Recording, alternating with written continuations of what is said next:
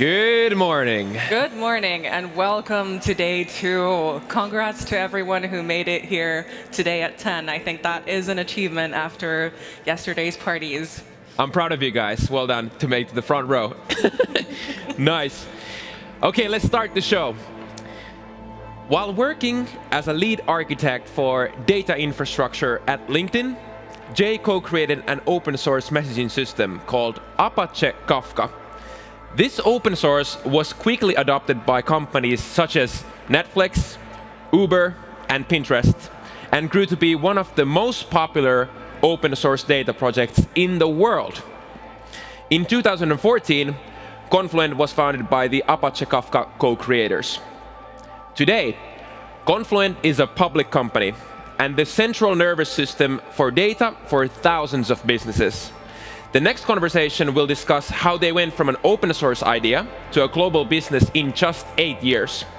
Perhaps we'll hear some key lessons as well to other open source project ideas. Jay Krebs is one of the co-founders and the CEO at Confluent, and has been since the founding in 2014. Prior to joining Confluent, Jay spent 7 years at LinkedIn. And joining him on stage, Matt Miller is a partner at Sequoia Capital, focusing on early and growth stage investments in technology companies. Over the last 9 years at Sequoia, Matt has worked closely with companies like Graphcore, Tecton, and Tessian. He has now moved his family to London to help with the opening of Sequoia's first office in Europe. The first talk of the day is called From Open Source to a Global Business. Welcome on stage, Jay and Matt.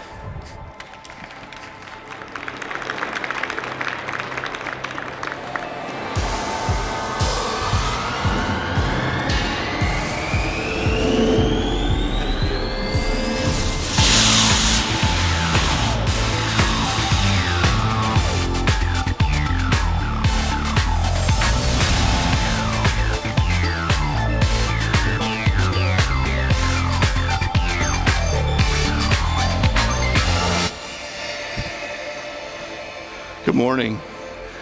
It's like coming out in a rock concert. I know it. So I'm so thrilled to be here today with Jay. I first met Jay 7 years ago, shortly after he'd started Confluent, and went to go see him at his office with a colleague that was at the time this small room in the back of a dentist's office in Mountain View, with a bunch of folding tables and folding chairs, and everybody working on code and building the beginnings of Confluent. And started very similar to how many of you are starting your journeys. And just 7 years later, Confluent is a global business with thousands of customers around the world, offices all over the world, a very nice office just a few blocks away from that dentist office. And the only thing that Jay has had to pay for it is he has a lot less hair than he used to have 7 years ago. But on a more serious note, Jay has built an open source technology that has changed the world and built one of the most successful enterprise technology companies in the last 10 years. So thank you for letting us at Sequoia have the opportunity to be your partner, and thank you for having the chance to work with me. One of the things that is not well known is this was my first board seat and the first company that took a chance on me to let me join their board. And so thank you for giving me that chance to be your business partner and to work with you, which has meant so much to me in my career. So thank you. Thank you, Matt. It's been an awesome journey. So let's start by taking everybody back to the beginning. You know, as the hosts mentioned, the foundation and the early ideas for Confluent came from an open source project you created while at LinkedIn. You know, what was the problem that you were trying to solve then that started all of this? Yeah, I was working as a data engineer, and this was kind of the early days of social networking and big kind of at scale web systems. And so a lot of the work was kind of from scratch, and it was building technology to manage data in different ways. And one of the things we realized was most of what we had was technology to store data. It was like a place where data could go to sit, and you could look up bits of it at the right time. But ultimately, a big system like LinkedIn was all about how data flowed between and how we would trigger the right actions and do the right things at the right time. It was kind of a very dynamic, living thing. And there wasn't really good infrastructure for that. And so, I guess whenever you approach a new problem, you kind of assume somebody has solved it. And at first, you're just looking through what's there and expecting that you're just using it wrong or you don't understand. And then eventually you realize, no, like this hasn't really been solved in a good way and in the way that would be possible now. And that was the origin of the open source technology. What was really solving that problem. How do we get all the right data to all the right applications? How do we act on it in real time instead of putting it in some Hadoop cluster and running some batch process at the end of the day? That was kind of what motivated us to do this. And you released this open source technology, and pretty soon this was the backbone of some of the most successful companies like Netflix and Spotify and Uber that were being created. What was it that gave you the push to quit your job and go start Confluent, the company, after seeing the success of the open source out in the world? Yeah, well, it wasn't quite like that overnight. Like the initial open source, we thought was going to be a big deal. Yeah. And we'd done other open source projects which were popular, but it was initially released to resounding silence. Nobody really understood what we were trying to do. Yep. And yet we thought it could be like a really big deal. And so, the first few years was really just trying to get people to understand the ideas around streaming and try and get that out there. And we felt like, hey, there should be this huge opportunity for it. And it took us a while to really figure out how to explain it. And then as that happened, it started to get adoption in tech. And nonetheless, we felt like, hey, if we're really going to take this all the way, like there's no way we're going to be able to do that, working from the basement of a social network. There needs to be some product around it that'll make it easy to consume, and some company that can really kind of invest in it and drive it. And that was the origin of Confluent. It was a little questionable at the time in some ways. Like there wasn't a lot of enthusiasm for open source companies at the time. There was a lot less enthusiasm for kind of the data infrastructure layer as a place to build a company. But we felt like, hey, there is a lot of value here, and there's something that could be very powerful for companies. And that was what motivated us to kind of take the plunge as it was. And it actually really was really helped. I think just being fully focused on this and being out there in a way to meet with customers made us move so much faster in anything than we could have done just working in open source. Amazing. And you went through this transition where you were an engineer for most of your career to being a CEO and founder.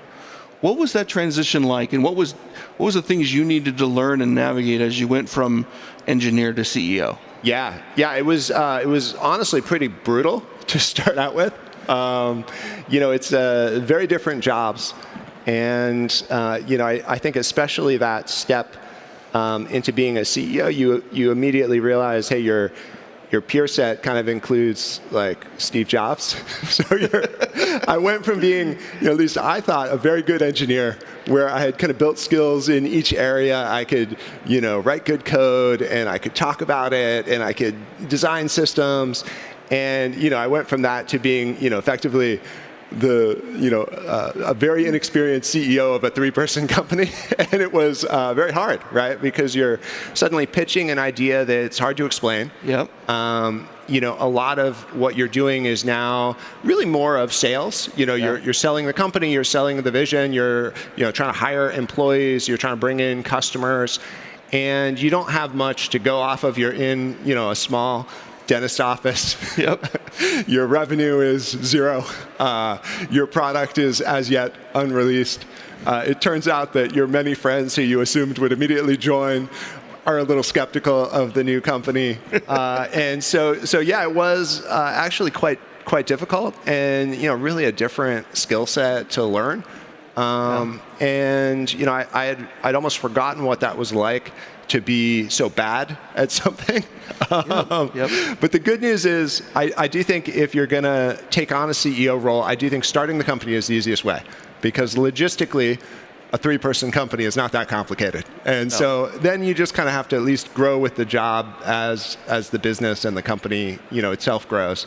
And that's like a little bit more each day. Yeah. And that makes it, I think, at least approachable.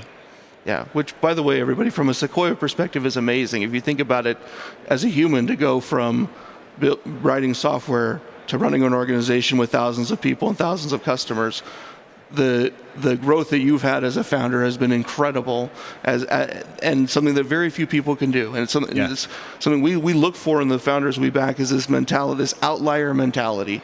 People that see the world a little differently. People that have a chip on their shoulder to go do something different, and will fight relentlessly to solve that problem and grow with these challenges of transforming yourself to be able to lead a large organization and go after these problems as you have done. Look, having been through the founder journey, what are the key attributes that you think make for a very strong founder? Yeah, I mean, it's a cliche, but I do think it's the dogged persistence of just kind of not giving up on things, when they're difficult, and, kind of continuing on. And, I think that's probably more important than being, smart or having particularly deep insights. All of that stuff helps, but I do think the main thing is just, kind of keep rowing and, see if you can get there. And I think that becomes, increasingly important in any kind of more difficult time where, which I think every company has some of those. Yeah. And, without that, I think it's just hard to stick with it. Yeah, no, I mean, grit really is what it's all about. And these mini outliers also have early beginning outlier stories, and you yourself have some of those going all the way back to when you were in high school. There were things about you that stood out, dropped out of high school, as I understand. Tell us a little bit more about your youth and the journey, what created Jay. Well, okay, I was a very idealistic teenager, and I felt that it was just very inefficient in school. That you didn't learn much each day, and I thought, okay, I could just teach myself everything I need to learn in school, and then I would have all the extra time to do something else, right? And so I left after 1 year of high school, and actually with a whole group of friends. We basically were like, okay, we're just going to teach ourselves. Turns out that's not the best idea in the world. It's actually much harder to teach yourself everything you would learn in high school yourself. Some subjects, English, a little easier. Chemistry, a little bit harder to just do out of a book. But it was at least an original path, and you definitely see other things in life if you have the extra time.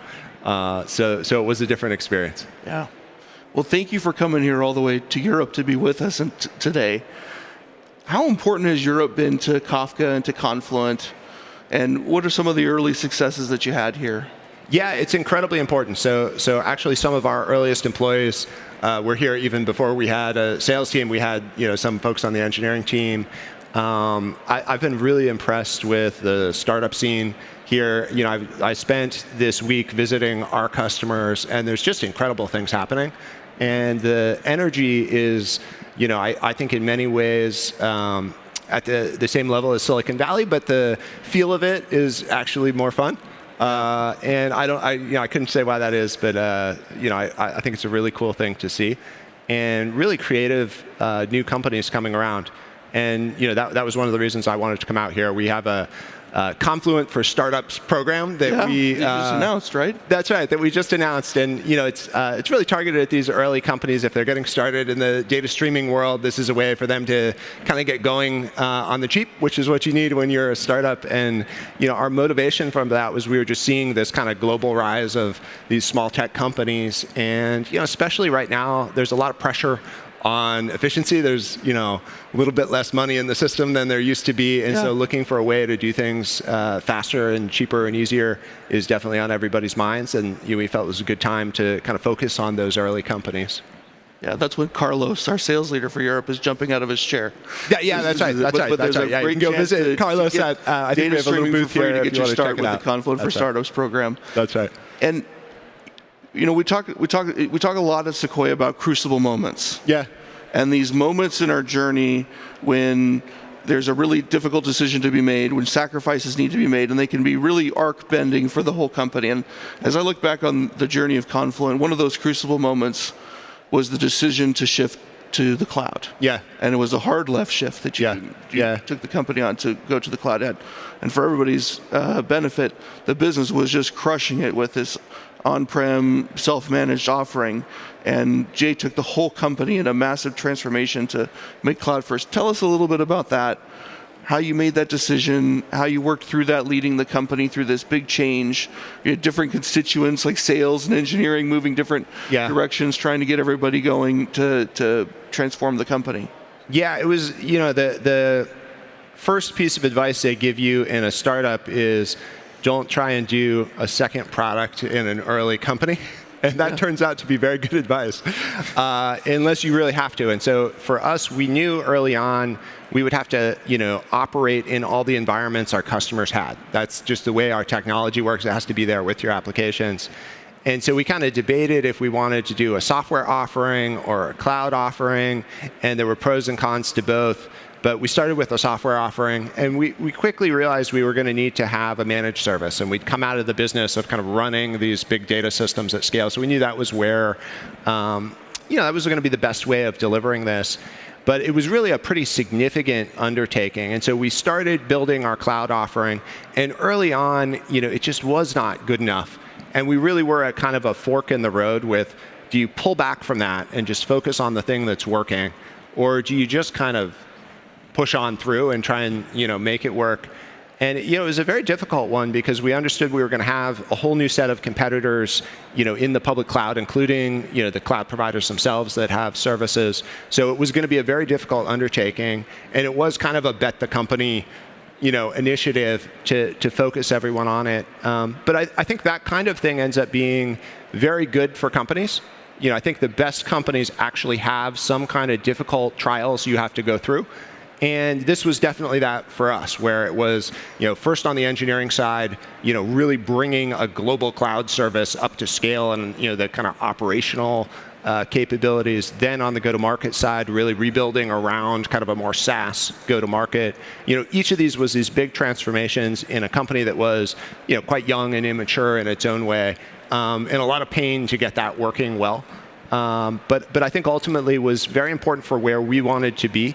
And I do think once you've done a few of these, very hard marches through a difficult problem, you're well set up with whatever comes next. As you march into the next hard challenge, at least then the team feels like they can do difficult things together and get through it. And that gives, I think, a little more resilience to the people in the company than if it's just kind of purely up and to the right and easy sledding the whole way.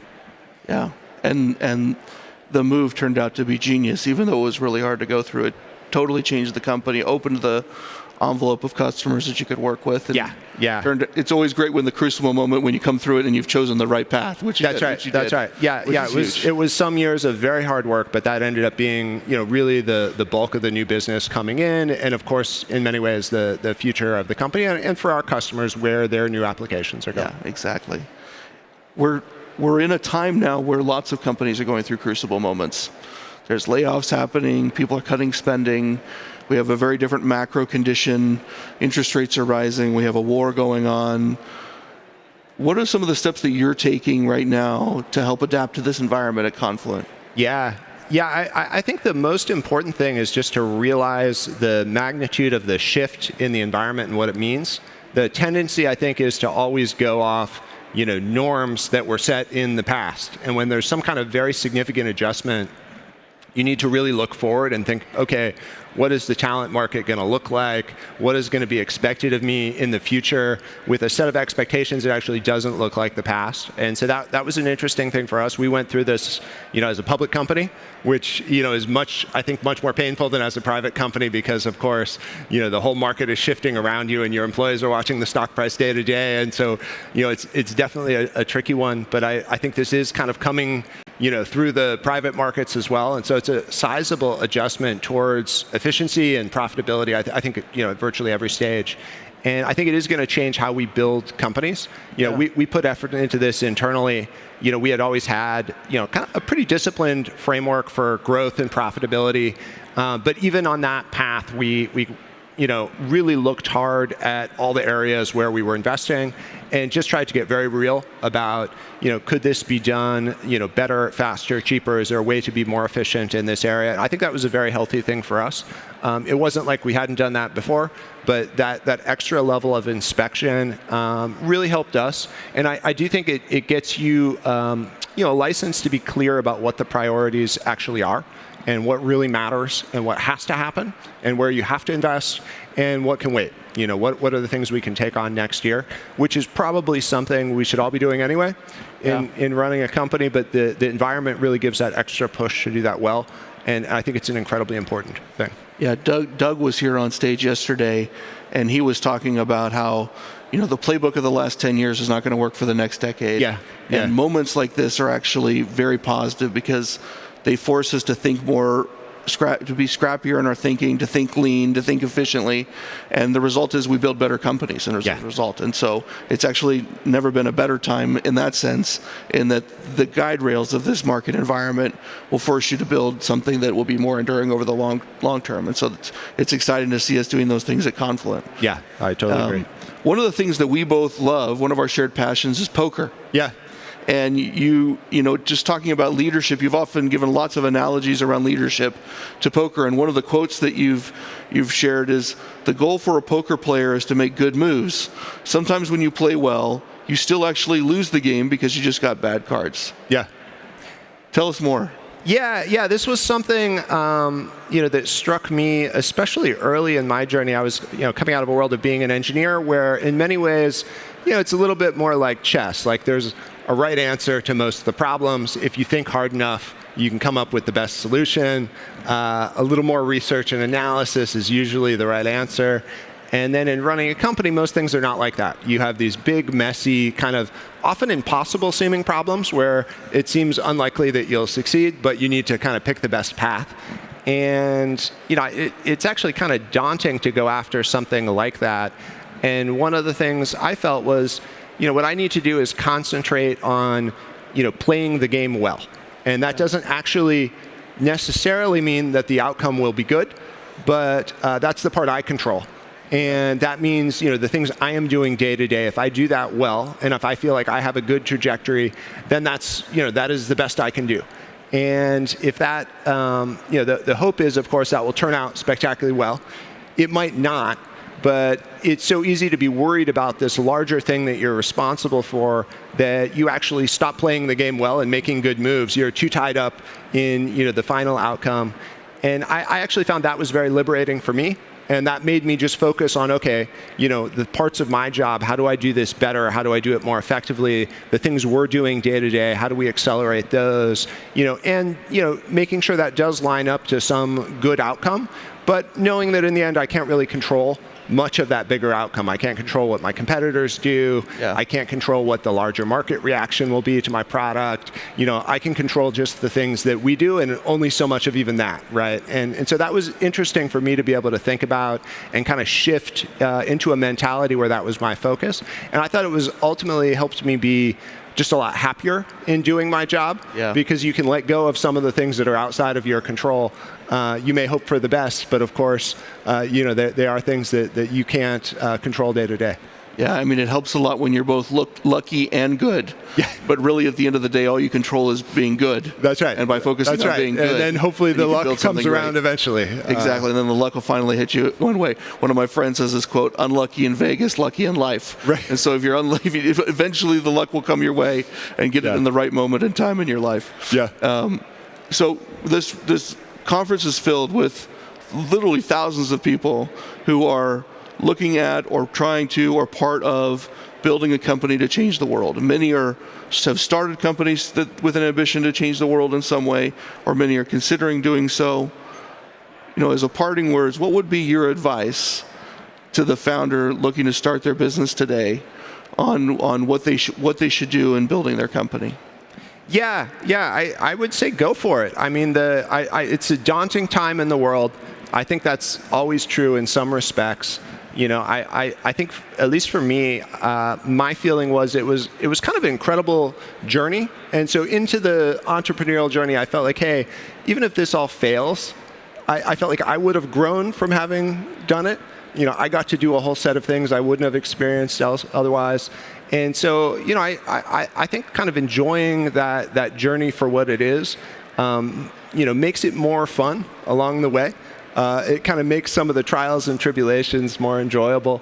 And so, my advice is, kind of aim big and go for the thing that you would really want to be the outcome.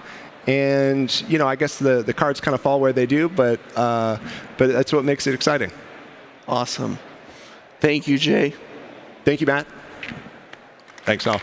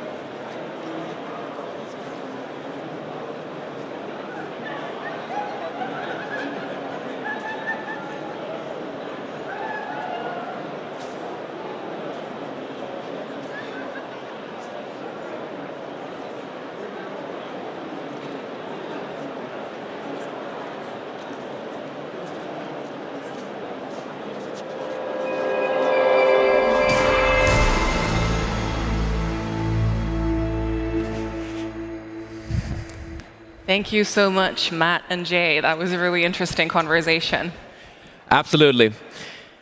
Just in between, a short announcement plug for what's happening later today.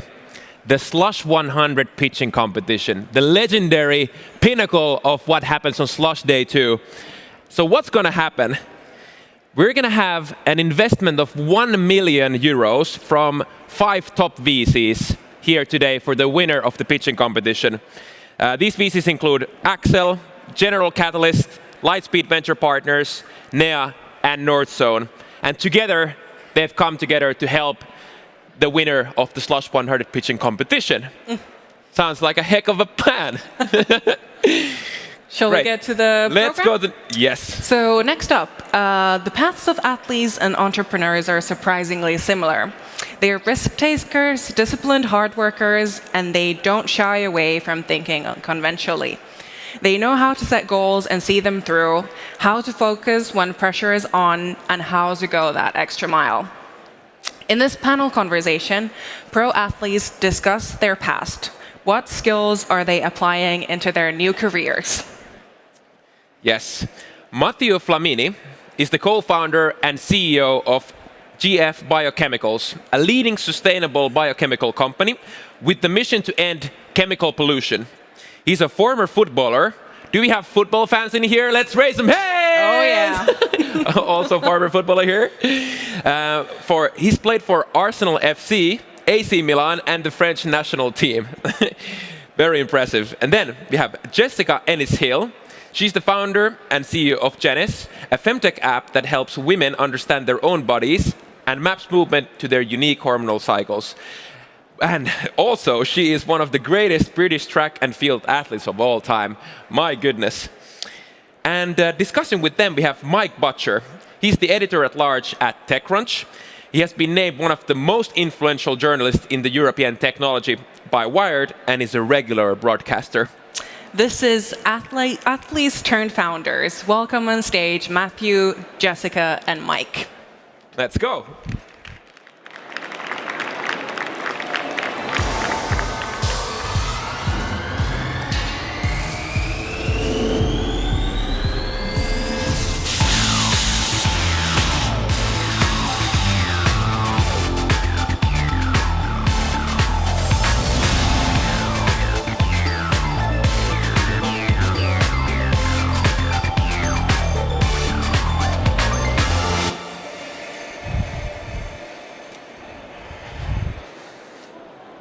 everyone. Mike Butcher from TechCrunch, and I'm absolutely honoured to be joined by two legends of the sporting world, Jessica Innes-Hill and Matt, who said to me, "What shall I call you?" Matt. It's going to be Matt Flamini. And who does not know these insanely incredible sports stars? Absolutely insane. What they've done in their achievements is amazing.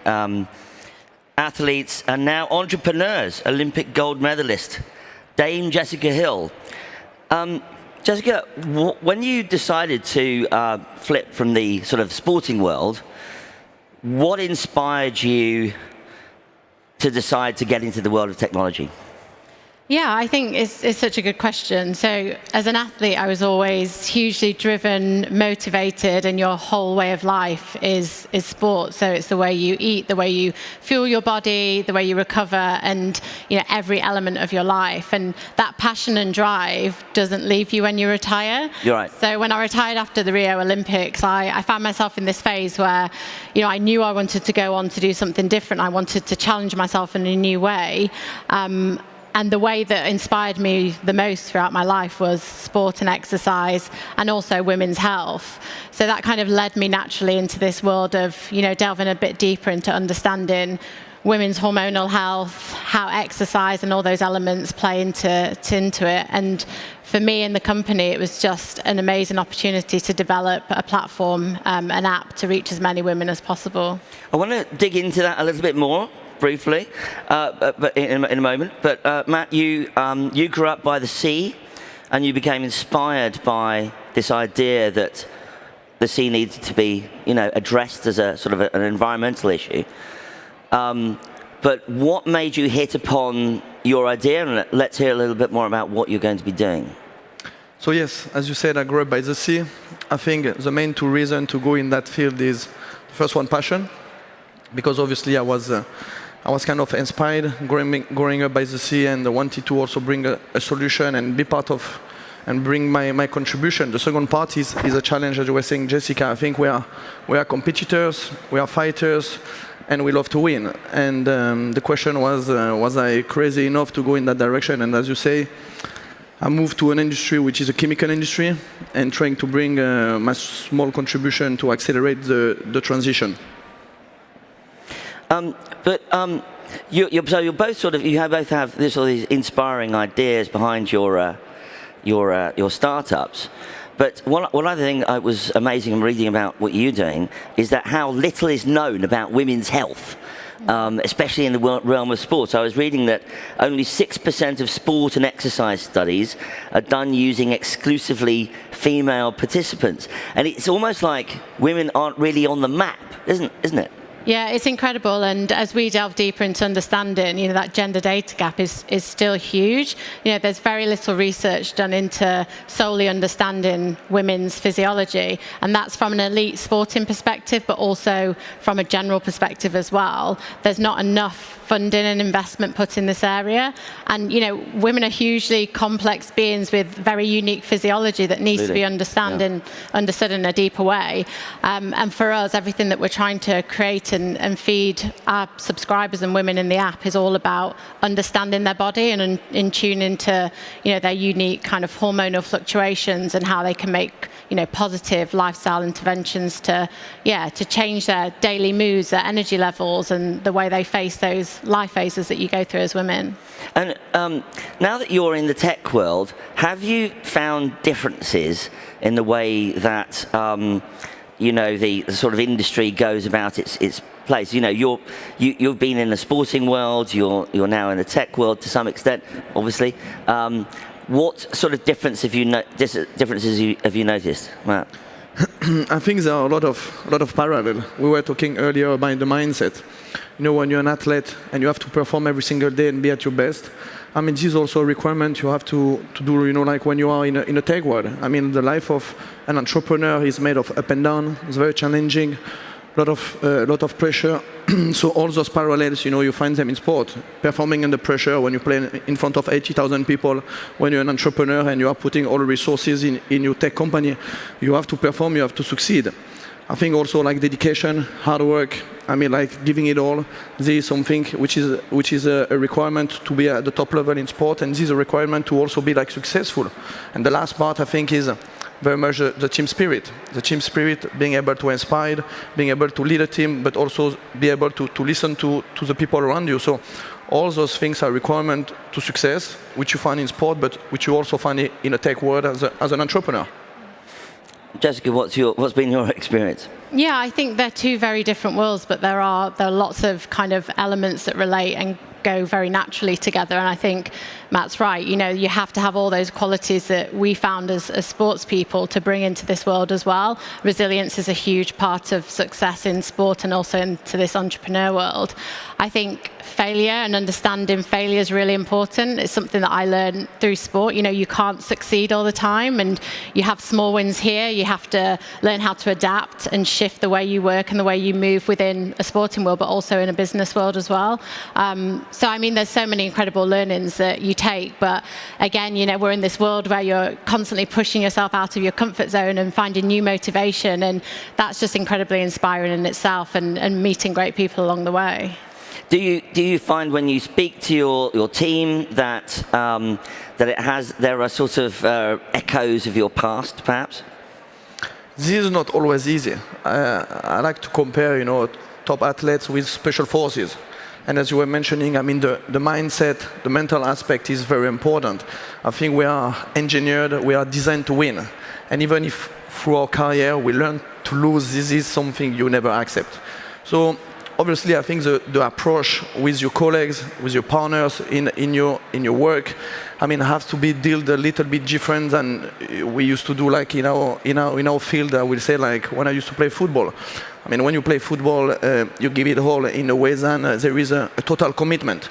Obviously, when you interact with your colleague, this is probably not the same level of dedication, even if obviously this is important. When you're on the field, is live or die. And, you know, we are a wolf pack, and we have to perform, we have to win.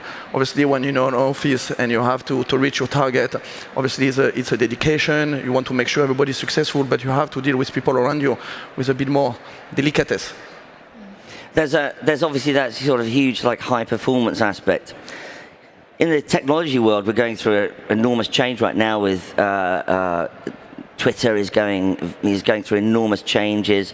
Elon Musk has just issued a note to everyone saying, we're going to go hardcore. But do you think that this sort of management technique is of an older era, an older sort of time when, you know, managers were like beating everyone over the head kind of thing? What do you think?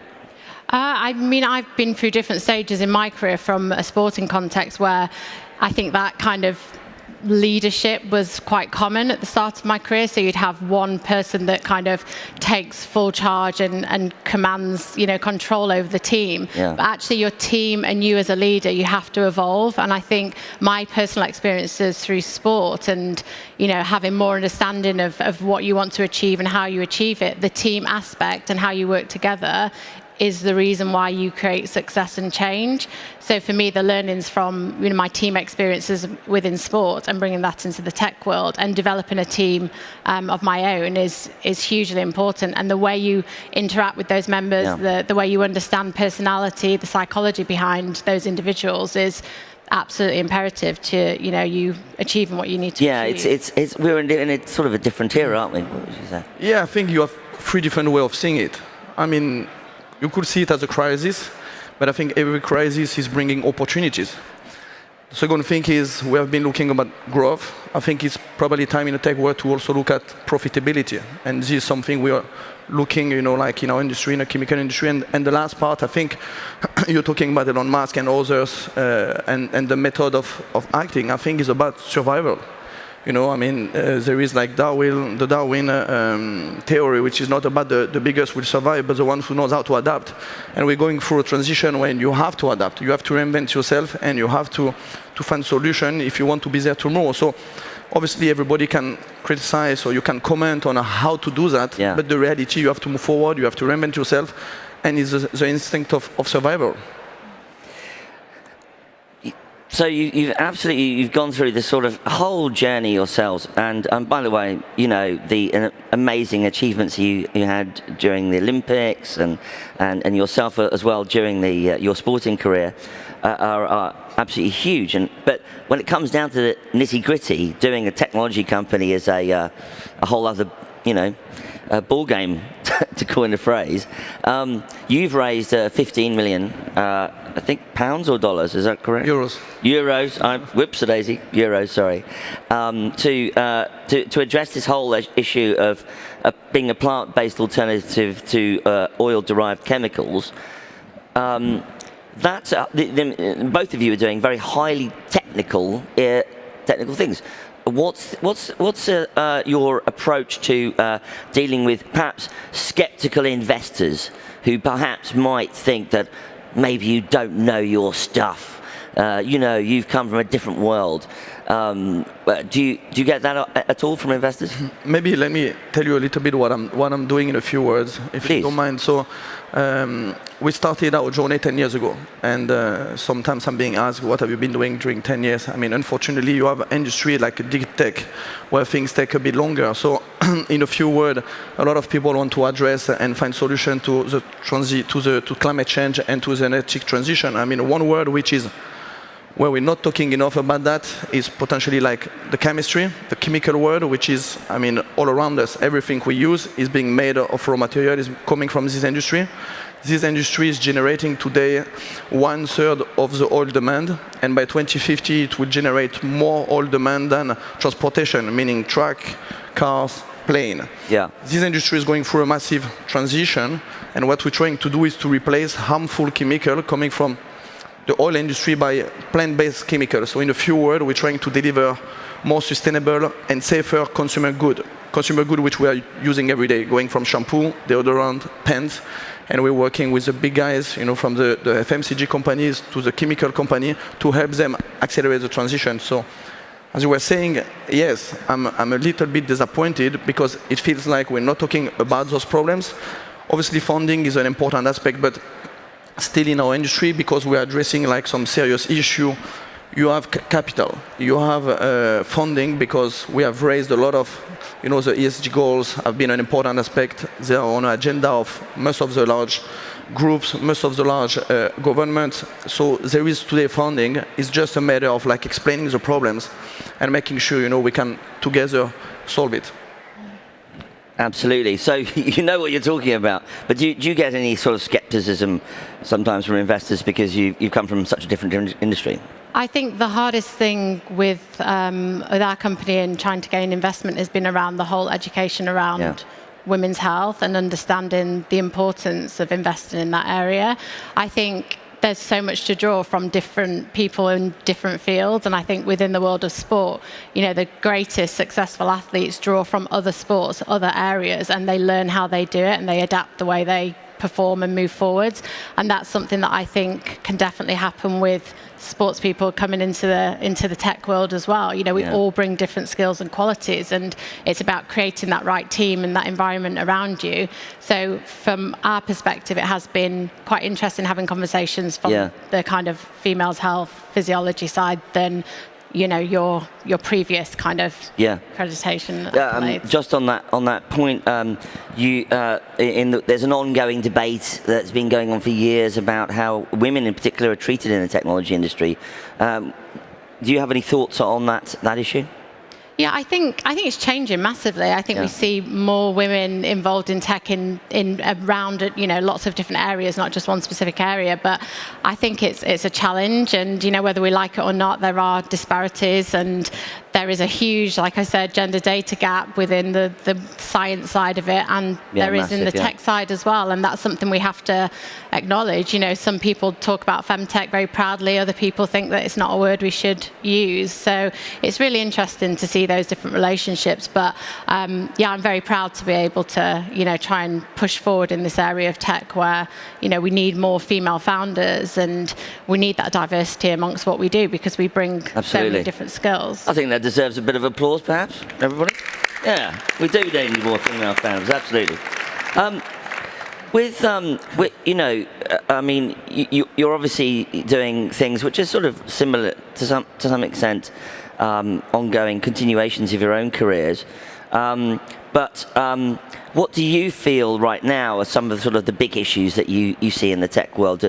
Do people sort of I mean, how do you sort of keep in touch with what's going on? Are you an avid reader of technology industry news, Matt? First of all, let's not forget that we move forward with a very humble approach. I mean, I became a CEO recently. I joined, I will say, the executive team in last March. So I'm still a young CEO, young entrepreneur. I like to be a sponge and to grab as much information possible. So yeah. I don't think I'm the best person to comment on a tech world. Obviously, this is a world which is in a transition. This is a world which is evolving very quickly, and we have experienced it the past 6 months. After, I think, investors or entrepreneurs which have been here for longer, they have also experienced it in the past. I mean, we have been through crisis before. We will go through crisis tomorrow. I think the most important is to look at our main goal. I mean, if I take the comparison with football, you start the season aiming to win the league, and every 3 days you have a game. And you're going to win one, you're going to lose one, but you should not lose your objective, which is like winning the league. So I think every entrepreneur has an objective, every entrepreneur has a vision, and he's going to go through difficult time. He's going to go through some wins, he's going to go through some losses, and he has to focus on his own goal. So I think being resilient, keeping strong, and keeping his eye on the main goal is very important. And people have experienced crisis before. I think it's important to switch it and to look at it also as opportunities. So this will be, I think, my few comments as a young entrepreneur and as a young CEO.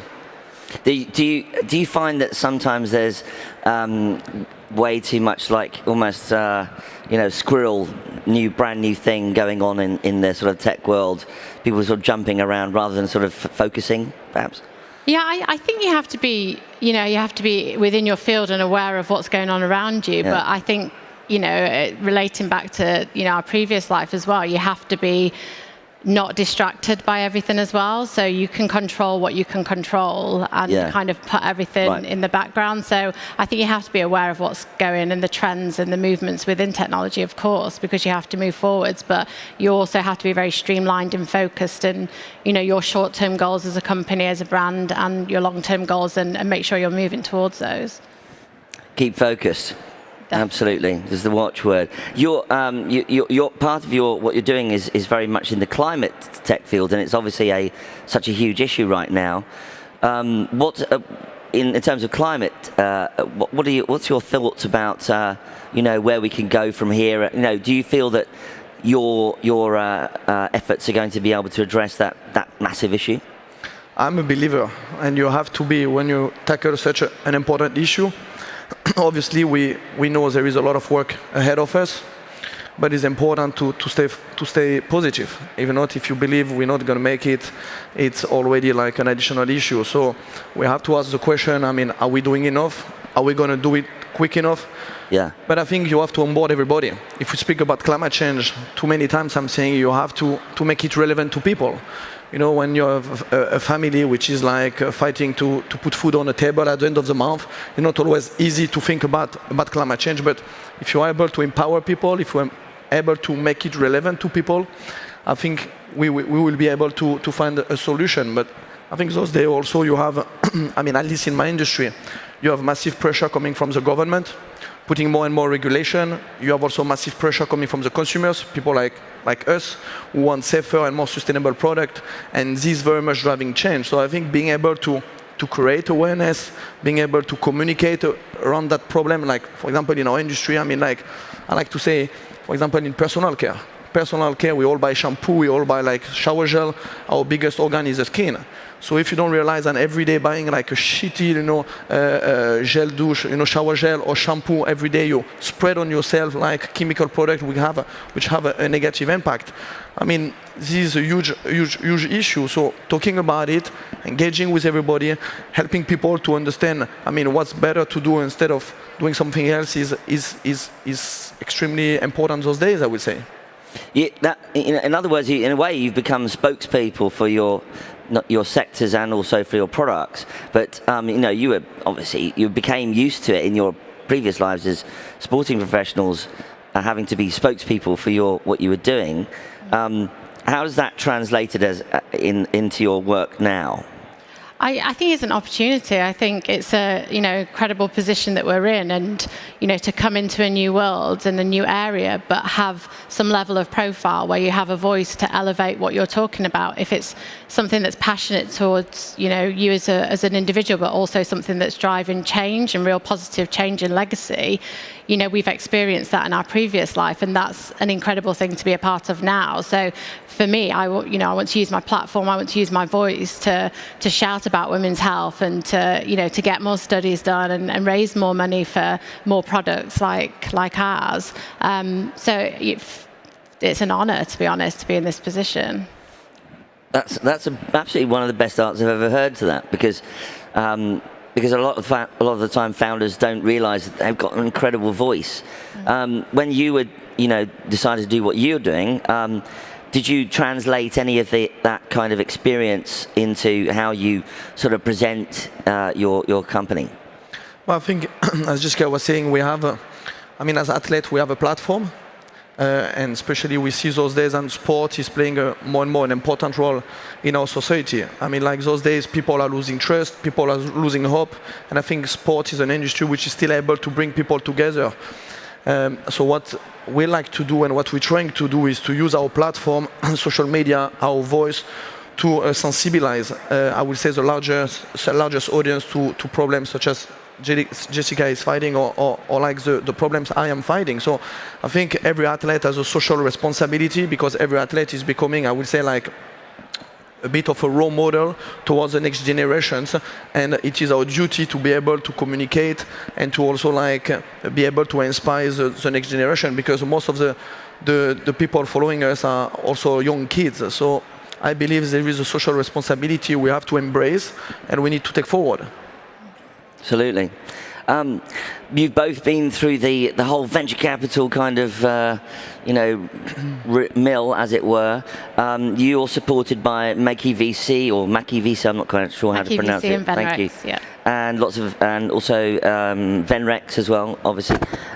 When you were both dealing with the investor side of things, tell us about your experiences of dealing with investors, and perhaps how different it was, or some of the funny things that happened to you. Yeah, I think it's just a huge learning curve. Yeah. And to be honest, if I think about how we started at the beginning of this process when we launched in 2019 to where we are now, I've learned so much, and that's been through having conversations with different types of investors, having conversations with different founders and entrepreneurs as well, and seeing how their journeys have been very similar as well. We're very lucky to be supported by Mackie VC and Venrex, and they have been like an incredible guiding force of how we go about approaching conversations and introductions and various things like that. So, we've had lots of other conversations with investors that haven't been as great. And I think you, as an athlete and as a sports person and as an entrepreneur, you have to kind of create that level of resilience. We're starting in a new world from scratch now. We have, the accolades that we had before, and we have the experiences that we had as sports people, but we are starting from the bottom again, motivating ourselves and trying to become successful in a completely different world. So it's all those learnings of how to adapt and take on, feedback, not taking anything to heart, and making sure that you move on and get the funding that you believe that you deserve for your company. And how about you, Matt? Did you have some interesting experiences when you were speaking to your investors? Did you find that? Did you think, do you know who I am, kind of thing, or did you not have those moments?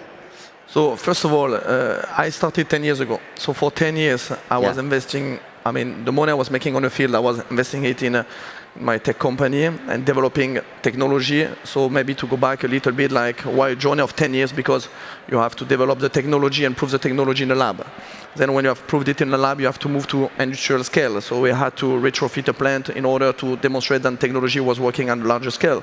Once you achieve that, then you have to go through what we call certification in order to be able to commercialize your product. Once you have done that, then you start interacting with the consumers, meaning like the big FMCG companies, the big chemical groups. Then they are the ones validating your product and starting the reformulation. So obviously it takes like a long time.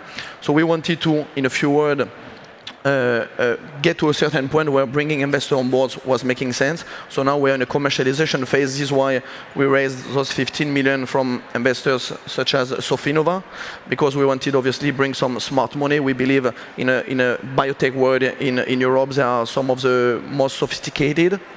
Obviously, it was an interesting journey, I will say, because on one side we needed like external money to also validate all the work which has been done for the past 10 years, because this is a form of like stamp, bringing like some important investors.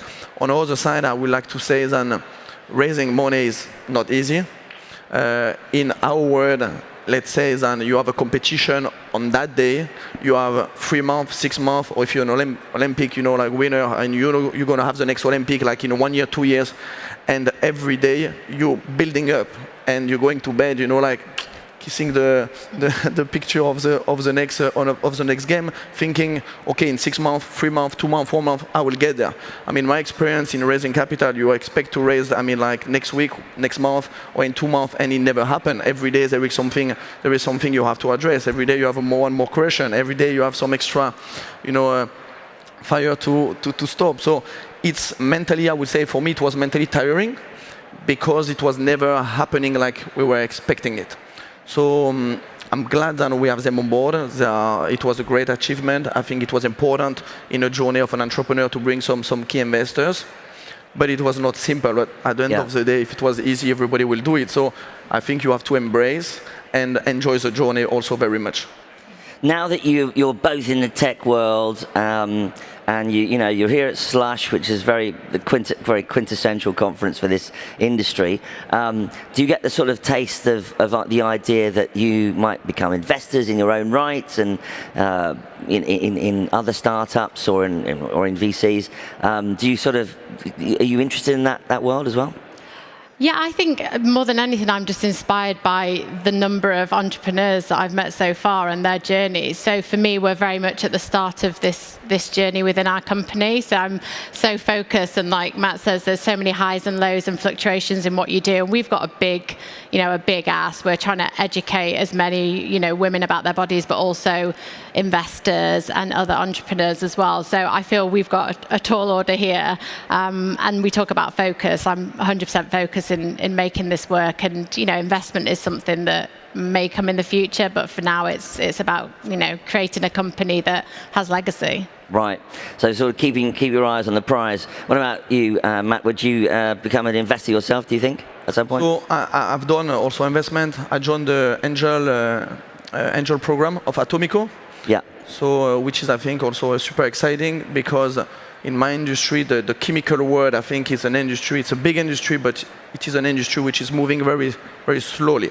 So what I like to do is to also be able to bring, like the breakthrough, the successful, stories which you find in a tech world, and also like bring technology in my world. So I'm spending my day challenging the scientists, challenging the engineers, and pushing them to move forward quicker than what is being done until now in this chemical world. So yes, I enjoy like meeting entrepreneurs, I enjoy meeting founders, and also like this journey with Atomico is super exciting, because there is a lot to learn, and also a lot of learnings you can transfer from the tech world, which is moving extremely quickly, to our world, or at least my world, which is a chemical industry. Because I think something which has been experienced and something which is really much happening in the tech world is like the large groups such as the Google from this world, the Facebook from this world, the Amazon from this world, have understood that innovation doesn't have to come from inside. And they have all those incubators, and they are bringing the best technology, in their own company.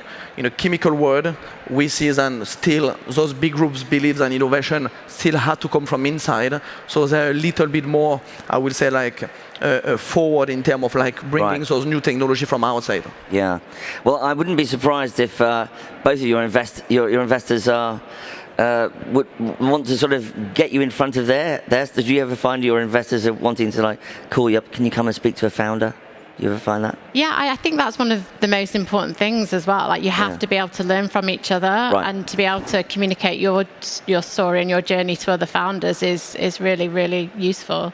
Absolutely. Well, I'm afraid we're out of time, but that's been brilliant to talk to you. Jessica Innes-Hill and Matt Flamini, thank you so much for coming to Slush. Thank you. Thank you so much. See you later, everyone. Thank you.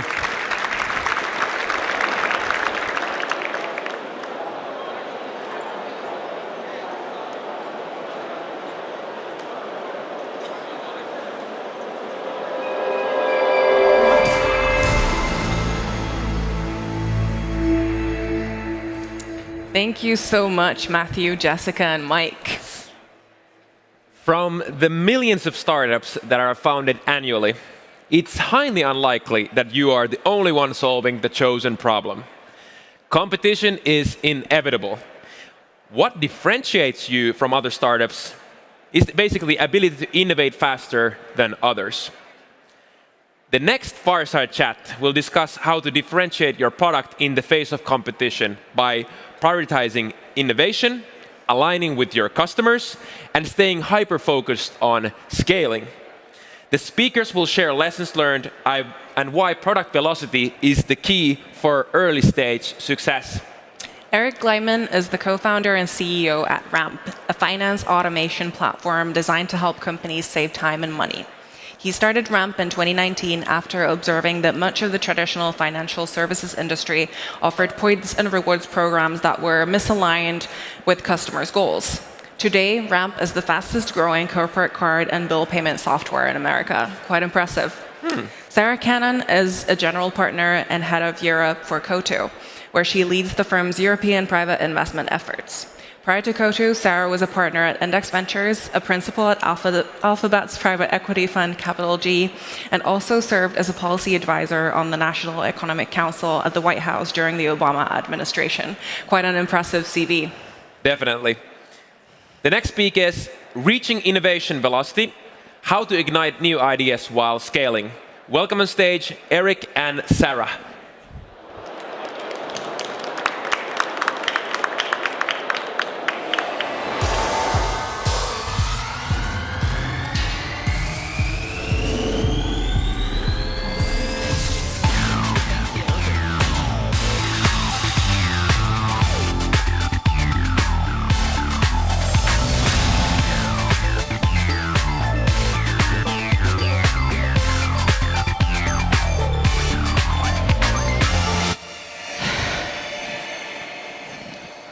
All right. This is the closest I think I'll ever get to being a celebrity, so I look forward to enjoying the next 25 minutes with you, Eric.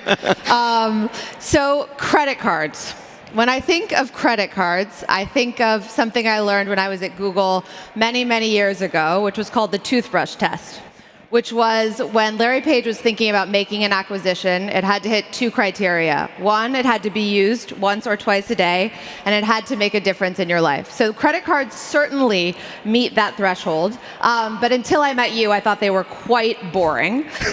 So can you please tell us how you managed to innovate in a category that really hadn't changed for a very long time, and what your initial kind of product insight was, and how you designed something that got into our pockets so quickly? Well, one, it's great to be here on stage with you, Sarah, and I love the question. I mean, let's take that analogy of a toothbrush. Now, most people, when they think of toothbrush, you spend time, you brush your teeth are left healthier, your gums are made cleaner. But imagine if every time you used a toothbrush, it decayed your teeth just a little bit. I hope you would throw that toothbrush away. It doesn't seem like a great product. It makes you less healthy. Now, when you think about most credit cards, the intent that most financial institutions design them with is to get you to spend more on your card, and they throw you a bone in the form of points, rewards, all that. The product literally makes you less healthy. It is designed to have you spend more than you were intending to. Ramp is designed with the opposite intent. We are known as the fastest growing corporate card and bill payment software in the US. We went from incorporation to 3 years later over $100 million in annualized revenue. And the way we did this was actually saying your credit card should not be designed to get your company to spend more money, but actually it should be designed to help you spend less. And so that sense of alignment and that sense of purpose, we think, it came back to a product that would be with you every day, core to your company, but built in your interests. And that's helped us go start and launch and get to a velocity that very few companies have been able to reach. Yeah, one of the things as an investor that's quite exciting is to actually see a new business model. You know, you're very used to seeing marketplaces, SaaS, and it's rare that you see something where the incentives are kind of flipped in the way that you said. Credit cards, you'd think they'd want you to spend more, and you're saying spend less. How did your customers initially react to that kind of switch? It's a great question. So we originally had a very different approach. Our guiding mission is to figure out all the ways that companies are spending more money than they need to and more time than they ought to. And so it started as a process of discovery with our customers. Even from the first 50 that we met, we would walk into their office and say, look, we are designing products that are intended to help your company be more financially efficient. We've got some ideas around savings, but I would love to understand, where are you spending more money than you would like to be? And from there, we started getting lots of different insights. And so on the customer side, I'll give you a small example. We never started Ramp to be a company that is just going and rifling through receipts and automating that process. But as we were starting to ask, where really is your company spending more time, it came up time and time again. I'd be in the back of a cab, I'd pull out my card, I'd make a purchase, the guy would hand me a receipt, I'd open the expense app, it's not there, I have to wait a day. You go a day later, you scan a photo of your receipt, you go through, and then you do this tens to hundreds of times per month. And we said, this feels crazy. If you're trying to go and save people time and you start thinking about there's 10 steps, we can actually condense this down to 0. And so for customers of Ramp, the experience is you go, maybe you use an Uber, you tap your card, you get an emailed receipt, and you're done. Ramp automatically is able to pull that receipt, match it to the proper transaction, categorize it programmatically based off the behavior that you're doing, as well as 10,000 plus other companies are doing and tagging their taxi receipts, and that's it. And it could be a very simple experience. But I think that for banks, the question was always how to make more money. They thought very little about the process of what is your time worth. And as the world went from no phones to flip phones to iPhones, quite literally changing, the credit card was exactly the same and thought very little about the surface area around it. And so I think it really started with trying to figure out that end-to-end workflow of saving companies time, saving them money was super important. And so that's on the customer side. On our side, I think in some ways it's felt intuitive, but our very first sales hire was untraditional. It was a customer success hire. I was a consumer founder before this, so I didn't know that was unusual. But the way that we would have conversations is, how could we save you time and money? Tell us about it. We recorded every sales call and conversation. And based off of the reasons that both we were winning deals, but also when companies said, you know what, it's not for us, we would listen to that, we would market, we would see the spend associated, and actually even organized our own company around the process of saving companies money and time. If we could do that, prove it to them, that would unlock more spend, that would unlock more business possibilities, and ultimately helped us unlock a very fast pace of growth. Yeah, and talk about fast growth. Would love to talk about how you actually can have had such fast product velocity. I mean, this is something that we're very fortunate to partner with you and we marvel at. And you and I had a long discussion about actually how you design an organization around executing so quickly on product and on the core feature set that you need, and also innovating on things. So how do you design to keep that balance? Totally. So some of this came out of past experience. I started years ago with a consumer-oriented app designed to help consumers save money.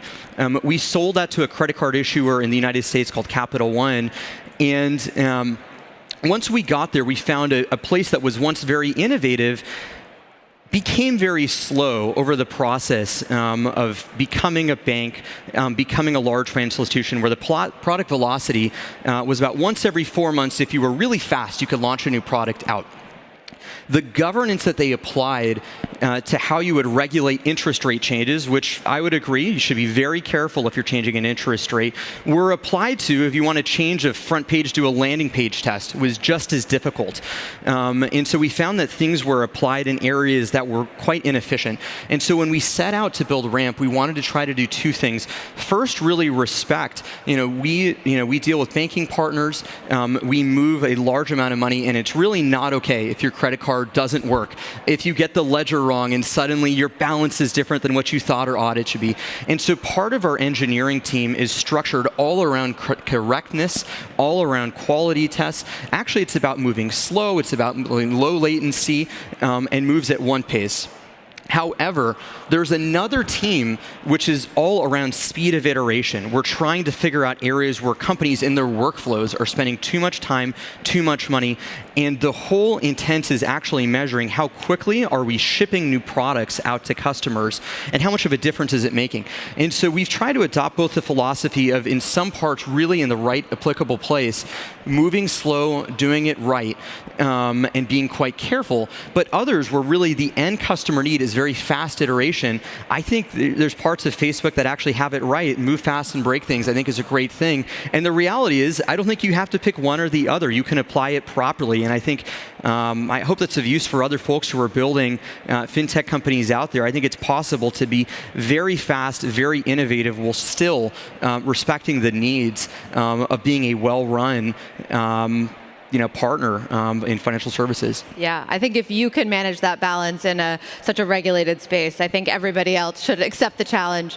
On the customer side, so I'm a very happy Ramp customer, and have to say I have never loved my credit card until now, and I think there's just so few. I mean, it's like my love for Ramp and Notion, these like beautifully designed products that I use every day. And I'm curious, like, how do you actually get customer feedback? You talked about like how you build internally, but how are you constantly integrating customer insights into your process? So, our head of product likes to quote the Henry Fordism. Who knows if he really said it? But this idea of, building a car, not a faster horse. Our mission is to save companies money and save them time. And so our intent is all around alignment, but the path to ultimately get there is really one of discovery and trying to figure this problem out together.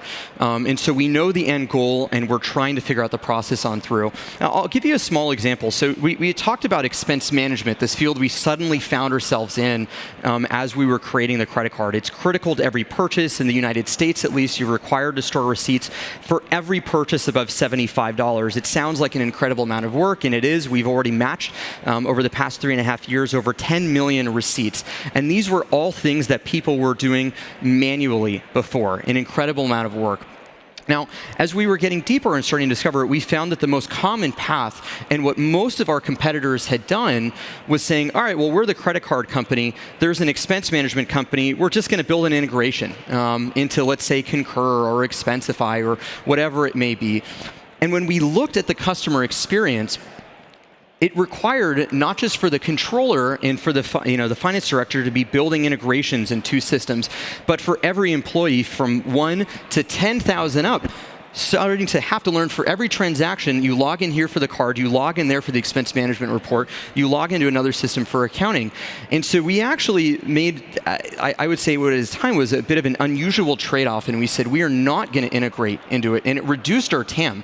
There were a lot of companies that said, why aren't you using this industry standard for expense management? And the reason for that was we saw the path to actually take something from a multi-step, very complex workflow down to 0 steps and really fully automate all the way through. And by taking that hard trade-off, thinking from a first principles basis, looking at the interests of the customer, if they are just trying to get their job done, go back to work, save time, run their company more efficiently, and if you could go and change the setup by reducing the number of steps, that would be a far better outcome for customers.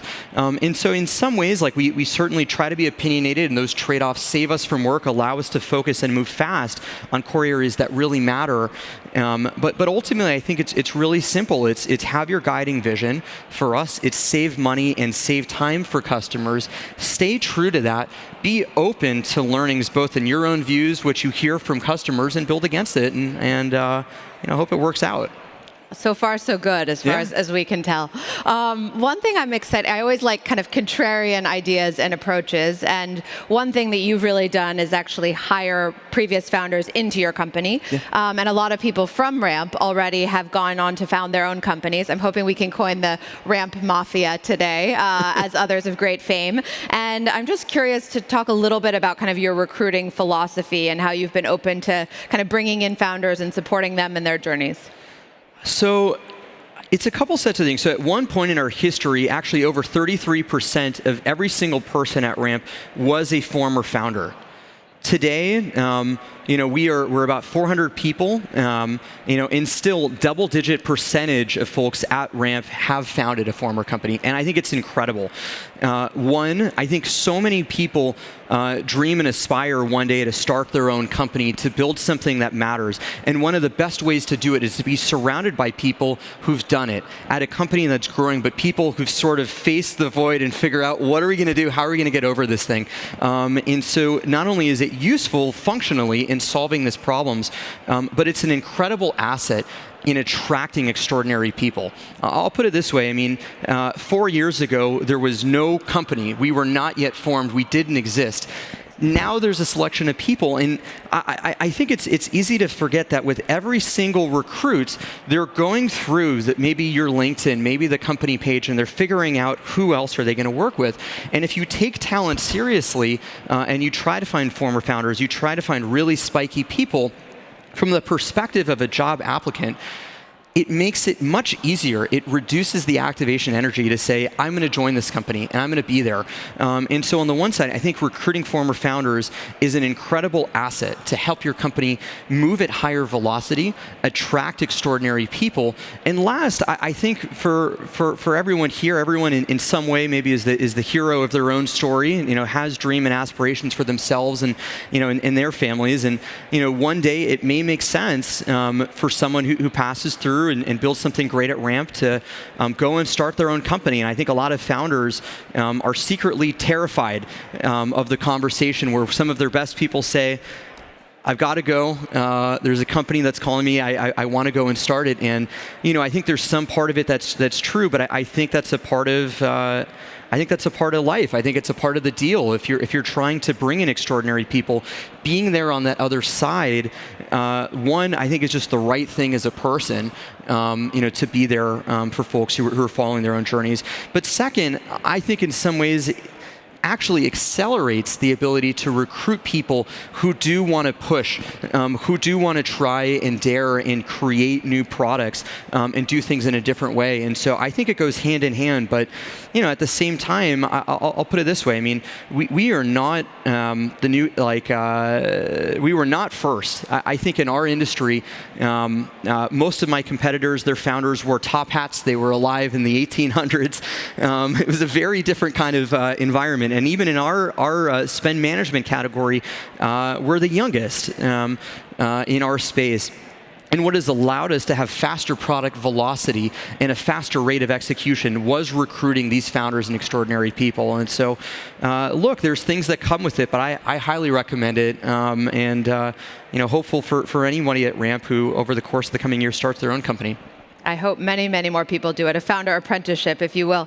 Yeah. One of my kind of personal, most deeply held beliefs is that there are phenomenal entrepreneurs everywhere in the world and not just in concentrated pockets. And that's one of the reasons I recently moved to Europe and opened Co2's office in London. So I hope many will come visit in the audience. And very happy to be a customer internationally of Ramp. And so I'm just curious what your international expansion plans look like. I think you can use Ramp functionality in 176 countries, if that's right. But could you talk to us about your presence today and how that will expand in the future? One, just the way that companies are built and the way people work is fundamentally altered. I don't think that makes me unique in saying it. But we see it. So as fast as Ramp has grown over the past year, international spending has grown 50% faster. And so the dynamics of how companies are formed, where people are located, is fundamentally altered. And so, not only do companies need a hybrid way of moving money abroad, facilitating expense management in a distributed manner, but I actually think that the best talent pools, they are distributed. They are in other countries. And so it's a huge priority at Ramp. And so one of the biggest launches that we had this month was we announced Ramp International. And so all Ramp customers are able to first make bill payments in 176 countries in over 80 currencies, just as a click of a button. You can upload an invoice, whether it's 1 or 100 at once. We programmatically match. We're able to decode in multiple languages, match it to your accounting software. You can remit payments abroad. You can reimburse employees abroad. And so if you got employees in different workforces, you can send it to their personal bank accounts. And of course, our credit cards, we're partnered with Visa. You can swipe these cards and use them anywhere that Visa is accepted. And today, even as a young company, we're moving into the hundreds of millions of dollars every year from US companies abroad internationally. So it's a huge strategic priority for us. For any folks who have hybrid companies presence in the US, you can use Ramp today, and we hope in the very near future, even for international companies, you'll be able to use, partner with, and experience Ramp. I look forward to that. And we have a lot of founders. We're on the founder stage after all. And I'm curious, Eric, what are the things that you wish you had known when you were at earlier stages of Ramp that you would share with these young entrepreneurs? Gosh, I think a couple of things. So the second time around, we did something very different than the first company, which helped us move a lot faster than we did before. And so it was a quirk. We had our first board meeting. It was day 133. It was in the summer of 2019. And we were a little bit nervous to go into our first board meeting with our outside board director. And we put the day on it. We said it is day 133. So cut us some slack. We've only been around for 133 days. We're launching to our first customer next week, but we'll be there. We're moving quickly, and the board found it very funny, sort of cute in a way. And the next time it was 66 days later, and we kept it. And we said it was day 199. And it became one of the most important cultural attributes of Ramp, where we started to count the days. And it was not about, it's day 1340, sound off, here we are. It was more thinking about the passage of time. With every 60 days, are we gaining leverage? Are we moving the same speed, slower, or faster? I think a lot of startups are really about incremental, small moves that help you grow and accelerate a little bit faster. And if you're able to do let's say this grow 20% every month, it's, in the very small days, it may be going from $1,000 in revenue to $1,200. But if you keep doing that, over the course of years, you are going to be one of the fastest growing companies and frankly, the largest companies out there. And I think as a first-time entrepreneur, there's a lot of imposter syndrome. There's a lot of feeling of, does what I do matter in the context of there's so many large logos, the scale of this conference, the scale of the world is so big. How can I stand apart? And I think for me, what I wish I had known the first time that I was starting my company is you don't need to boil the ocean. Actually, a little bit of progress consistently each and every 30 days is more than enough. And if you just do that and you put yourself in the position of letting time become an asset for your company, just continue to compound, you will go a very, very far away. Next, I think in narrowing the focus from years to actually just next week, to actually just this next 30 days, it's very clarifying. I think as a first-time founder, it's confusing to say, all right, well, I know I need to become a large company. Do I go out and fundraise? Do I try to go get press? Do I go and buy ads? Do I go and call people up for advice? Do I do door-to-door sales? It's very hard to figure out and constrain the problem and figure out what do you do first. But actually, by reducing the focus and saying we're going to try to grow 10% this week, it's very clarifying. You could say with this tactic, we can grow 80%. With 80% likelihood, we'll get there, just do that. And you start thinking both in the here and now, prioritizing what matters, saying no to things that don't, and over time, you're able to manage that progress. And so I would just say, narrow the focus, count the days, a little bit of progress with each and every few weeks, you're going to go a very, very long way. Yeah, there's a saying in Spanish, I'll spare the audience my Spanish, but it's like step by step and one goes very far. Well, we've talked a lot about kind of how you hire, how you ship product quickly. When you look forward to what's new, we've talked about international expansion. Yes. What are the things that you are most looking forward to and we as users of Ramp can look forward to? Oh my God, we've barely just started. We have a lot of work to do. So our main focus, back to it again, is saving companies money and time. One of the themes that we heard time and time again as we talked to customers is, suddenly I'm 20, 25 people, and my price isn't here and listed on the website, it's contact sales. And the more companies that we spent time with, we would go and ask, what are you paying for, not to pick on Salesforce, they'd see their sign in the audience, what are you paying? And you get one price. You ask another company, you get another price. There is an incredible amount of price discrimination out in the world. And it's only growing, I believe. Now, one of my favorite products as a consumer is a Google product, one kind of in your story. It's the company of, it's Waze. Yep. Now, I think MapQuest was a great company. They would recommend if you want to go from point A to point B, you could enter the address, get to where you needed to go, that was fine. But what Waze figured out was if you were able to crowdsource that data, you could benefit everyone on the network. And suddenly you were able to go around the traffic jam, find the most efficient route there. And when I think about pricing and the way that most companies are actually getting charged, it's something like that. People kind of know maybe there's traffic somewhere, maybe there's someone getting a better rate, but my rate is fine. I'll call up a friend, we'll hit the subscription, I'll negotiate with the salesperson to get 10% off. And I think there's an enormous amount of price discrimination out there. One of the goals that Ramp has is to always be acting in the interest of customers. Now, we do this today in the form of we show you redundant spend.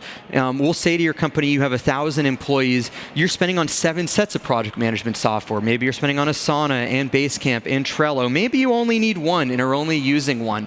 We'll show you when there's better publicly advertised rates, but actually starting to get back into can you start to show and use crowdsourced data to be able to help companies is something I'm very excited about. Next, money movement. There is $120 trillion of B2B payments around the globe. And if you actually examine how most companies are moving money, there's an incredible amount of manual work. It's a Slack message here. It's a Gmail message there. If you're FTX, you're sending emojis to approve reimbursement requests. And it's crazy. It's not auditable. It's not simple. It's not software and it's not workflows. And I think one of the mega trends that's happening in financial services is, if you were a bank, you could move money, you could store money. If you were a software player, sorry, you could sell software. Now suddenly you're able to do both and you're able to get into the workflows and actually really fully digitizing, orchestrating how companies are making the decisions around what purchases they make, the intelligence to know what things cost, the automation to help you close your books faster are all things I believe your financial partner should do. And in the future, I think they're not just going to be money banks, they're going to be time banks. There should be people thinking about actually for your company how to be a much more efficient version of yourselves. And we think and hope that Ramp will be leading the charge. I have to say, what's surprising listening to you is like from where you sit, you've expanded in so many directions, right? Like to help people thinking about their softwares, but it's a very broad. Yes. How did you, from the start years ago, did you know the directions you wanted to expand in the adjacent markets and products, or was it an evolutionary process where we do this and actually, we have all this data across all these categories, we can share across companies? How did that evolve? It's been an evolution. I mean, for us, we never set this out to launch a credit card and sell more cards. It was to save you time and money. And through that process, we discovered and started to learn what were the adjacencies that cause companies to spend too much. And so I think for us, really our view is you're a finance teams, you need to do one thing every month, which is close your books. It's 12 times per year. How you move money and how you spend, that's just a means to an end. It's not the process. And so even our process was making that simple workflow simpler, taking that broader, and as we've gone into new verticals, in the eyes of the customers, it's actually reduced the number of tools they need to use. You no longer need 3, 4, 5 sets of software, a card, expense management, bank account, bill payment software, just to do one thing, which is run your business, get back to business, close your books. You just need one. You just need Ramp. And we have a long long way to go to make things simpler, but super excited, grateful to be partnered. One just quick plug for Co2. I know a lot of people know you as a growth stage fund. You actually found us when we were 11 days old. You've been a critical partner in every round that we've had as a company, and we feel super grateful to be partners with you. Well, Eric, Kitos, that's the one Finnish word I've learned, so thank you very much. And we can't leave the stage without my complimenting your Mondrian sweater, which is very chic. Thank you all very much for joining us. Thank you. Hope this was useful.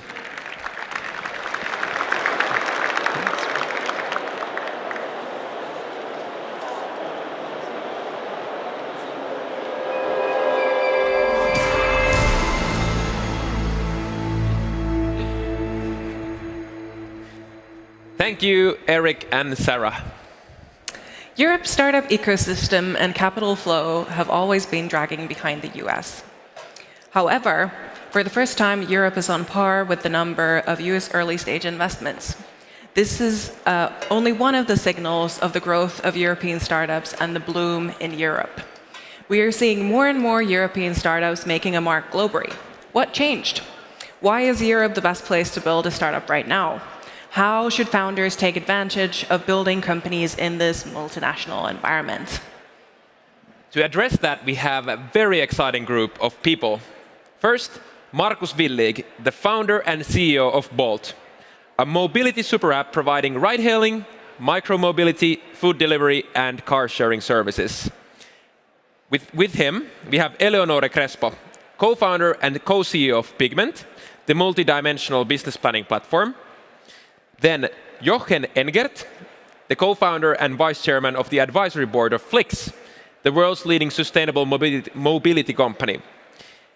And to sum it up, Robert Lacher, the founding partner at Visionaries Club, a Berlin-based venture capital firm fund backed by a family of leading digital founders and family business entrepreneurs.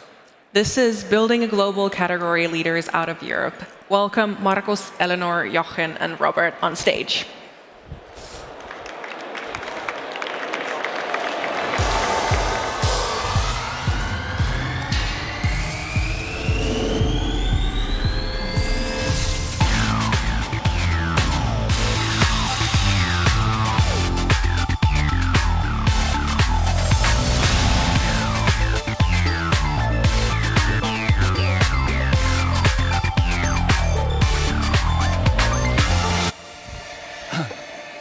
Hello, hello, Helsinki. It's so great to be back at Slush. And I think this year is a very special Slush. It's not just because the world has changed a lot in the last 12 months, but I think, if we look in the past, we've always looked into Silicon Valley as the kind of perfect ecosystem to start a company and a role model. And I think fast forward, it has really changed a lot because we found our own DNA in Europe to build great startup companies. And many of those startups actually that really make a truly global mark. And we have many US investors now that are going to Europe, like Sequoia, General Catalyst, Lightspeed, they all opened offices. So Europe is really hot, but what does it really take to build a global category leader out of Europe? So I'm super excited to discuss this today with an amazing group of people.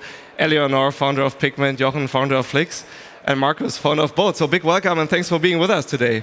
Great to be here. Eleonore, let's jump right in. Last year I was sitting here with Tavid, who actually transitioned from being founder of Wise to become a venture capitalist. You did the opposite 4 years ago, so you were with Index and then decided to start Pigment.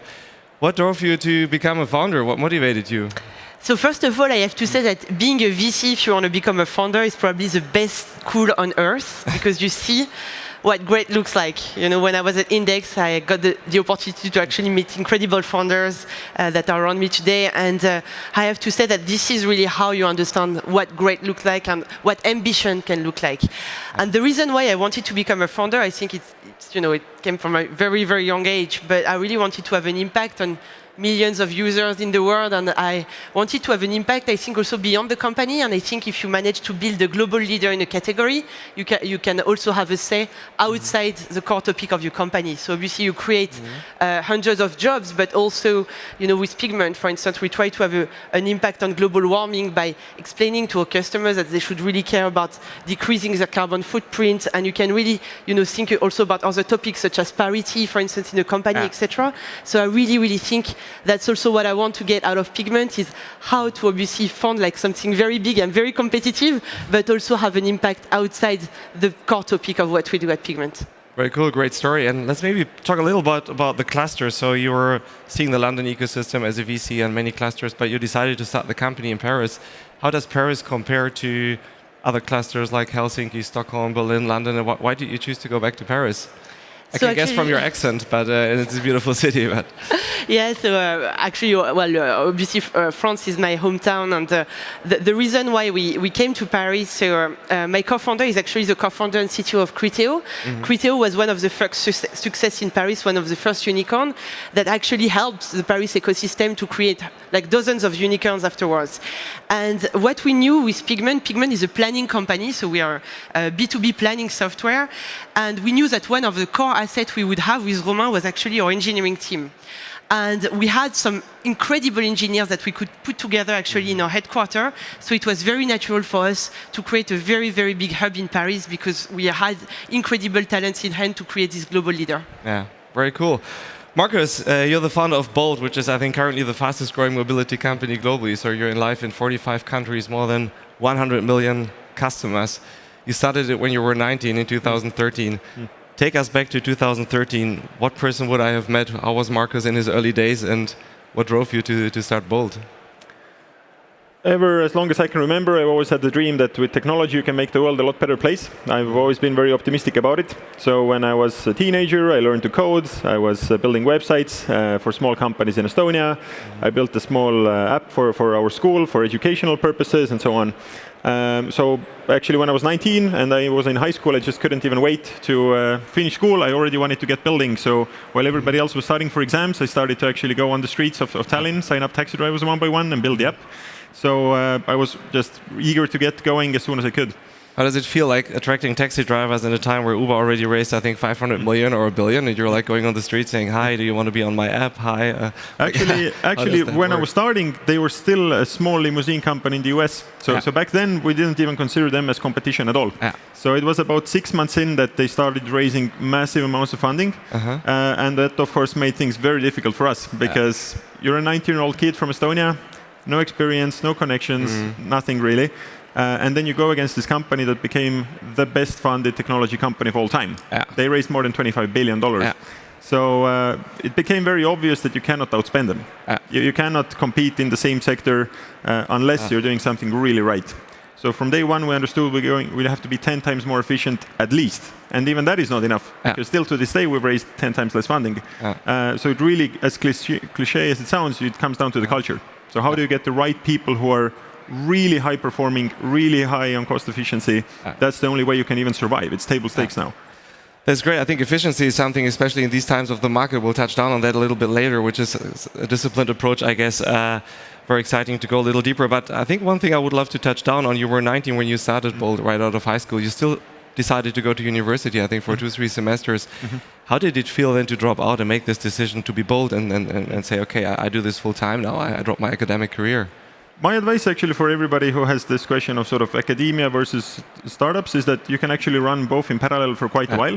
So as mentioned, I started Bolt in high school, and then I went to university to study computer science, and I only dropped out in the second semester once we already had 10 employees. So actually I de-risked the situation quite a bit. It wasn't like I decided I'm not going to go to uni. I actually did that as well as you can next to a startup. But then by the time we had 10 employees and a lot of traction, it was very obvious that this is a once-in-a-lifetime opportunity, but I can always go back to uni and study more if I want to. Will you go back to uni some point in time, or is it too late now? I'm still missing my math and physics lessons, but no, probably not anytime soon. Nice, well, let's see. Jochen, actually, we met in 2011 when I was doing an internship in BCG, and Jochen was my mentor. He was a great mentor. He was doing his PhD back then. I think actually he was working already on the plan starting Flixbus. But that's one story. Another story is this little toy here, which is a Greyhound bus. So when I was 3 years old, my mother brought it to me from the US, and it was my favorite toy. And I think Greyhound is something interesting because it's kind of one of the biggest brands in the US, and it's kind of a symbol of national identity, I would even say. And somehow a year ago, this guy with Flixbus acquired Greyhound. So what the hell happened in the last 10 years since we met? Maybe you can give us a 2-3 minute version of Flixbus and what you've built. Yeah, no, happy to. And I'm not sure if I made too much of an impact on your career by mentoring you back then, but still great to be on stage jointly.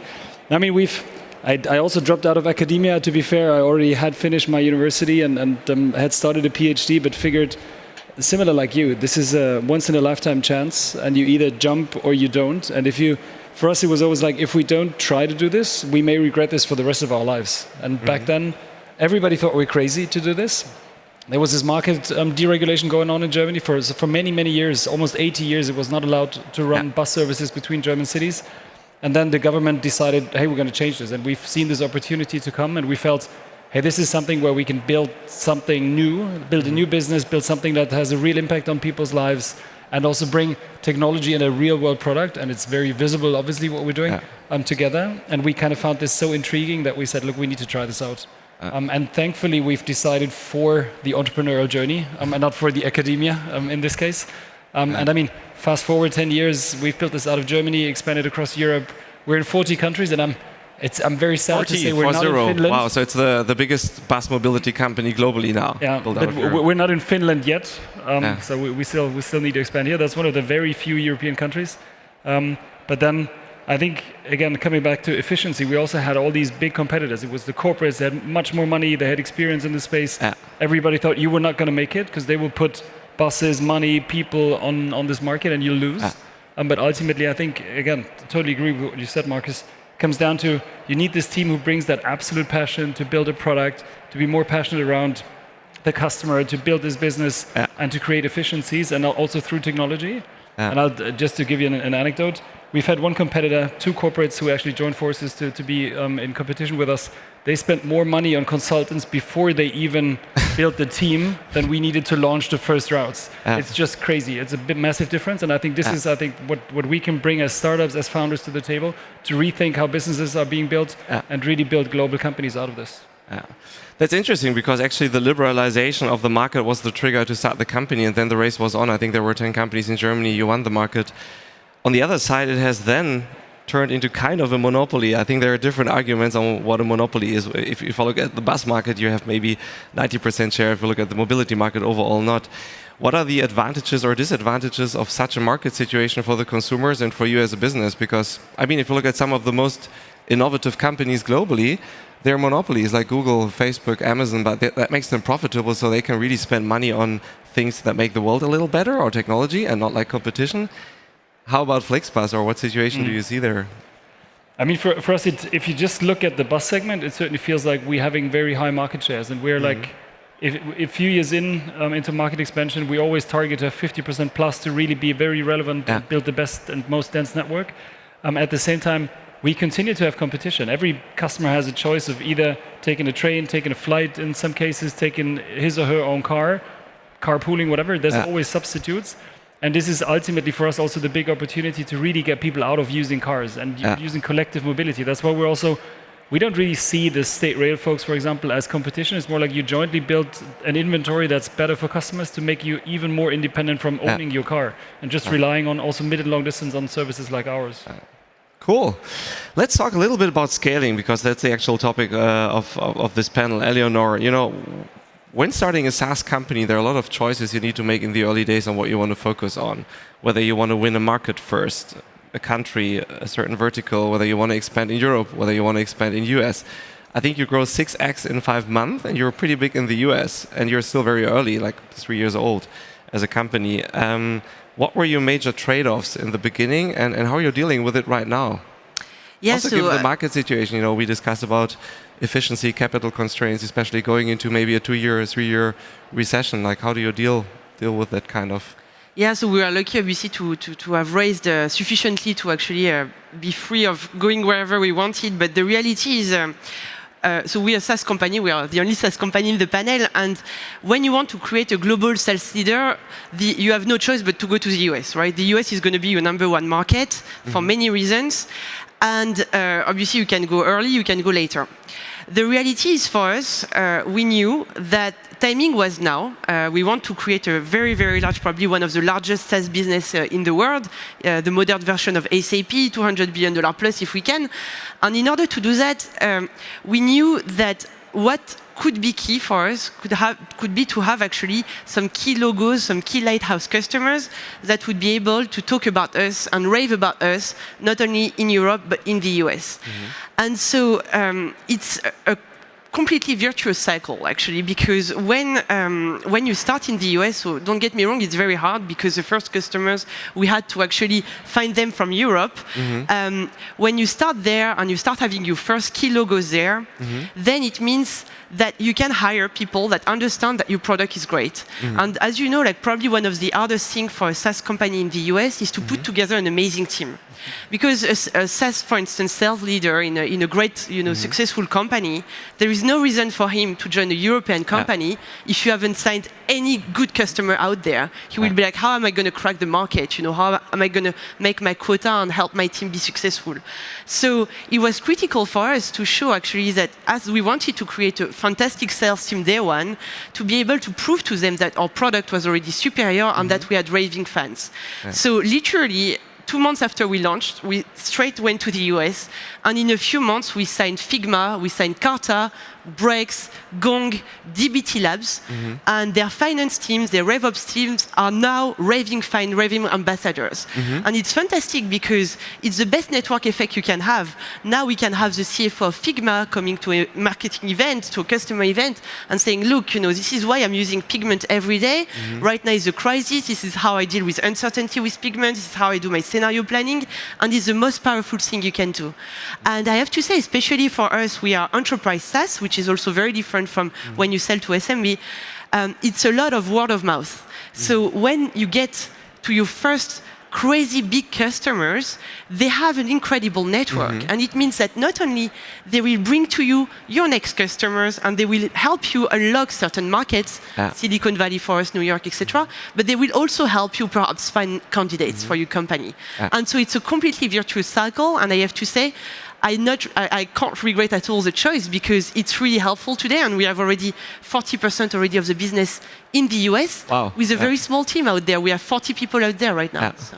How do you deal with it? Is it like the main team is in Paris, like product development and also kind of strategy, but the distribution is more local, so that will be sales marketing in the US than on the ground? Exactly. So what is important though is that when you sell, no matter what the geography, but it's even more true in the US, you need your customer is not only buying the product, is buying the entire experience.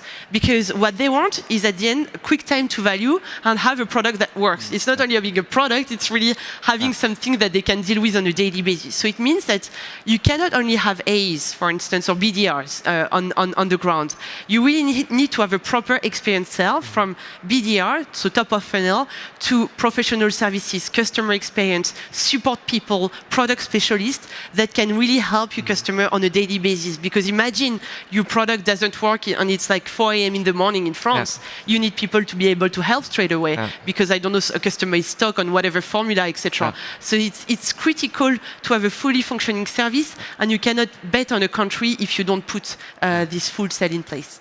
Cool, that's an exciting story because there are many SaaS companies that focus on one market first. If you take Personio, Hanno has also been on stage several times at Slush that was focusing on Germany for a long time and is now kind of winning Europe, but then there are a lot of competitors in the US. So I guess different ways to scale there in SaaS. Markus, Jochen, if we look at your companies, what impresses me most is that you've built global category leaders in a category that I thought was by definition hyper-local, which is mobility, because you mentioned, the ecosystem is very local and there are local competitors. And the second thing we already touched down on, you were basically competing about Goliaths that were better financed. In your case, it was Uber being like incredibly strong financed. And in your case, you mentioned already Deutsche Bahn, Megabus. If you had to mention one thing, what has been the key ingredient to compete successfully, or the secret sauce to outcompete all those companies in such a short time? In our case, clearly it was just a very high performance as a culture. So we realized again from day one that they have 100 times more funding than us. Yeah, 100 times. I mean, imagine that. You're building a company against 100 times better financing. Competitors 100 times better financing. So it was really brutal. But that meant that we had to be extremely smart with how we were spending our resources. And that meant we had to be very frugal with the people we hired and get them with the right mindset. And that's still the core value we carry in the company today. But I'd actually have two comments that are quite different. What was our thesis, why we were successful as well. One is that I think many VCs and companies were making the mistake that they thought you had to go into US and Western Europe. I do agree that SaaS is a very different business. There it makes a lot of sense. But specifically in our case, we ran the numbers and it was very clear. You can build a multi-billion-dollar company just in emerging markets or just in Central Eastern Europe. And that's something that many investors missed. And that's why it was very hard for us to fundraise in the first couple of years. But then suddenly we were able to show them 5 years later that, hey, we're doing this billions of turnover in these markets. And then they realized that they actually missed this opportunity. And the other thing, coming back to culture, is that it's very different to build a SaaS business or to build an operational business like we have. So you need to be strong on both sides. On one hand, you have extremely sophisticated software running at extremely high scale. We have millions of trips happening every day. You need to build out the maps, payments, all of that to orchestrate it. But then on the other hand, you also have these physical offline operations. We have offices in 45 countries. So how do you maintain that culture of frugality and this really high intensity operations coupled with this technology stack? And that's extremely hard to do. Very few companies are able to do both well. So that's what really separates us from most others in this space.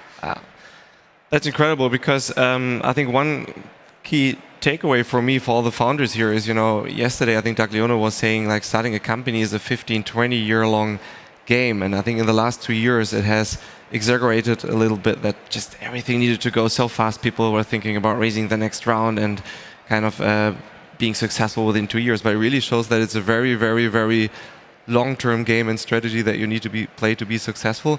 Maybe one quick follow-on question on that before we go to Jochen.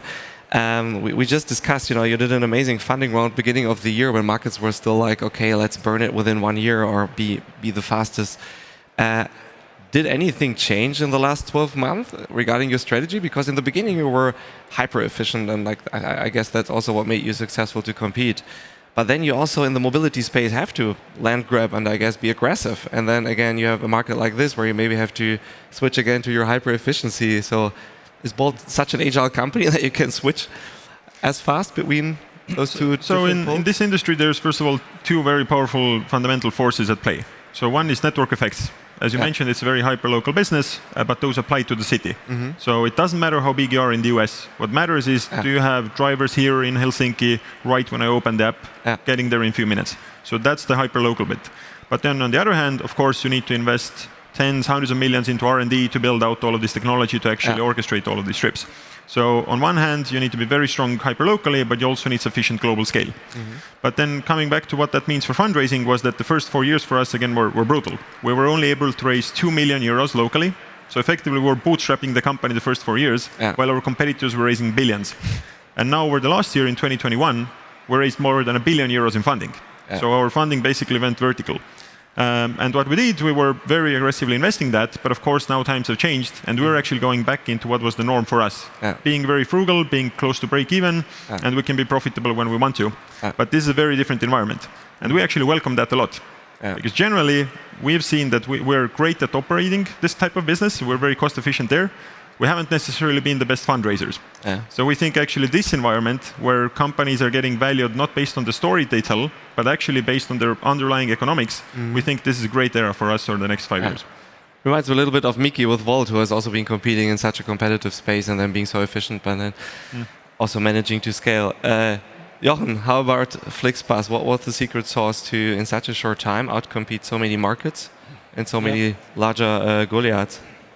I mean, I would agree with a lot of what you said, and I think we've had this extreme situation of the pandemic just recently on our end, where the business effectively disappeared within a few weeks, and I think that again was the point where the team has been excelling at what we think is the secret sauce, which is entrepreneurial spirit, passion, and speed. So they all felt like, hey, we're in this together. Let's find a solution. Very solution-oriented, very passionate about how do we solve this, and very detail-oriented around let's be analytical, how do we take these decisions, where can we put capacity, where's the demand, etc., to be really agile in ramping down the business, but also ramping it back up when the demand came back. And I think this was coming back to what you said again.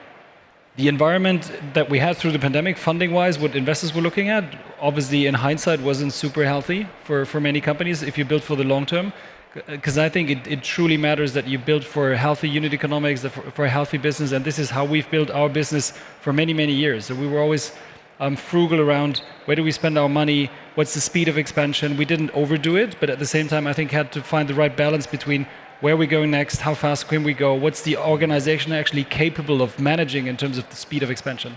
And this is something where, and that's why I think we're now much stronger than even before the pandemic. So we've done our homework, invested into automation efficiency also through the pandemic, but at the same time, invested into tools to be even more flexible, data-driven, and how do we take decisions. And in our market, and that's true for any mobility company, the secret, the part that you need to get right, the holy grail is supply and demand match. If you're really good at that, this is what's driving profits ultimately. And I think this is where we even improved through the situation. And that's something where our team has been deeply impressive to me, in which speed, with which passion and like analytical sort of ambition they've been managing that situation. And this comes down to entrepreneurial spirit. And I think that's great to see, to have this on the team.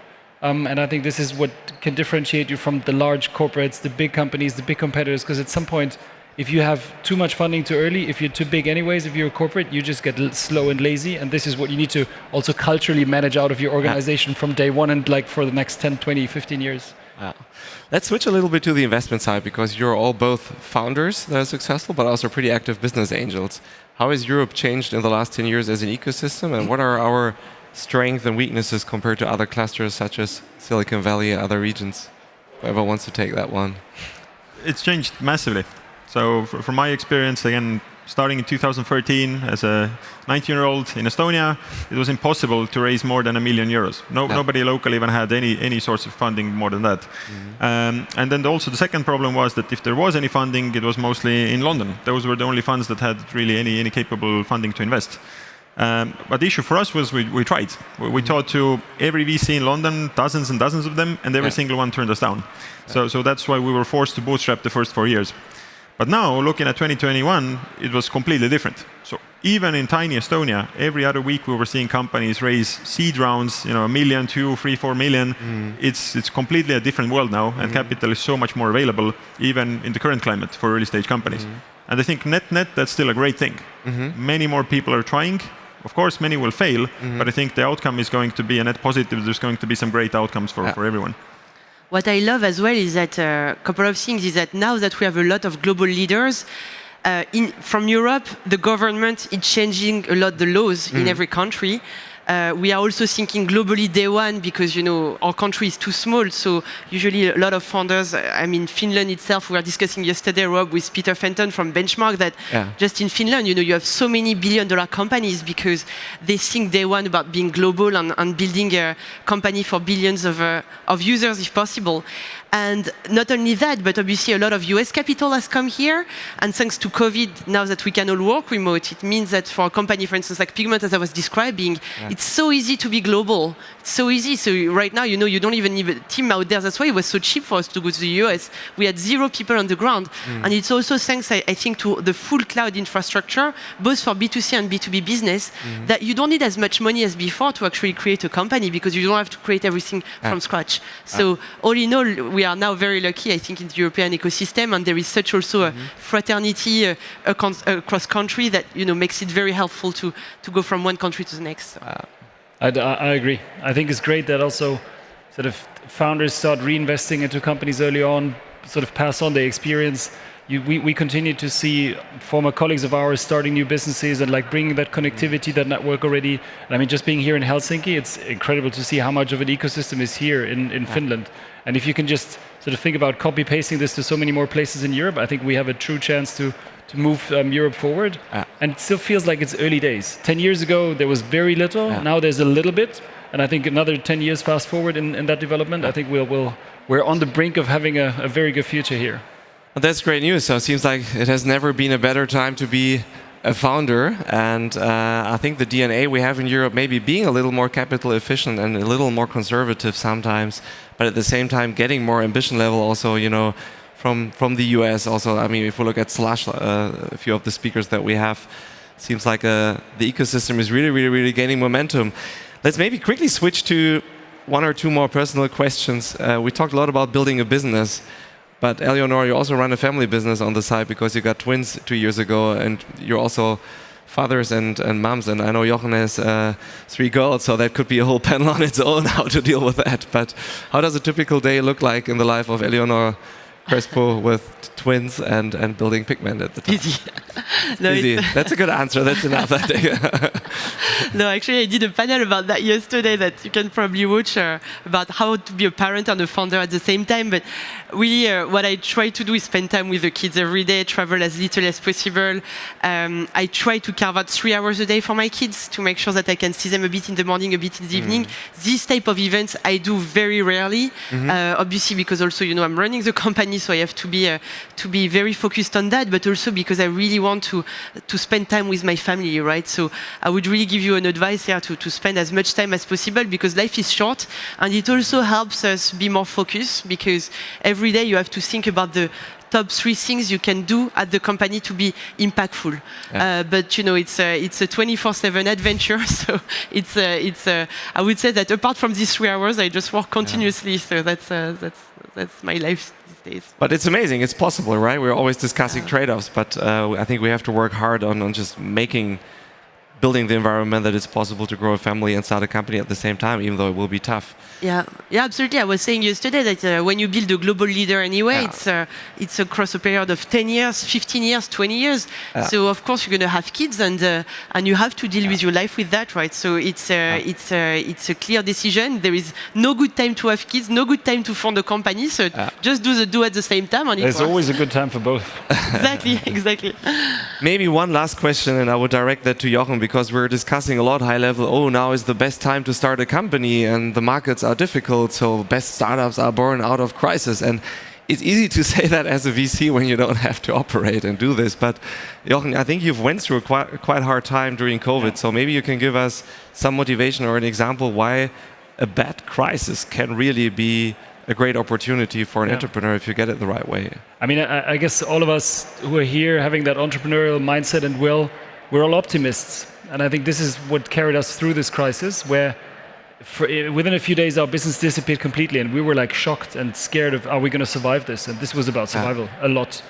And ultimately we figured, hey, there's a massive chance in this crisis because everybody in our market is suffering. And if we're just better than everybody else and just improve and survive somehow, we'll have a massive advantage. And then at some point, when you have the Greyhound bus there, this opportunity was there, and we felt like, hey, this is this unique moment in time, again, a bit like 10 years ago when we started the business, and we can't let this opportunity pass.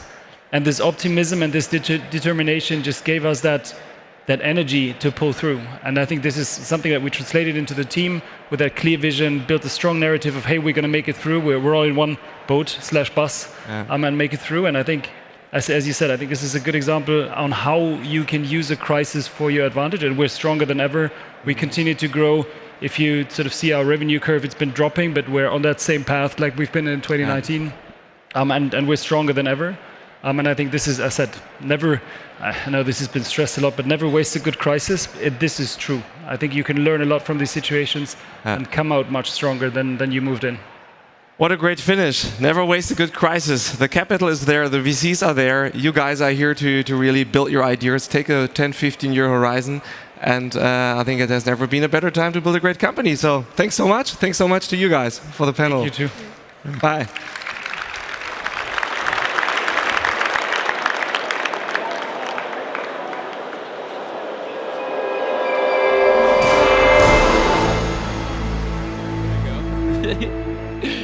Thank you so much, Markus, Eleanor, Jochen, and Robert, for that discussion.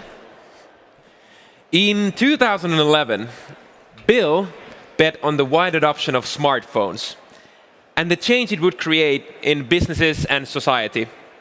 The early recognition of mobile's always-on connectivity in building authentic, long-term relationships became the core pillar of differentiation for the customer engagement platform, allowing Braze to scale quickly and become a public company at the end of 2021. The next speakers will discuss how growing at the right speed has been critical to the company's success. They called for patience as the market grew from the initial ripples to a powerful wave. Bill Magnuson is co-founder and CEO of Braze, a leading comprehensive customer engagement platform that powers interactions between consumers and brands they love. Joined by Matt Jacobson, who is general partner at Iconic Growth, having joined the team in 2013. He sits on the firm's executive and management committees. Hey, let's hear it for product and markets, choosing the wave, pacing it, and owning it. Welcome on stage, Bill and Matt.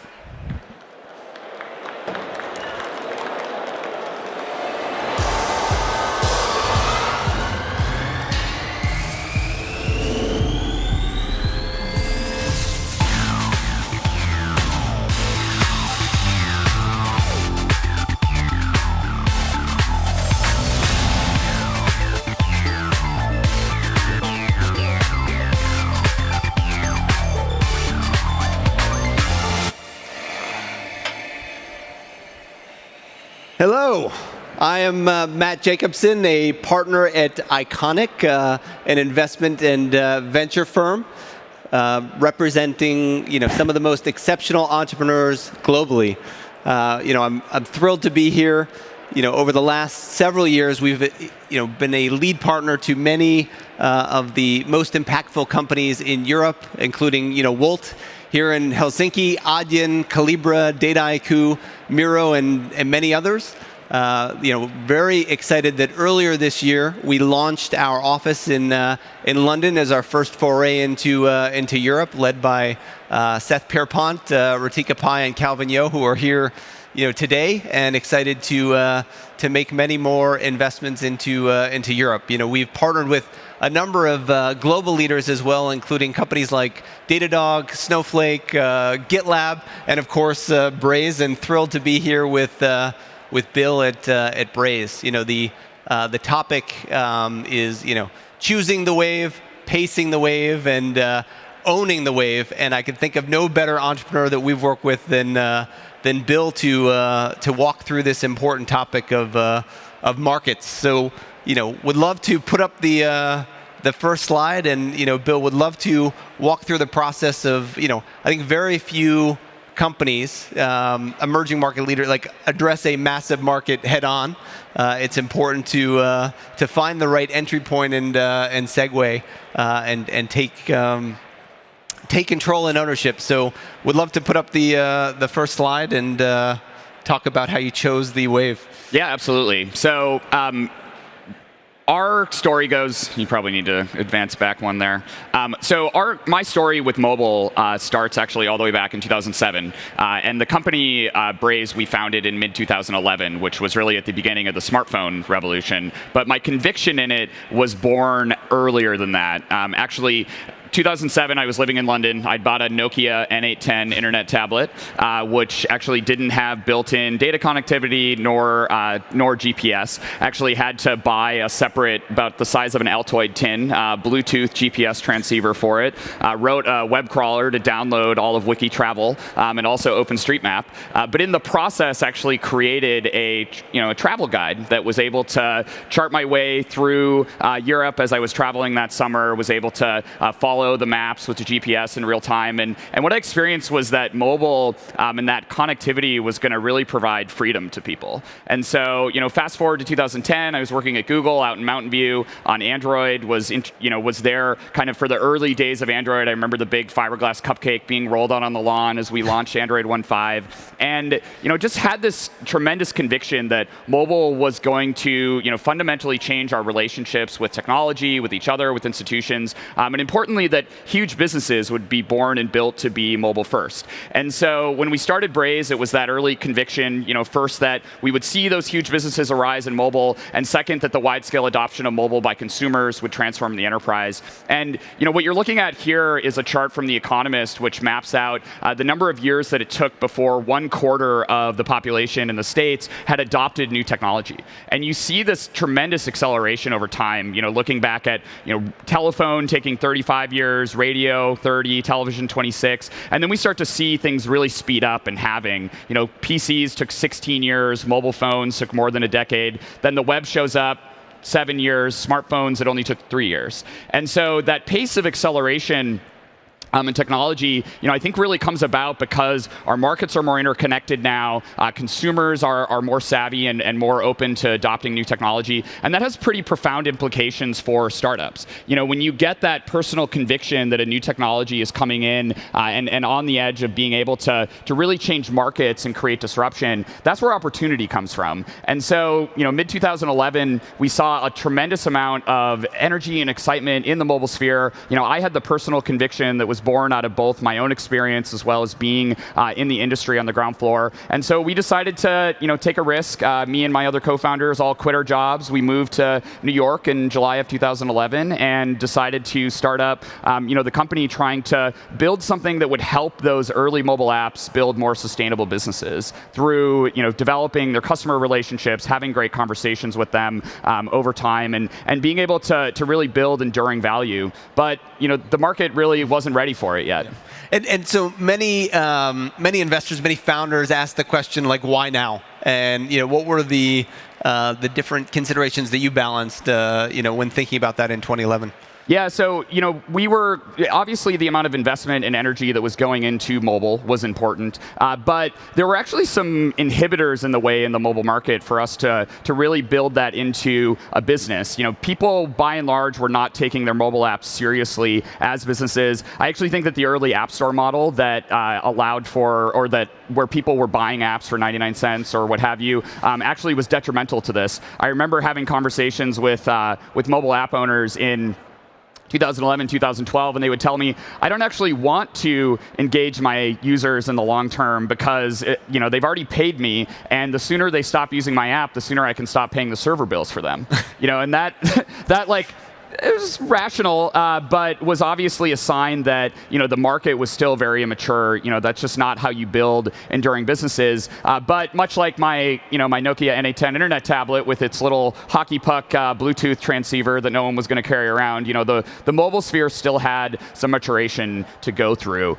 We needed consumers to get comfortable buying digital purchases. We needed them to even just basic things like people didn't trust to put a credit card into their phone in the early days. We needed sell data services to get faster, cheaper, more reliable before media streaming would become a thing. A lot of the early mobile businesses also required network effects when you look at things like local marketplaces or other sorts of dating applications, which were some of the first premium mobile services. So it took a good 3 or 4 years of development before we started to see all of those external pieces click into place to really create the market opportunity for us to grow.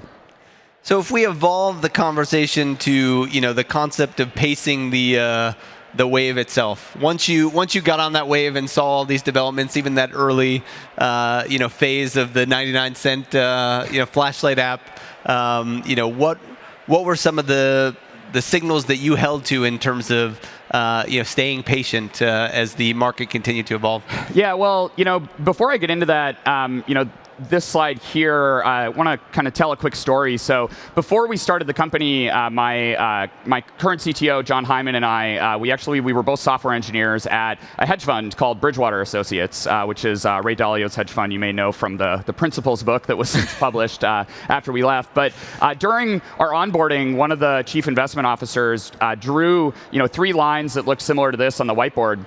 And he asked the room, if you were given a choice between these 3 investments, which one would you choose?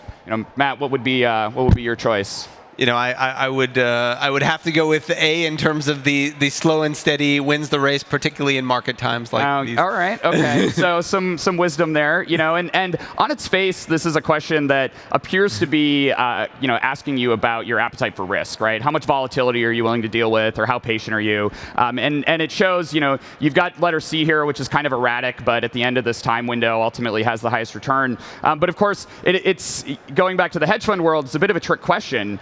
Because letter C, when you hit that down point halfway through, all of your investors are racing to redeem, and you're so far behind your high watermark that in a lot of cases the fund is going to fold up. And letter B, you never actually got any of the early fundraising or momentum to even be able to live long enough to get to that point where you hit the inflection. And so really the only viable option here is letter A. And I think that when you look at a startup growth scenario, you see very very similar things in action.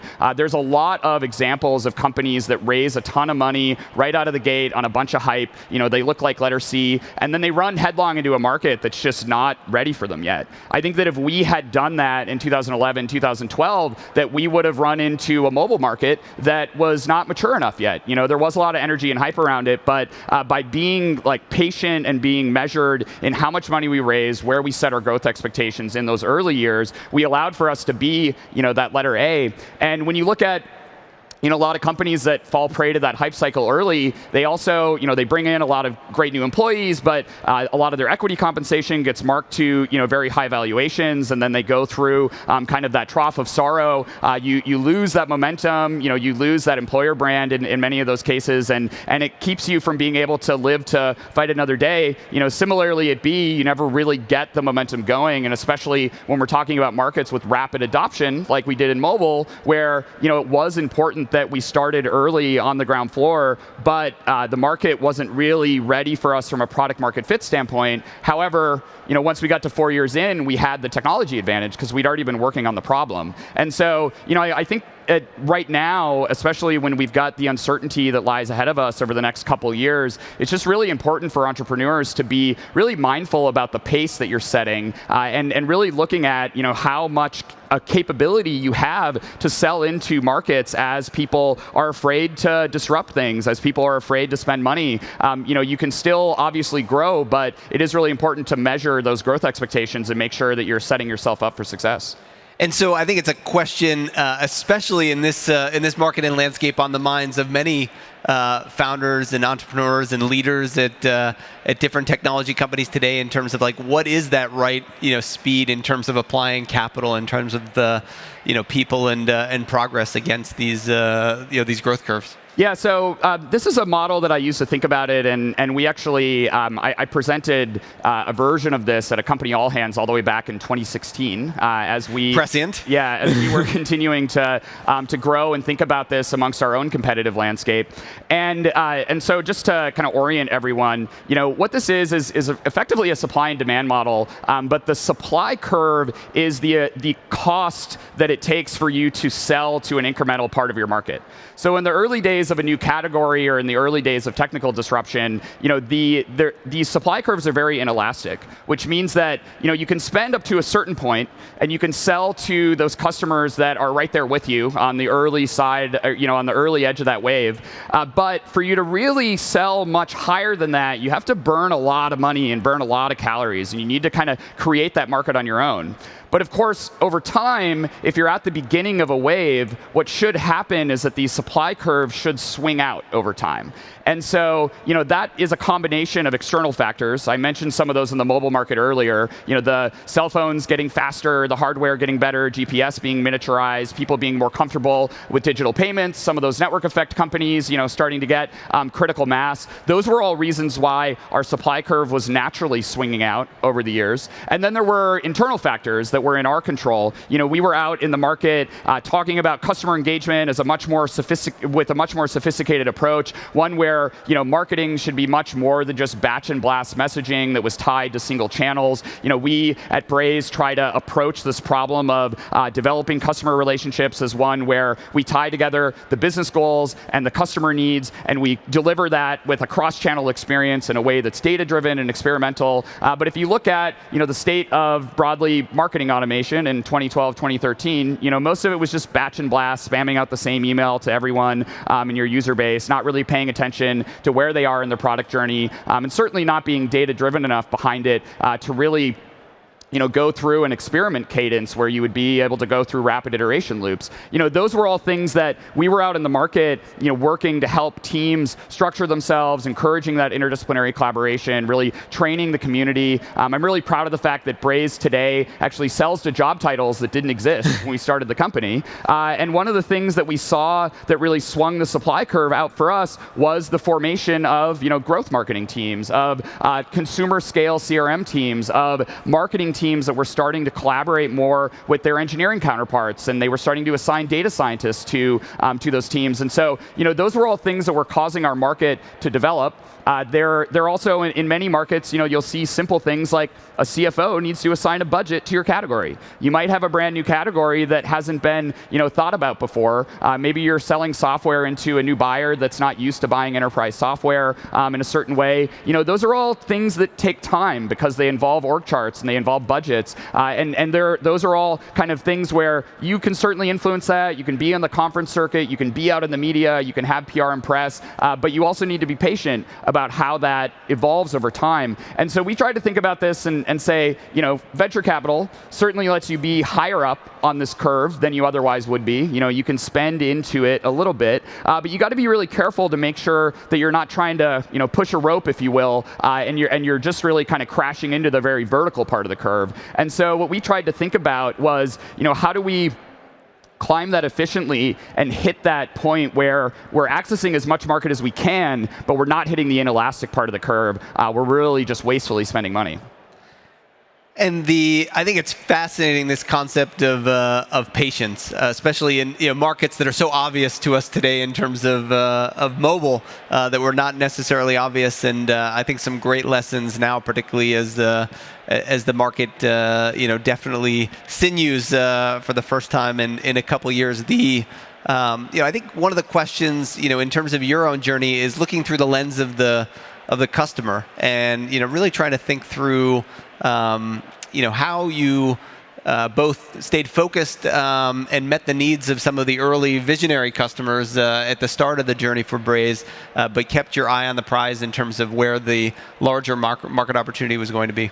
Yeah, so I think that this this kind of chasm model and looking at your early adopters on the left, which is where you find your early customers, and then eventually as your market matures and your product matures, you're able to sell into the mainstream market, has an important corollary to the supply curve concept as well, right? In the early days when your supply curve is inelastic, it's exactly because you're in a part of this where the area under the curve is pretty small, right? When you're selling into innovators and early adopters, it's fantastic. There's a lot of energy around it. They give you a lot of great product feedback. And indeed, they're the only ones who are really willing to risk working with you as a new company. But it's important to note that that market is only so big. And so you can find yourself in a trap where if you are building too much for that group and not really getting over that chasm into the early and late majority, then you can find yourself stuck on that steep supply curve for quite a while. And so I think for us, it was really important to be able to simultaneously make sure that we were making very happy customers out of our early adopters,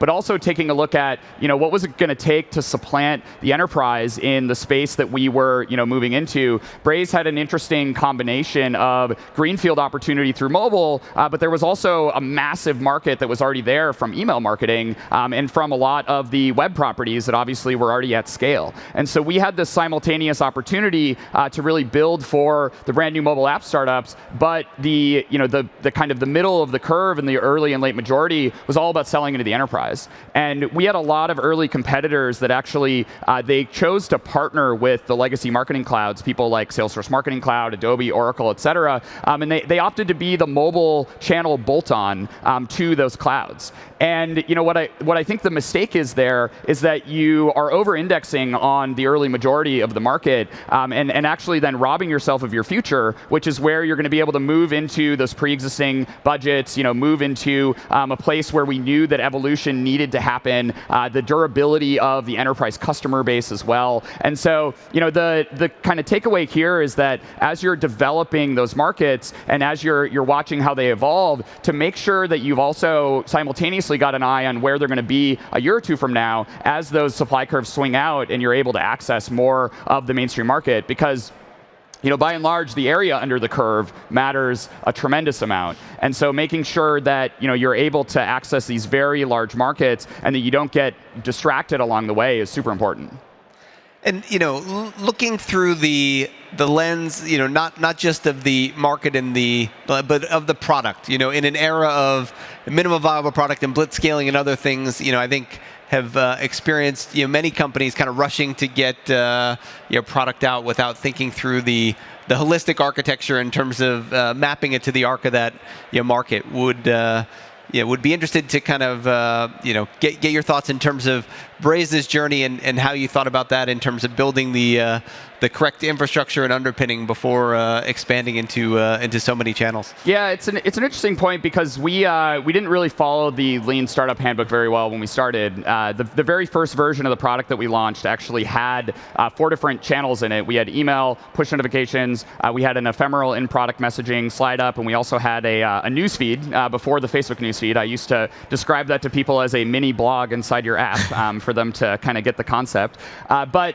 the reason for that is because we actually were trying to tackle this customer-centric problem of like, how do you build great customer relationships with people? And that wasn't a channel-centric problem. It wasn't, hey, we're trying to build marketing automation for mobile. We were trying to broadly manage customer relationships, and that meant that you needed to have a strong understanding of who the customer was. You needed to be able to take that understanding and kind of merge it with your business goals, and that's where the orchestration layer comes in, which you're seeing there in the middle in orange. And then the communication channel that you chose should have been more of an implementation detail about how you optimize for that particular strategy.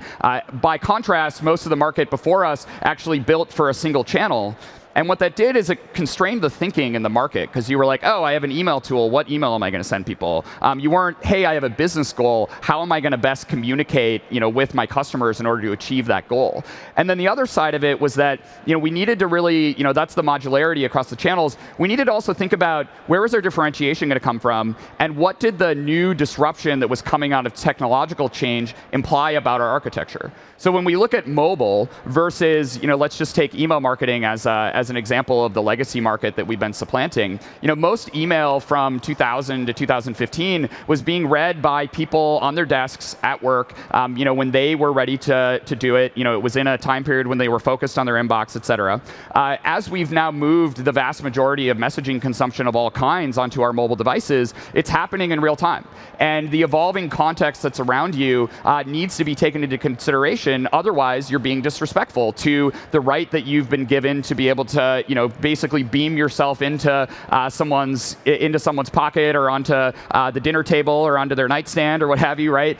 We've brought these devices into all of the moments of our lives, and that means that if people are going to exercise the right to communicate with us on them, they need to do so in a much more sophisticated way. And so, we took on that challenge and said, let's meet that with modern technology, and let's meet that through vertical integration. And so what you see here is actually a conceptualization of Braze as a vertically integrated stack, where we start at the top, where we're integrated directly into our customers' products.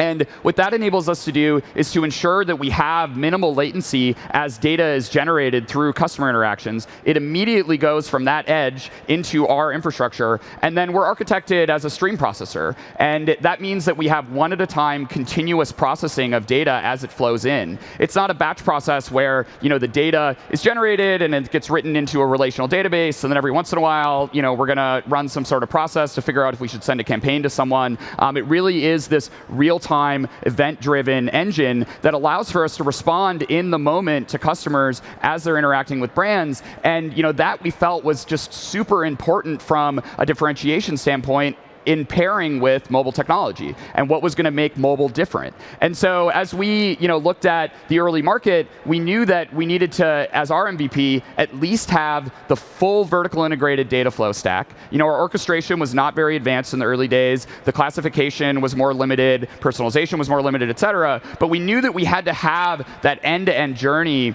and the stream processor that was backing it in order to deliver on that promise of being interactive. Not a bastardized term for real time, which for a lot of the legacy players means anything faster than an overnight ETL job, right?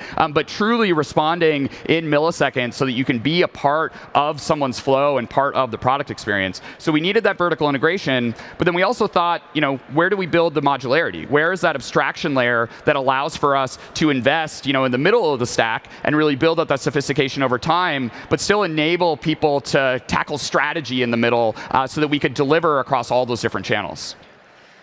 Bill, thank you for sharing all of this. I think Braze is just an unbelievable example in terms of owning this wave and in such a massive market opportunity. I think as we close out, any parting advice or takeaways for many founders that are thinking about their own journey in terms of choosing and pacing their own waves? Yeah, I mean, I think the biggest thing is be patient. Make sure that you're growing efficiently, and don't worry about that. Even if you see other competitors around you that seem to be building that momentum on a bunch of fundraising or what have you. This is a tough environment, and it's one where you're going to be rewarded for having that patience and really building at a pace that matches your market, and so that you can co-develop within that market. For us, the journey we IPO'd actually 366 days ago, and so yesterday was the 1-year anniversary, which is pretty exciting. But that was 10.5 years into our journey.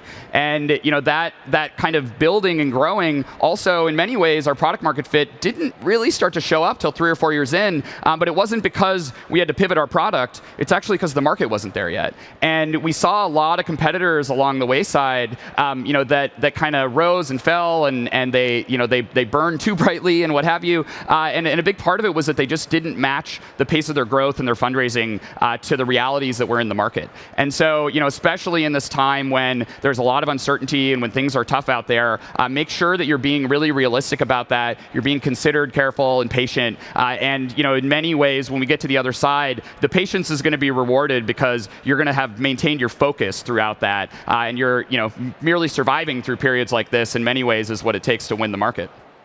Thank you. That was incredible, and really appreciate all of the thoughts and sharing the journey in terms of the wave. Yeah, thanks for having me. Cheers.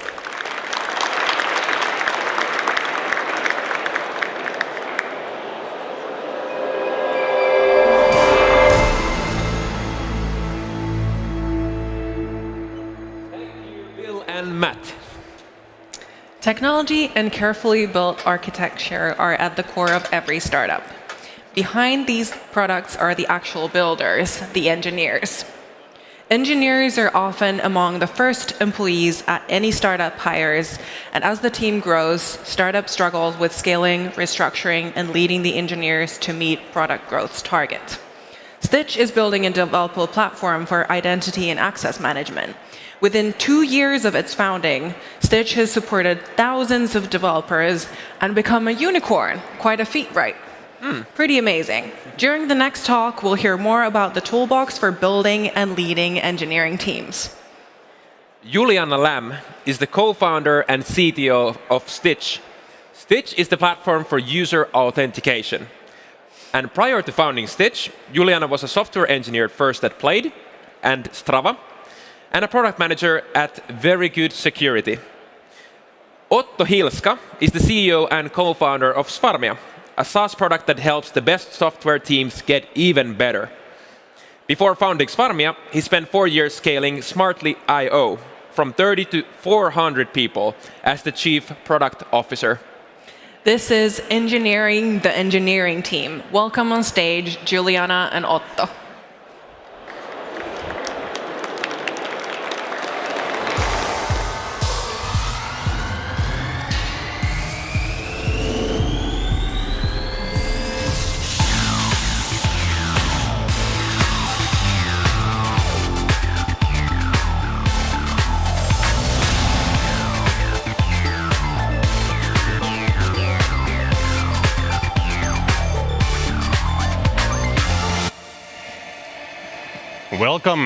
Welcome to the founder stage. My name is Otto Hilska. I'm founder and CEO of Swarmia.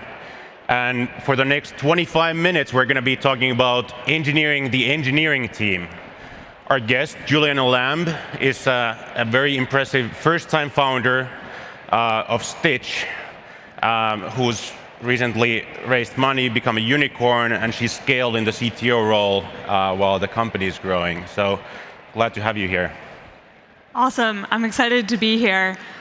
Maybe to kick things off, just a little bit on my background and sort of how we ended up starting Stitch.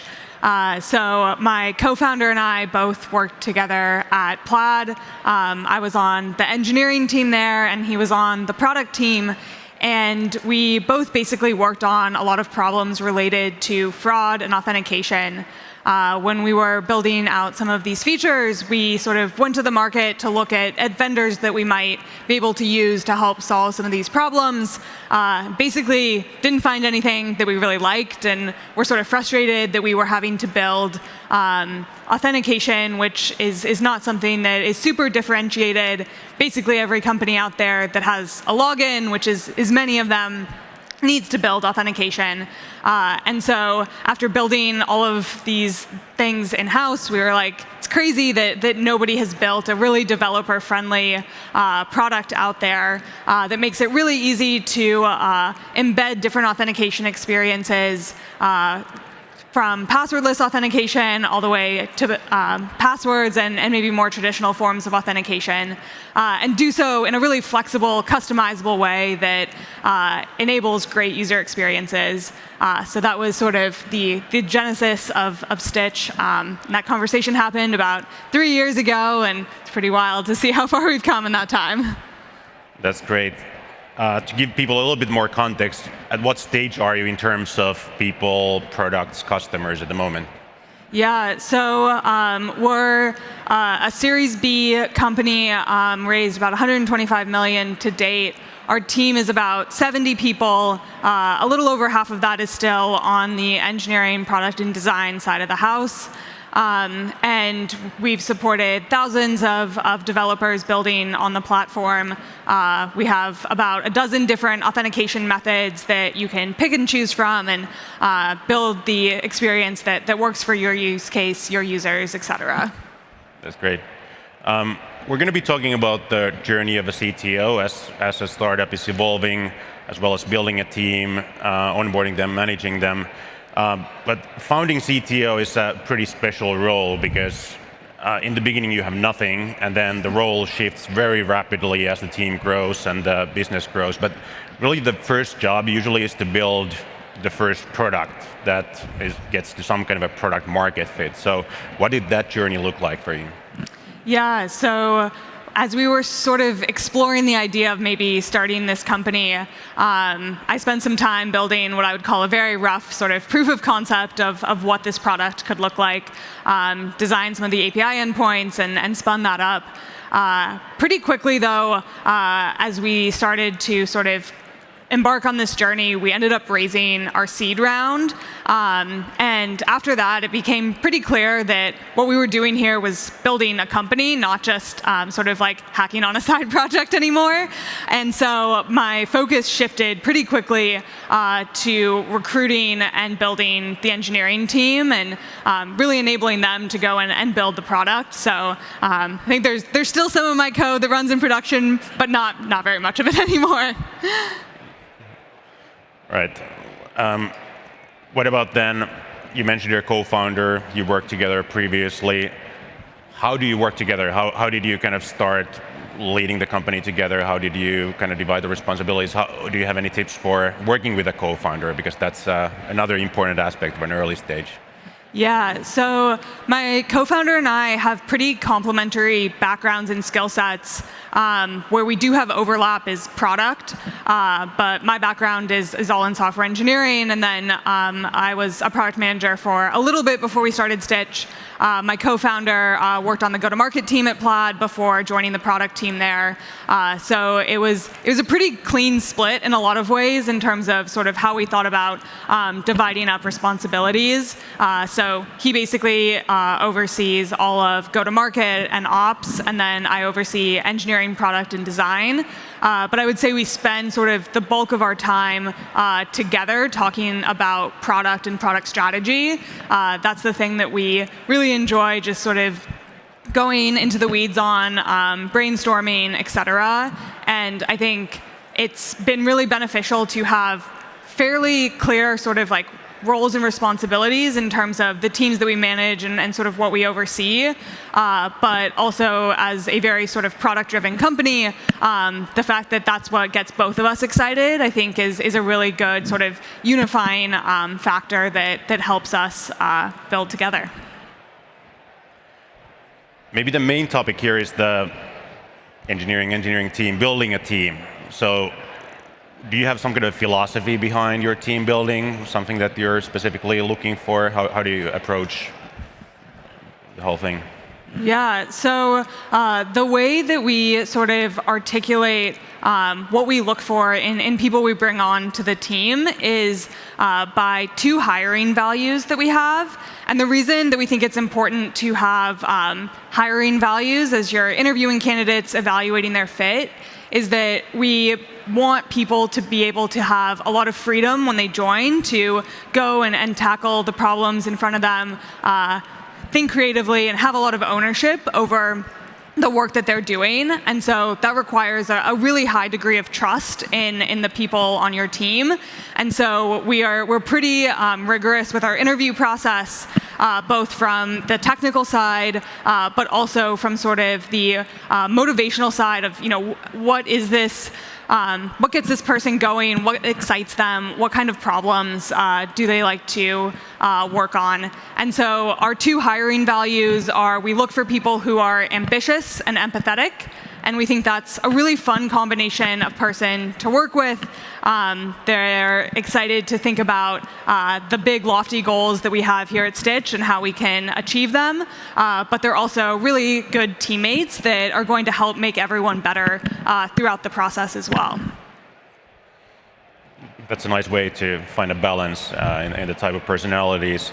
Then hiring in the very early days is maybe a bit different than it is later. What's your guidance on the very early hires for your engineering teams? What makes a great hire? Yeah, so in the early days, it was my co-founder and me doing all the interviews. I would do coding interviews and then architecture interviews, and then he would do some of the more sort of soft skills interviews. I think another thing that we leaned into pretty hard in the early days was references, which I think is sometimes not super common, especially with engineers, at least in the Bay Area. And we got really good advice early on that it's hard when you're 2 people evaluating someone and bringing them on and creating a team for the first time, sometimes to visualize, what is this person going to be like as a teammate, et cetera. And so being able to hear from people who have worked with them is super effective. And so we spent a lot of time on those reference calls of really understanding, what kind of a teammate are they? Where do they spike? What are their specific strengths that we should really get excited about? I think the number one thing in early employees is just a really high degree of ownership and ability to deal with ambiguity. You're joining. At that point, they were joining 2 of us and kind of an idea, basically, and you have a lot to figure out. You have to spin up services for the first time, infrastructure for the first time. There's a lot of sort of really wide open space that you can go after. And so people that can prioritize the things that really need to get done can move forward and accomplish what they need to accomplish when there's kind of limitless possibilities is it's a pretty tough challenge. And so looking for people that have that high degree of ownership and are going to be effective at sort of navigating the ambiguity. That's very important. And I feel that that's kind of part of the recipe of the Silicon Valley startups. You have people who are very outcome-oriented, who prioritize their own work, think about the customer.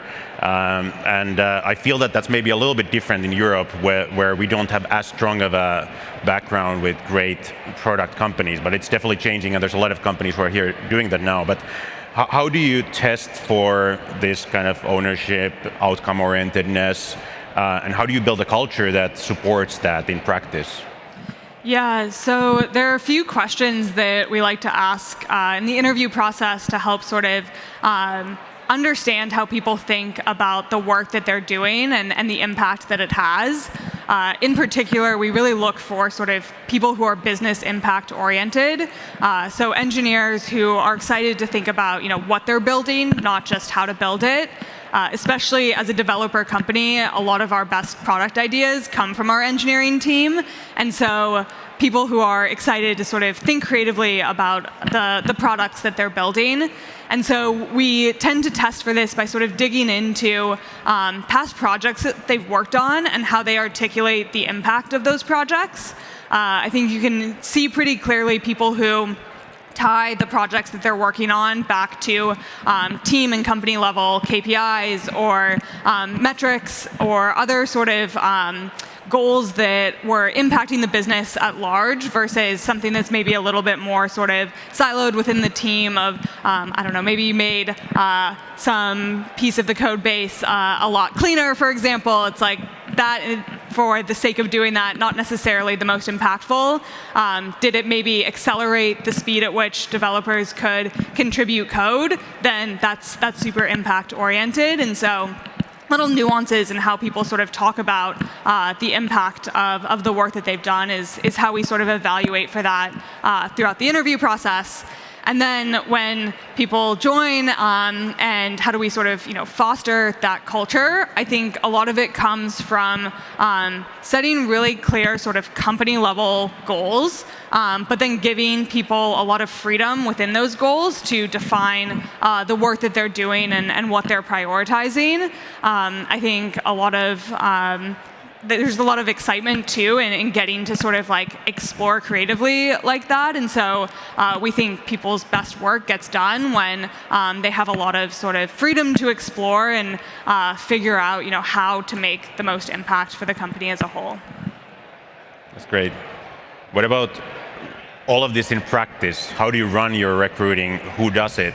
How much time do you need to spend on building the team? And do you have ideas about the seniority mix, or like how do you evaluate people in practice? Yeah, so it's definitely evolved a lot in the past 2.5 years or so. I spent a very significant portion of my time doing everything from sourcing, looking up people on LinkedIn, trying to find good candidates, trying to get them engaged, to actually running the interview process. I spun up our first applicant tracking system. I was definitely sort of like recruiting team zero. We prioritized hiring recruiters pretty early on. And so I think under 10 employees, we added our first technical recruiter. And I think that was really helpful in terms of sort of giving me a lot of time back to focus on the interviews themselves and closing candidates instead of some of that sort of more top of funnel aspect of recruiting, of building the pipeline, et cetera. Today, it's mostly hiring managers that run the recruiting process, and they partner really closely with our recruiting team. But our philosophy is sort of that the teams hire for their team, and recruiting is there to be a partner to help them with that process. But the job of hiring really falls on the engineering team themselves, and so it's a big part of managers' responsibilities is hiring. I still run some hiring processes myself. I'm hiring for an engineering manager right now, for example, and I still interview every single engineer that we make an offer to, and so I'm still heavily involved. I would say I don't think my time spent on recruiting has changed drastically, but where I'm spending that time has changed quite a bit. From spending many hours scraping LinkedIn to now mostly focusing on sort of final round interviews for candidates. That makes sense. The work doesn't end with recruiting, though. So when you have identified a great candidate, made an offer, got them to accept it, you need to get them to be a productive member of your team. So any thoughts on onboarding and kind of how you're thinking about that? Yeah, so our philosophy is basically that onboarding starts when you first come in contact with Stitch. So the onboarding process sort of begins during your interviews. That's how you're meeting some of the team for the first time, getting introduced to how we work in some ways.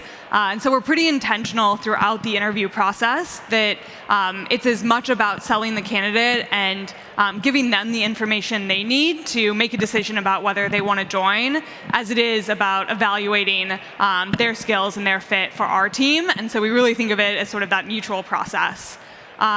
There's one thing we do when we give offers to candidates that I think really sort of kind of kicks off the more formal onboarding process and integration within the Stitch team.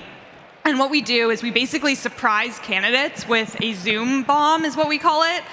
Everyone from the interview panel joins that Zoom call and goes around and tells the candidate why they're so excited about them potentially joining the team.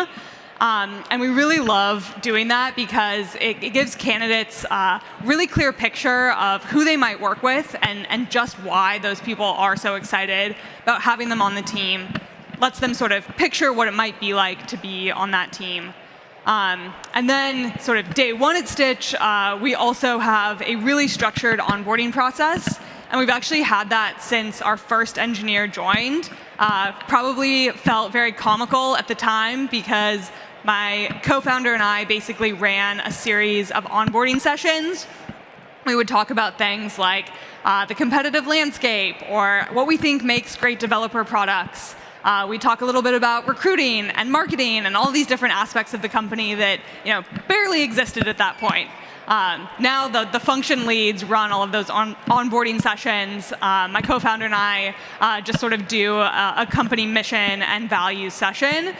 So that has changed drastically in sort of what it looks like. But the philosophy there is having a really sort of structured first week for people joining the team where they basically learn about every single function at the company from the people who run those functions.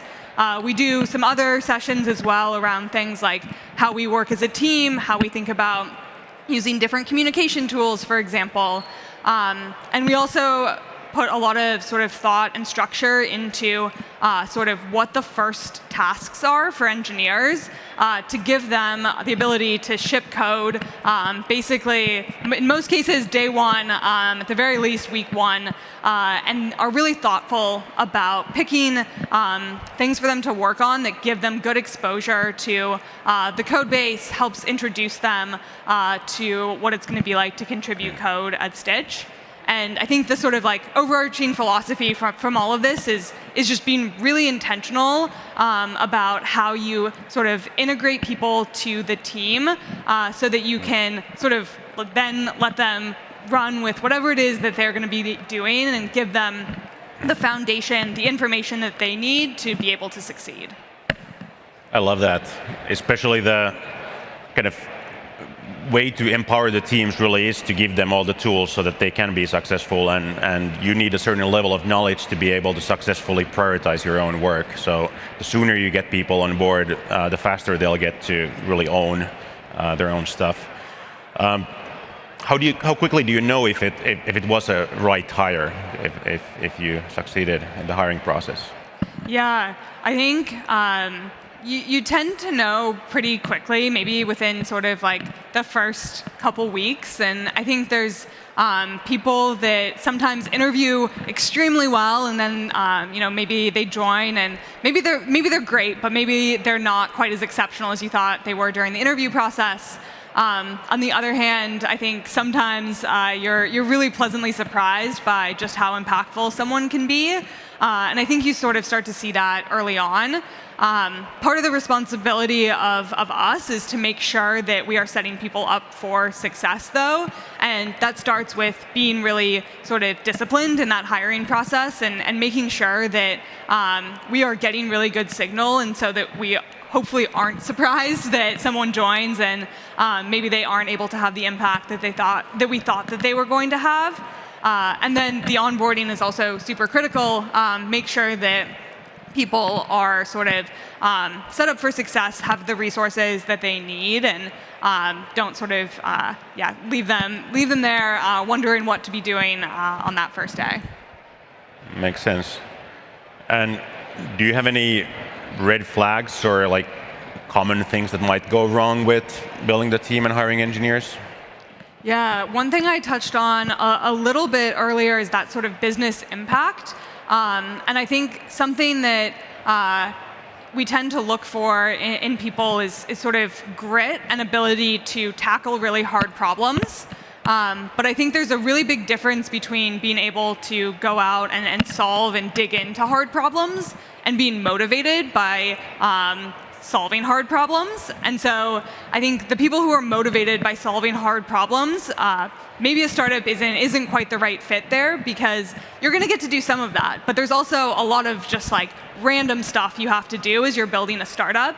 And so that's why we really look for that business impact orientedness, because if that's what motivates you, then you're going to be okay, dealing with maybe some of the more annoying tasks that you have to do that might have a really big impact, but might not be the most like technically challenging problem that you could work on.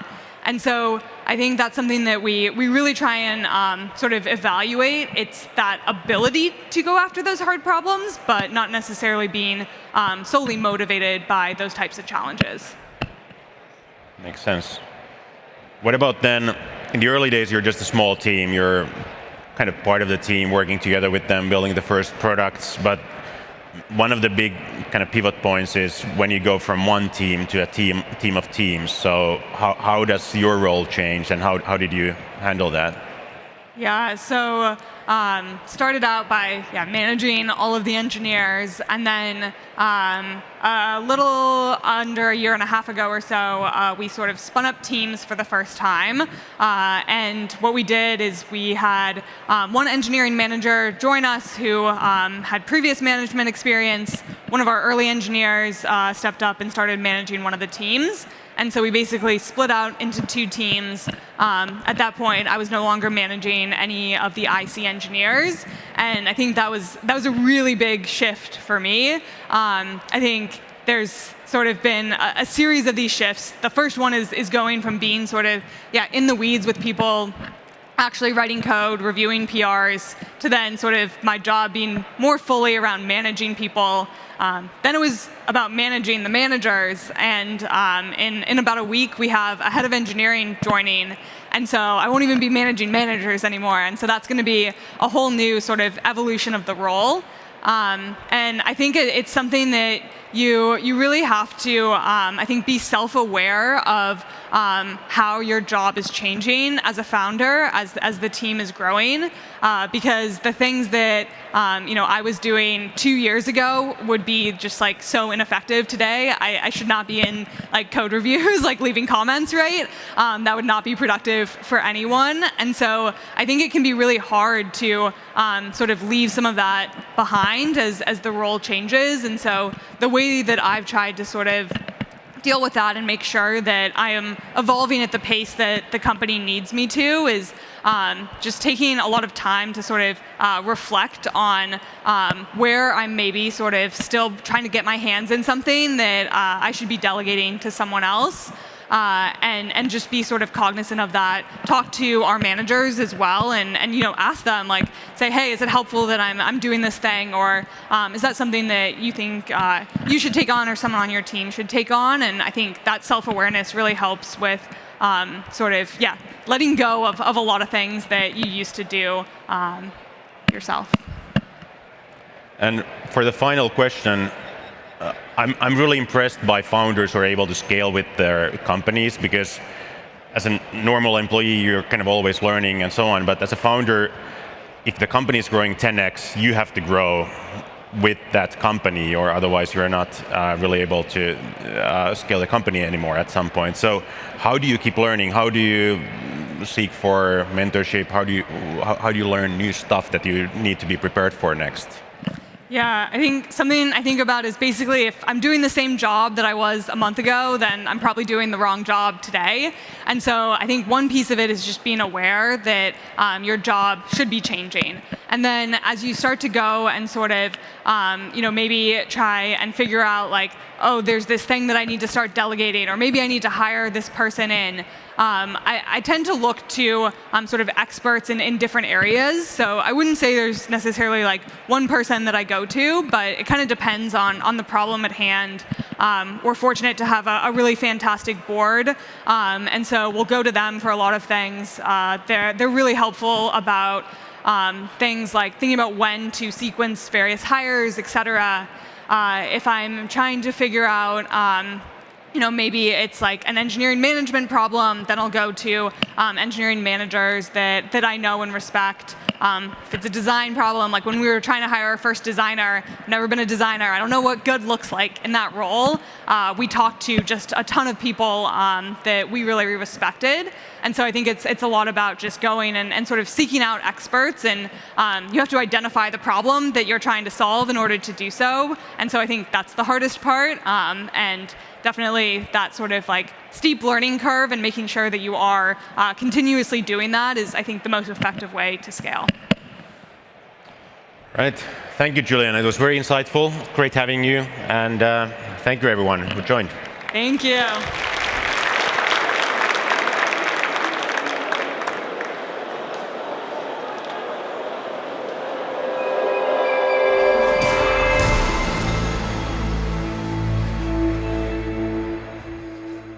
Thank you so much, Juliana and Otto, for that talk.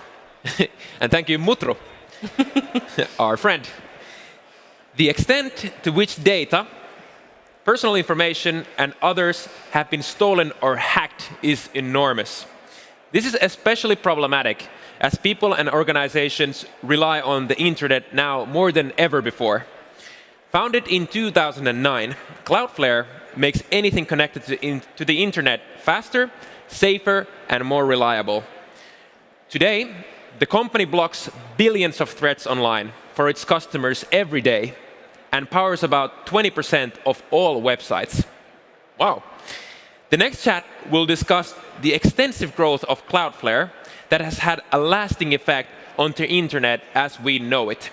Matthew Prince is the co-founder and CEO of Cloudflare. Cloudflare's mission is to help build a better internet.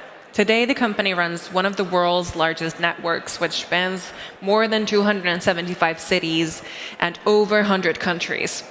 Scott Sandell is the managing general partner at NEA, one of the world's largest venture capital firms. During his over 25 years at NEA, Scott has served as head of the firm's technology investing practice. This is helping to build a better internet. Welcome on stage, Matthew and Scott. Big applause. Let's go.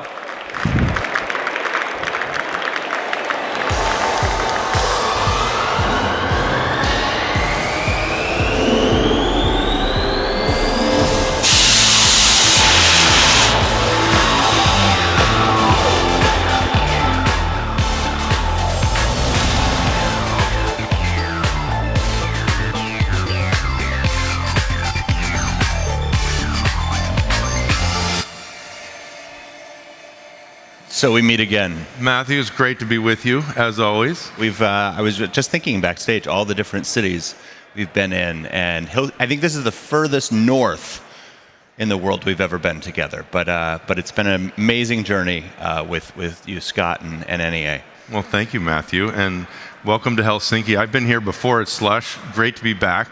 Since I was here, Cloudflare has become one of the most famous companies in the world, but for the founders out there, I'd just love for you to tell them the origin story, how the company got started, why you started the company, what you set out to do, and how it's different today than what you thought it might be back then. Yeah, so Cloudflare launched in September of 2010, and actually launched an event that's a lot like Slush. It was the TechCrunch Disrupt event in San Francisco.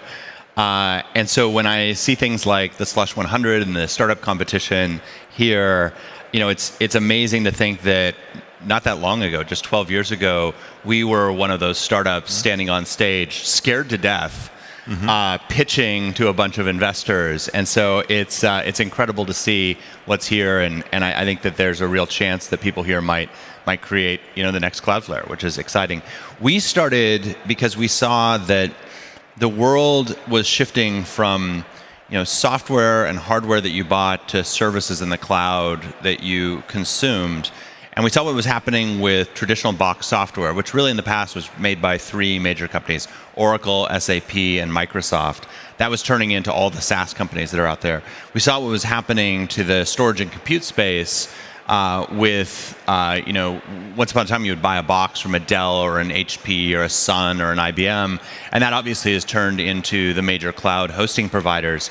And we said that same trend is going to shift how people consume network gear, things that someone like a Cisco would sell into a service as well. And could we take advantage of that opportunity? And so the three of us that started the company, me, my co-founder Michelle, and Lee Holloway, we sort of started out thinking we're going to take on that challenge. And Cloudflare's mission today is to help build a better internet. When we started, Cloudflare's mission was to build a big business and hopefully make a bunch of money. But I think what changed along the way is that in order for us to get customers, we knew that we needed to have the data to build the security sets and things that the big customers that rely on Cloudflare today have. But in order to get that data, we had to have customers. And that created this chicken and egg problem where we were trying to figure out how to solve it. And the way we ended up solving it is we created a free version of our service. And we thought, small businesses and startups would sign up for that. But what really ended up being the things that signed up were a lot of the civil society organizations, nonprofits, human rights groups around the world. And they would get attacked all the time for the important work that they were doing. And that was, first of all, a great source of data that we could then turn around and use to help protect big companies. But even more important than that, I think it put us on the front lines of what were some of the most important work that was being done online and on the internet. And I think that our mission emerged from that because we saw journalists in Africa reporting on government corruption. We saw human rights workers in Asia reporting on the lack of hospital care. We saw on the front lines today, we're helping protect a lot of Ukraine against the attacks that are coming.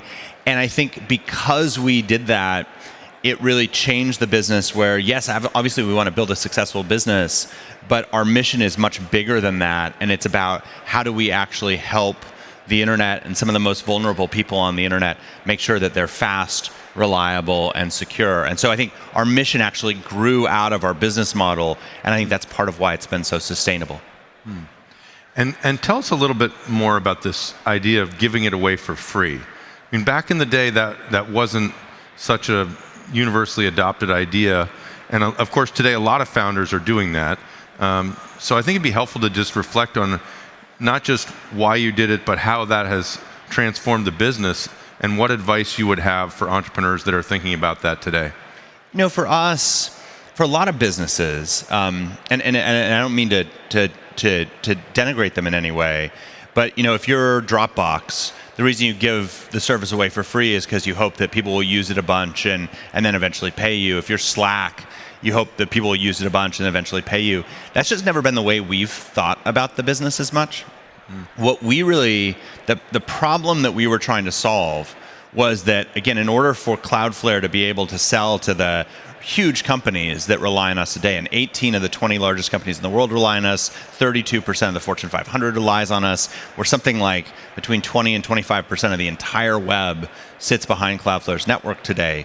But in order to be able to get there, we knew that we needed to have the understanding of what cyber threats were out there in order to be able to stop them. And so how we catalyzed that was we actually gave the service away for free in order to learn about those cyber attacks so that we could eventually sell to the Visas and Apples and Goldman Sachs and big companies that provide most of our revenue today. But it had these additional benefits as well. While it is very rare that if Bob's blog signs up for Cloudflare that someday Bob will decide to spend $1 million to protect his blog, that blog is probably still free. But what we realized was that oftentimes, while Bob's blog might not be a big company, Bob is actually working as the CTO at somewhere like Salesforce. And that literally is how Salesforce became what is a customer now that spends north of $10 million a year with us. their CTO used us on his personal blog. He got to know us there. When he went to work, he saw a problem with what was going on at work at Salesforce. He knew how we worked, and so he advocated. He became our internal champion and then pulled us into Salesforce. Salesforce started out as a $60,000 a year customer, and they've just grown and grown and grown and grown and grown. But that original seed of trust came from the fact that Bob, the metaphorical Bob, was using us for his personal site, and that then gave him the trust to bring us to work. So I think there are a lot of different paths that people can take with sort of the freemium business. I think ours is a little bit different than everyone else's. And what I think is key is you've got to understand your business. You've got to understand the go-to-market dynamics of your business, and you've got to understand the costs of your business to make sure that if you're going to go down that path, it makes sense over the long term. But it's been something which is key to who we are and something that we will always have. And was that something that was easy to sell to investors in 2009 and 2010? I think right now we are living through very difficult economic times. And probably the hardest economic times since the sort of 2008, 2009 timeframe. And I remember, we launched in 2010, but we were first pitching investors back in 2009. And we got a lot of sort of scratching our head looks when we were first pitching it. What I think we did really well, though, is we didn't pitch blindly. We didn't just go run to a bunch of investors and say anyone who would listen to us, we're going to try and get money from you. We were very, very, very strategic. And this is Michelle, my co-founder's sort of the genius, is she made a list of our target top 20 investors, not by firm, but by individual partner at those firms. And we would meet with anyone, but it would always be, it would never be in their office, it would never be in our office, it would always be out over coffee. We'd tell them what we were working on. We'd learn a ton from those meetings. And at some point, we were at one of those coffees with a woman named Dafina. And Dafina was an associate at a venture capital firm called Venrock. And one of the partners there was a guy named Ray Rothrock, who is one of the top security investors. And he was actually number 2 on our list. And Dafina said, after we'd had coffee and we talked about the business, and she's like, I need you to meet Ray. And what was interesting was that was the first time that we went, when somebody was like, I can give you a clear path to one of the people on your list. We went in, we met Ray, and 15 minutes in the conversation, Ray said, I have the authority to write you a $500,000 check right now. Will you take it? And I said, no. And Michelle kicked me under the table, like, what are you doing? And I said, well, we're targeting raising $2 million, and so we need more than that. And he said, well, then I guess we have to have you meet with the rest of the partnership. But that obviously, and that was really the only firm that we pitched at the time, and we were the only technology investment that NEA did in that Venrock did in 2009, and we have been the most successful investment in Venrock's entire history, which is pretty amazing given they were the original funding behind Intel, they were the original funding behind Apple, and so it's I think even in really tough times, you can actually build great companies, and it becomes a little bit harder to raise money, but sometimes that actually makes the company better. Well, Ray, of course, is the one that introduced me to you. So yes. That's how we got involved. But I guess the part of what I remember also is that free wasn't so obvious back then. And while Ray and I believed in free, when we went out to raise future rounds even, it was still not that easy to find people who did believe in free. Ultimately, we found USV and off we went. But I just think that's important to think about in times like today where investors are increasingly focused on revenue generation. Yep. I certainly see that in our founders. If we encourage them to do something, pursue this free strategy, their first, response is, well, but we're going to have to generate revenue in order to get the next round of investment, which is, I think, what you guys told us when we encourage you to go free for longer and longer. And yeah, I know, and I think that what if you're going to go down that path, again, what I think you have to be incredibly disciplined about is cost. And so we believe that even today as a public company, every dollar that an investor entrusts with us is we have a sacred duty to make sure that we are being very, very, very responsible with every single one of those dollars. And so we have, from the earliest days, obsessed about how can we drive every cost down as far as we possibly can. And I think that that discipline that was actually born out of what were the tough times when Cloudflare started has made us a much better company today. And I think the companies that launch, if you look at when do the Googles and Facebooks and all of these companies that turn into massive, massive, massive successes, oftentimes they actually come out of very difficult times. And so while right now it definitely has become a lot harder than it was a year ago to raise money, I would bet on the companies that are successfully raising money today, that are thinking about costs in a very disciplined way, and that are building businesses that will scale to, today Cloudflare generates $1 billion in revenue, but that they also are doing it in a way that they can have very high margins, that they can succeed at scale. And I think when money is really easy to come by, sometimes there's less discipline around that. And I think that the tough times that we started in actually gave us that discipline, which continues to pay off today. Well, I actually think this is one of the most important things for founders to understand about the environment we're in.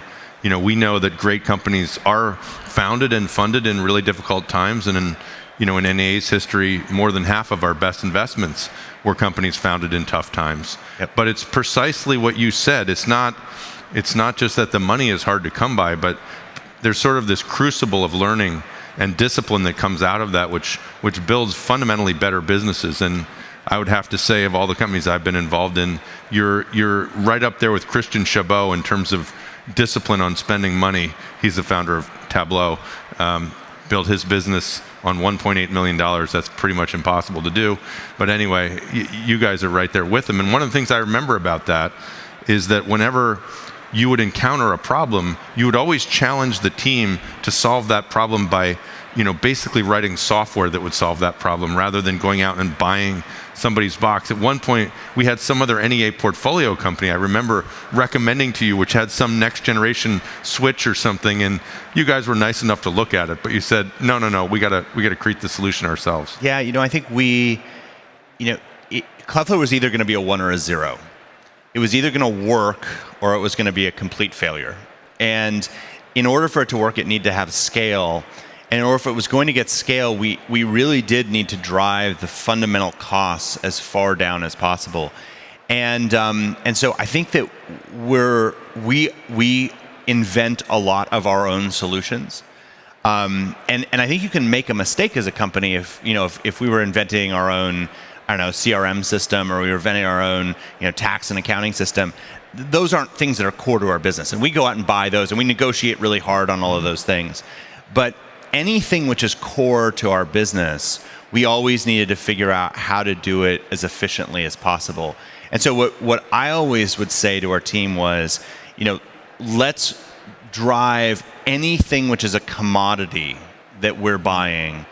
We have to be able to buy it as cheaply as anyone else, like cheaper than Google, cheaper than Amazon, cheaper than Microsoft, cheaper than Facebook. How do we drive those costs down? But those things that are truly differentiated, which ultimately are the people, how do you make sure that you're not being cheap in those areas, and that you're really rewarding people and making sure that that they're successful? And I'll say that we've done very, very well. I've from a financial perspective done really well. But when I think about what are the things that have been the most rewarding at Cloudflare, it's when an employee who is early with us calls me up and says, I was just able to buy my first house because I joined Cloudflare. I was just able to send my kids to school without having to think about what the cost would be. I was just able to do those things, and so I think we've always been, and I think you've really helped us think through how to reward the employees in your team as much as possible. They're not commodities. That's not the place to be cheap. But yeah, driving down the cost of a switch, it's a switch. Like we should make sure that we're never dependent on any one company so that we can continue to drive those costs down as far as possible. That's the commodity that you need to be cheap around. But people, you really want to reward, and you want to make sure that those people who bet on you early are in our cases, many of them create generational wealth for them, which I'm really proud of. It's wonderful to see. Coming back to the cost discipline, I think one of the things that impressed me was the creativity that went into the standardization of the hardware, off-the-shelf hardware, standardized offerings, standardized software, which could be deployed without a human ever leaving San Francisco to deploy it in Bombay or whatever it was. Could you just talk about that a little bit? Because I'm not sure people realize that's even possible. So one of the earliest fights that we had in our engineering team at Cloudflare was, did we need to have specialized hardware to do all the different things we did? So did you need a storage server to store files, and then did you need a specific DDoS mitigation server to stop DDoS attacks, and a DNS server? And that was one approach. I think Lee, who is really the technical genius behind Cloudflare, and then to a lesser extent, I really saw what Google had done in terms of saying, we're going to buy just commodity equipment, and then we'll spend our time writing clever software that makes it act as if it is one giant mainframe. Our question was, could we do the same thing, but instead of being one giant mainframe, could we make it one giant, router or switch or load balancer, one giant network effectively that was out there. And so it was not popular at the time, and it was harder, but we from the beginning said we are only buying one type of server, and it has to do everything. And today, we will set up, and we're on our 12th generation of servers. We buy them. We actually have multiple what are called ODMs that build them for us, mostly in Asia. We bid them all off each other. They have a certain spec. We're speccing it down to the individual chips that are on the motherboard. There are times where someone can't get a chip for us, and we'll go source the chips individually to be able to again, drive those costs down as far as we can. But when we buy equipment, instead of us buying, a little bit of one thing, a little bit of another thing, and a little bit of that, we're buying a ton of one type of equipment. And that has two meaningful impacts. The first is, because we can then buy at scale, we can get that equipment very inexpensively. The second is that it really simplifies our deployment so that whenever we need equipment somewhere, we can actually depot it around the world and then deliver it right to those places. What's been powerful, though, is what that means is we're always at somewhere on our network. We have a little bit too little capacity for something. Maybe we're running hot on CPU, but maybe we have then an excess of something else. Maybe we have more storage than we might need. And every single quarter, our infrastructure team meets with our product team, and they look at, okay, not where are things running hot. We know what to do when things are running hot. We deploy more equipment and we solve that. But where do we have excess capacity? And so, for example, recently, about a year and a half ago, our team looked out at our network and said, we've deployed all these servers everywhere. They have a certain amount of storage in all of them. We have excess storage today. So what can we do with that? And our infrastructure team challenged our product team to go out and build something around it. And they said, well, let's go compete with AWS, right? They have S3 as a storage system. We've got a whole bunch of extra storage. We can go sell that extra storage, which is already deployed as an object store. So we launched something called R2, which is a S3 compatible object store, but with no egress fees, no data transfer fees. And that's going to use up all of that extra storage. And then we'll have to buy more boxes, and then to supply that. And then we'll wake up, I would predict, in 18 months, and now we'll have a whole bunch of extra CPU, and we'll be like, well, what can we do with that? And so I think we're always trying to think about where is there slack in the system, and how can we take that up with new products or features which can then surprise and delight our customers. Or, I have always really admired Amazon's ability to take things that are costs and turn them into revenue centers. And I think that we've been very inspired by that, and I think that's a big piece of how we think about products as we build them. Awesome, Matthew. In the time we have left, let's switch to people. Yeah. I've been amazed over the last decade I've been involved in the company that Cloudflare always seems to get the people that you want to get, and they're often quite extraordinary. And I contrast that with, not that my other portfolio companies are necessarily doing a bad job of this, but it's been a very difficult hiring environment for the last decade in Silicon Valley. What's the secret sauce at Cloudflare for, attracting and retaining these extraordinary people? Everyone who comes and works at Cloudflare can work somewhere else. Everyone has multiple job offers that they could work somewhere else. And we, I think we're generous around pay and those things, but we don't chase that when, especially late last year, beginning of this year, it seemed like salaries were going through the roof. I think we were very disciplined around that. But as a result, I think we've tried to be very fair across that. And people want to work for organizations that are fair. That's, I think, really important. And so being disciplined around how you think about compensation actually may mean you don't get someone in the short term, but it actually means that you're going to be more fair, and that's more stable over the long term, which is important. I think the second thing is mission really matters. And people who have multiple different opportunities are thinking about what is the thing they want to do in their life. Because they realize, especially I think during COVID, people realized like time is finite, and I should be working on the things that really matter. And so I think that because we have a big mission, because we live that mission every day of helping build a better internet, because we are out there, right now we're helping make sure the internet stays on in Iran. We're helping, Russian citizens. 10% of Russian households are using Cloudflare technology to bypass Russian censorship. I was personally sanctioned by Iran. I had to check on the flight path to make sure on the way in we weren't getting too close. Not by Iran, by Russia, to make sure we weren't getting too close to Russia, because we're pretty close right now. And I think that people want to work for places that are doing work that matters. And so, my advice to founders that are out there, oftentimes founders want to do something that's within sort of the four corners that they understand and feel like they can control. We had no idea how Cloudflare was going to work when we started. We saw a big problem. We're like, yeah, that seems like it's an opportunity. But we weren't the obvious people to figure that out.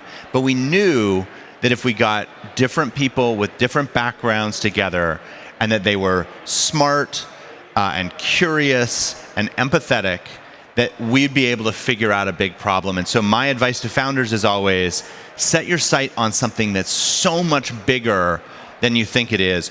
Be serious about getting there, and that's going to help you actually attract better founders. That's going to make it more likely that you succeed. Love that, Matthew. Thank you. Let's leave it there, and thanks to everybody in the audience for being with us today. Thank you, sir.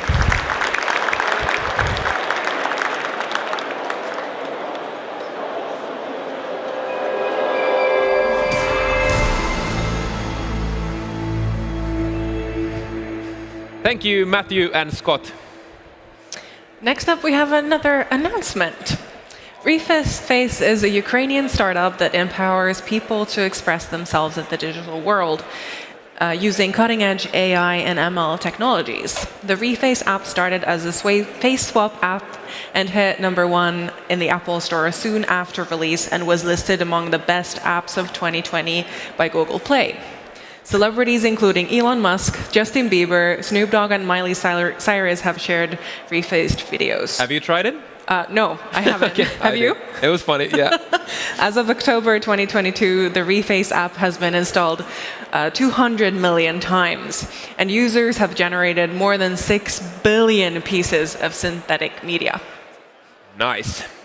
Dima Schwetz is the co-founder and CEO of Reface, and he has got some exciting news to share with us today. Give a huge hand for Dima.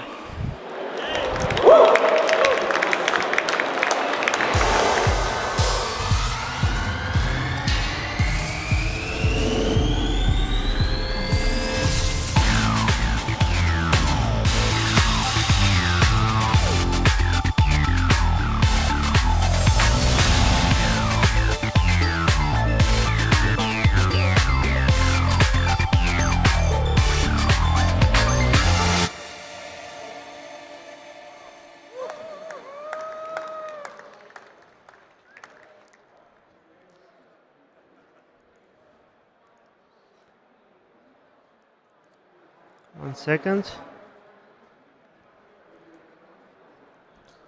Astronauts, tennis players, football stars, celebrities. Actually, that's all we all would like to become as children. But however, reality is different. Not all childhood dreams come true. But luckily, we have Reface. Reface can embrace multiple roles in a single lifetime. We found Reface to help everybody be anyone.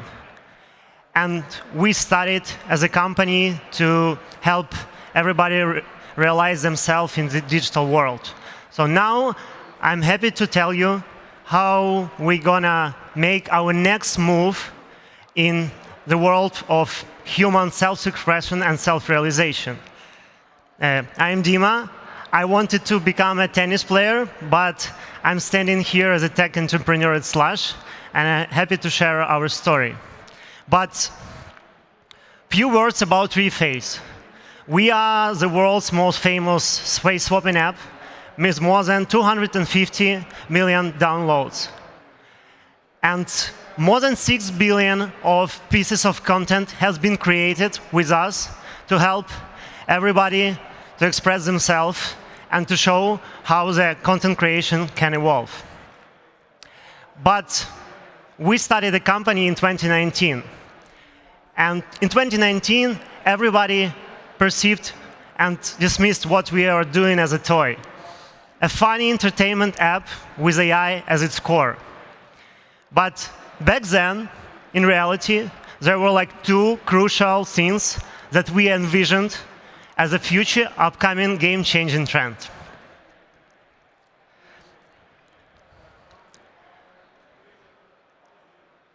Generative AI is already here. It is shaping the evolution of content creation. It's helping us to revolutionize content creation tools. Now you can create any content super easily fast. You can take any piece of content, cut down any background, generate a new one with AI, change it, and after that you can actually create text to image with AI as well. It's never been so easy to create the content as nowadays. What is important that currently you can become a creator with zero skills and having only a creative spark of idea. What exciting time to be. So it's obvious for me that the next web paradigm is AI-powered web, and we're here to stay. Another direction which we believed and believe is like digital worlds and 3D environments are inevitably to come. Every second keynote speaker now and keynote is about metaverse, and this is for a reason. Because while metaverse is still in its early days and people playing like with this as early adopters, we are thinking in Reface what's next. Do people want to be cartoonish? Or do they want to be hyper-real? Do they want to be even better than themselves? How we can help them have so many great creation AI tools in 2D and then in 3D. That's actually how we started developing our new technology. In 2022, we started to thinking about and exploring about future breakthrough ML technology that came after face swap and will definitely change how people interact. And that's how MetaHead was born. MetaHead is end-to-end rendering pipeline which enables 3D representation from 2D objects while keeping hyper-realistic level of details, cutting computation costs really low. Oh, sorry, 1 second. OK. But could you imagine how people actually created the content and transferred the 3D objects into metaverses and 3D environments before? You actually need a lot of stuff. You need to create and have really specific machines GPU to get this data and scan it. You need to have specialists who understand how to do it. You need hours of time to actually render this scanned data. And last, you need a powerful PC to portray all these objects into metaverse. Could you imagine that Reface now can replace this pipeline, made it possible to render such tough objects and super realistic ones as people, humans' faces, with low computation costs, maintaining the same speed, and having hyper-realistic level of details. And it's a pretty challenging task, I might confess. But we raise the bar so high. Let's speak about MetaHead a little bit more. How we do it. So you can get a really vivid 3D representation of your head and face. And what's next? You can actually have it by having several selfies. But the most exciting part, that you can have it rendering using pixel shaders. That means and rendering at 60 frames per second in real time on any device you have. Mobile phone, headset, or even PC. Incredible. And our perception that human face is one of the most unique objects in the world because it has so many tiny details to show. Wrinkles, lips, skin textures. And what we're actually doing, we can take all these tiny details, recreate into textures, and help create the specific representation that can be used in multiple sources, that can be then used in different industries. And after that happens next magic. Really important that all these textures are actually taken, extracted from vectors from a single selfie. That means that you can create real-time, super detailed skin textures in 8K. Could you imagine that you can actually do it without any specific stuff, without any applied and knowings and findings in 3D, and you can do it by just clicking on your phone?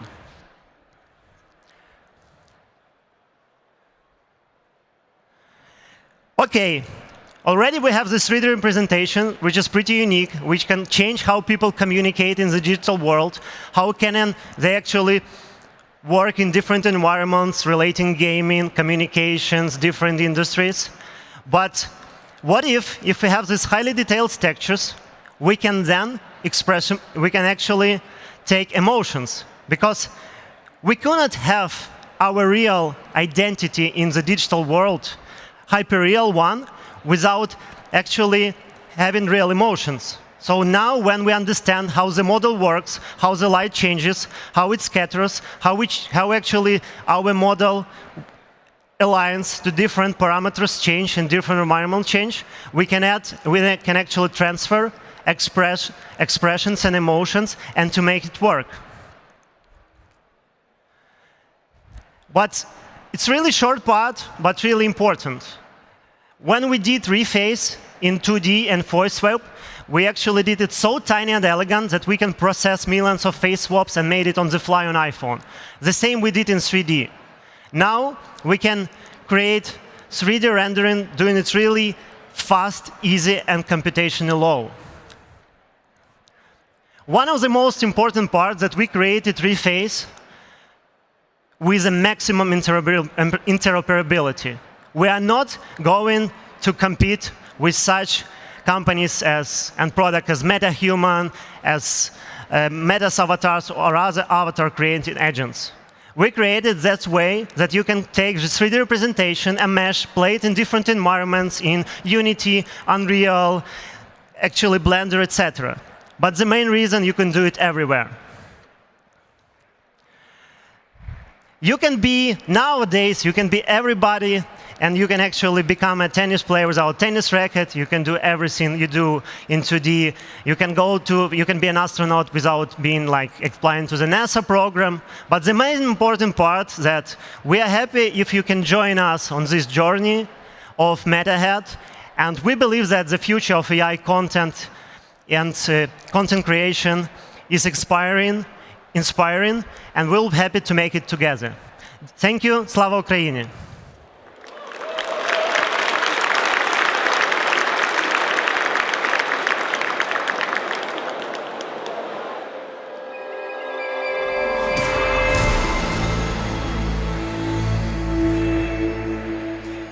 Thank you so much for that, Dima. In 2011, in the little town of York, England, early Bitcoiners started to play around with the ideas of the crypto economy. To make the use of Bitcoin easier, they built the first blockchain search engine and a crypto wallet.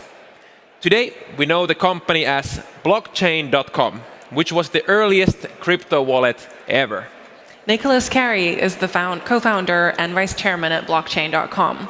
His journey started with exploring the Bitcoin blockchain to building blockchain.com into one of the most valuable crypto startups to date, last valued at $14 billion. In addition to building blockchain.com, they have actively funded the next generation of Web3 companies as well. Nicholas will be on stage with Axios' reporter Kia Kokalecheva. She covers venture capital, technology, startups in Silicon Valley. This is past, present, and the future of Web3. Welcome on stage, Nicholas and Kia.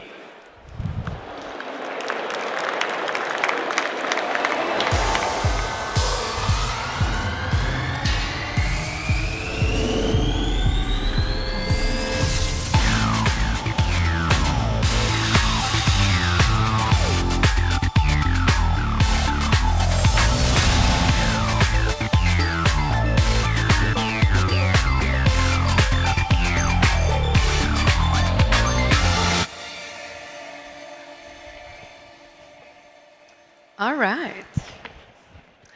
Thank you, everyone, for being here. So as mentioned, my name is Kia Kokalecheva. I'm a reporter with Axios, and I'm based in San Francisco. And I'm so excited to be here with Nick Carey, who's the co-founder of blockchain.com. So to kick us off, what is blockchain.com?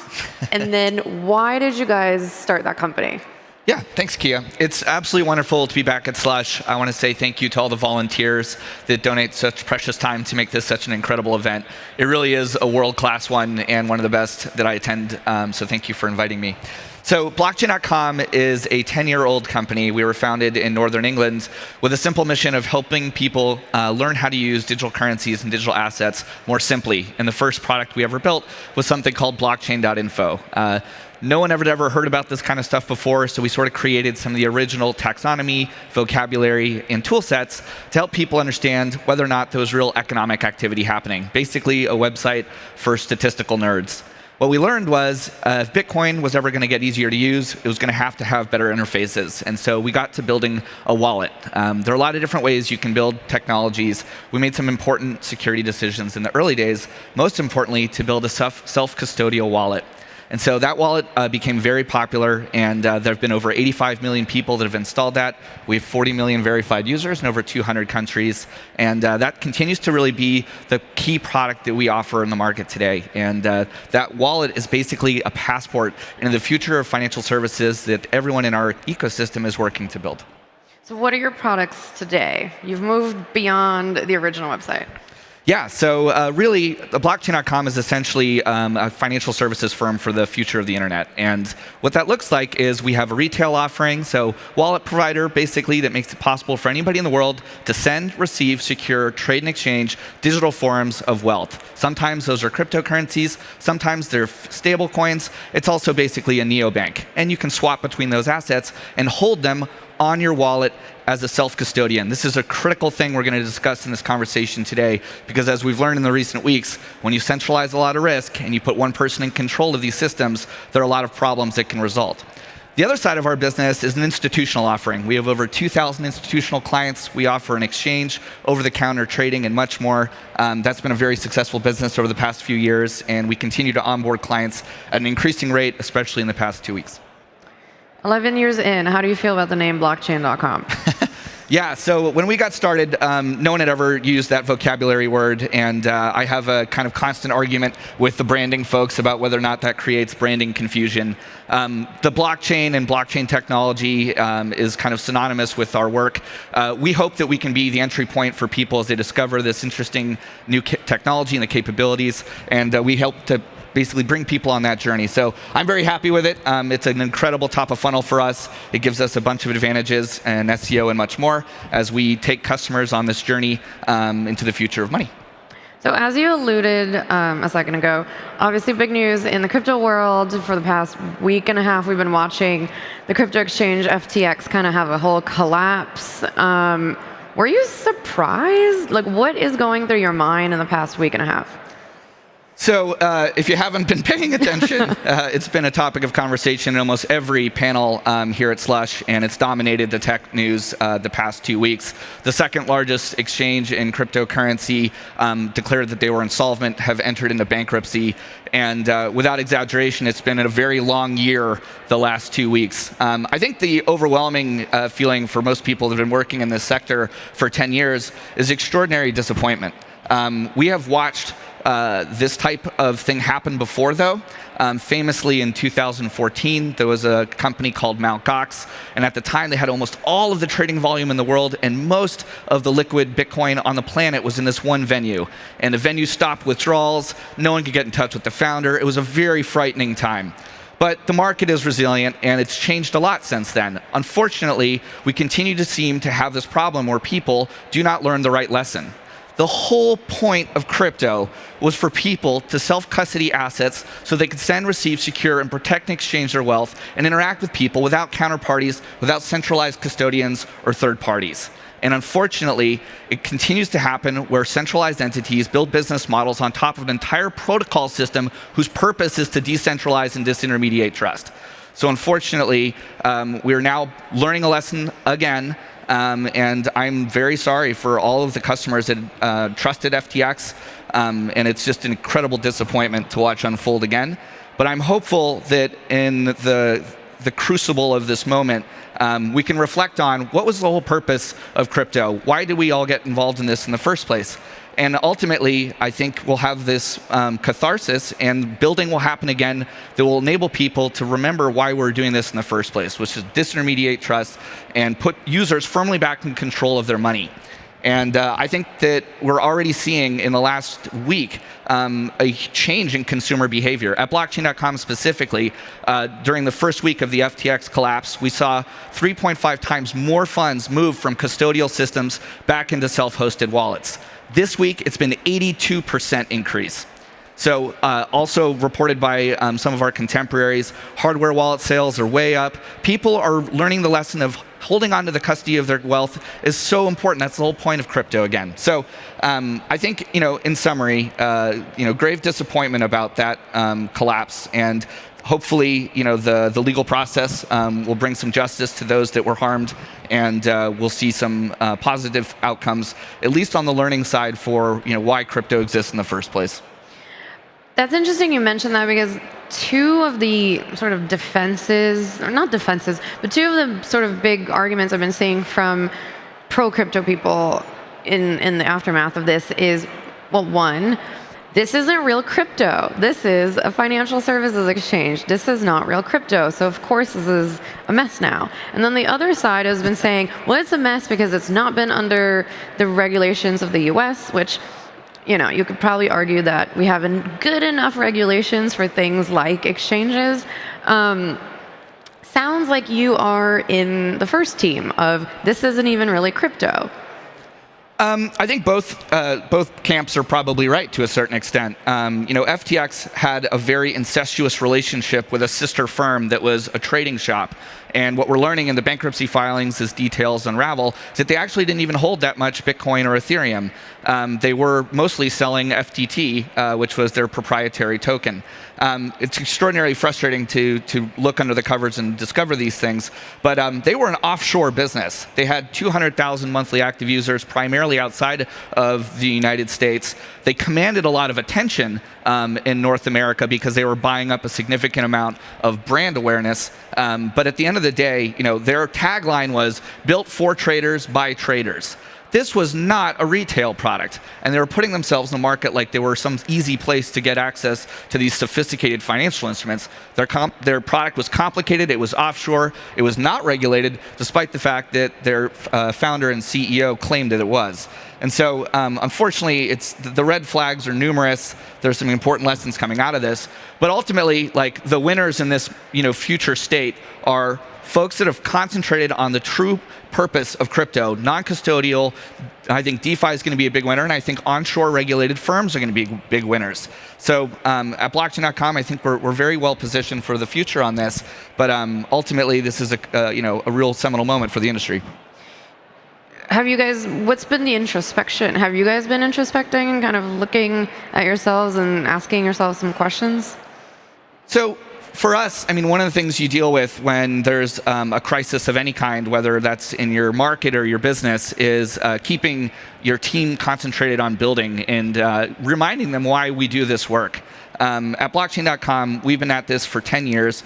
We really want to build a better financial future that empowers more people to have control over their money. We want to build a world where there's more economic freedom. We want to build tools that make it possible for unbanked and people that are underserved to have access to a financial system that is accessible by anyone equally. And so when you get back to your roots, you get back to the core of why you got started in the first place, those deep reservoirs of motivation are still there. But we have a lot of new teammates. We hired a lot of people over the last 2 years that have never seen this type of volatility. And one of the things you have to do as a founder and as a management team member, and just as a teammate, is encourage and also educate your team about how these moments happen and why you have to lean into your key principles. And one of the things, our core values at blockchain.com are just to relentlessly build even when it's tough. And so we've been, having those conversations with our team, reassuring our team, and reminding them that these moments where there's, ups and downs are really the time where you define yourself as a company. And in crypto, we talk about crypto winter. We're here in Finland, one of the coolest places in the world. Those times when you build a company, when things are hard, when the market's not growing, when it's difficult to get customers, that's when you build the sinew of your company. That's where you build the real muscle that gets you through the hard times. And so just like companies, anyone that's doing well when the market's growing, they're there with good timing. And I think we cultivate what I like to describe as winter power. And that's how you survive when things are tough. And so we've been through 4 cycles where the value of the market has dropped by more than 50%. A financial services executive, if they were sitting in this chair, would maybe talk about 2 or 3 events in their entire career where they saw something like that. We're kind of used to it, but it doesn't make it necessarily any easier. But if you understand that it's part of the cycle of adoption, especially in our industry, you have to teach that through the organization. Yeah, because you had the last winter 3-4 years ago, so that wasn't even that long ago. Yeah, there's sort of like this cycle where there's all this optimism and hope, then a year where everyone says it's never going to work, then you build through that, it starts to improve, there's an incredible year, and then there's a whole bunch of correction because there's tons of malinvestment, many projects don't work, a bunch of individuals that come in aren't there for the right reasons, and what I call crypto tourists, who are all showing up to make a quick fix or a quick buck on something, get wiped out. Just like you can't become a professional athlete by taking shortcuts, you can't build a sustainable, enduring business by doing the same thing. It takes a lot of work. The motto of our company is do the work. Why do you think that so many people, you mentioned that you guys have been seeing a lot of new customers and a lot of migration, but why do you think these centralized exchanges remain so popular? There are some seductive reasons for building a centralized exchange. You have total surveillance over all of the economic activity happening on that venue. That can give you significant pricing advantages. It gives you tools to monetize the behavior on the platform. And so there's a reason why we have enormous amounts of regulation in financial services when you have venues, who can trade on them, what kind of rules they have about all that, front-running customers and all those things. And so there's incredible risks when you centralize control over people's economic activity. And unfortunately, we're learning the painful lesson again here. So from my perspective, this is why over the long run, over the next 10 years, as the innovations, especially in decentralized finance, come to fruition, we will see that there will no longer be a need to build these centralized services. And one of the big trade-offs over the past 10 years has always been around speed and security.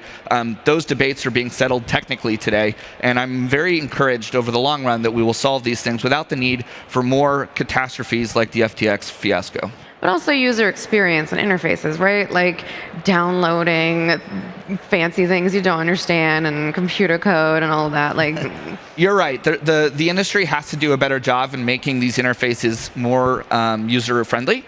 And one of the things you're going to start to see are merged interfaces, basically that support both trading features, NFT wallets, galleries for things, tickets to future concerts, all of these things inside one app that lets you control precious information that you need to bilaterally exchange with counterparties. That might be as simple as making a payment. That might be as amazing as getting a royalty from a musician that you invested in. It might be owning a hard digital asset like Bitcoin or something else. And so when you think about what the future of finance really looks like, it's about holding custody over your precious information and exchanging that in a secure way with counterparties without having to rely on any custodians or anyone between you and the person who needs to receive that precious information.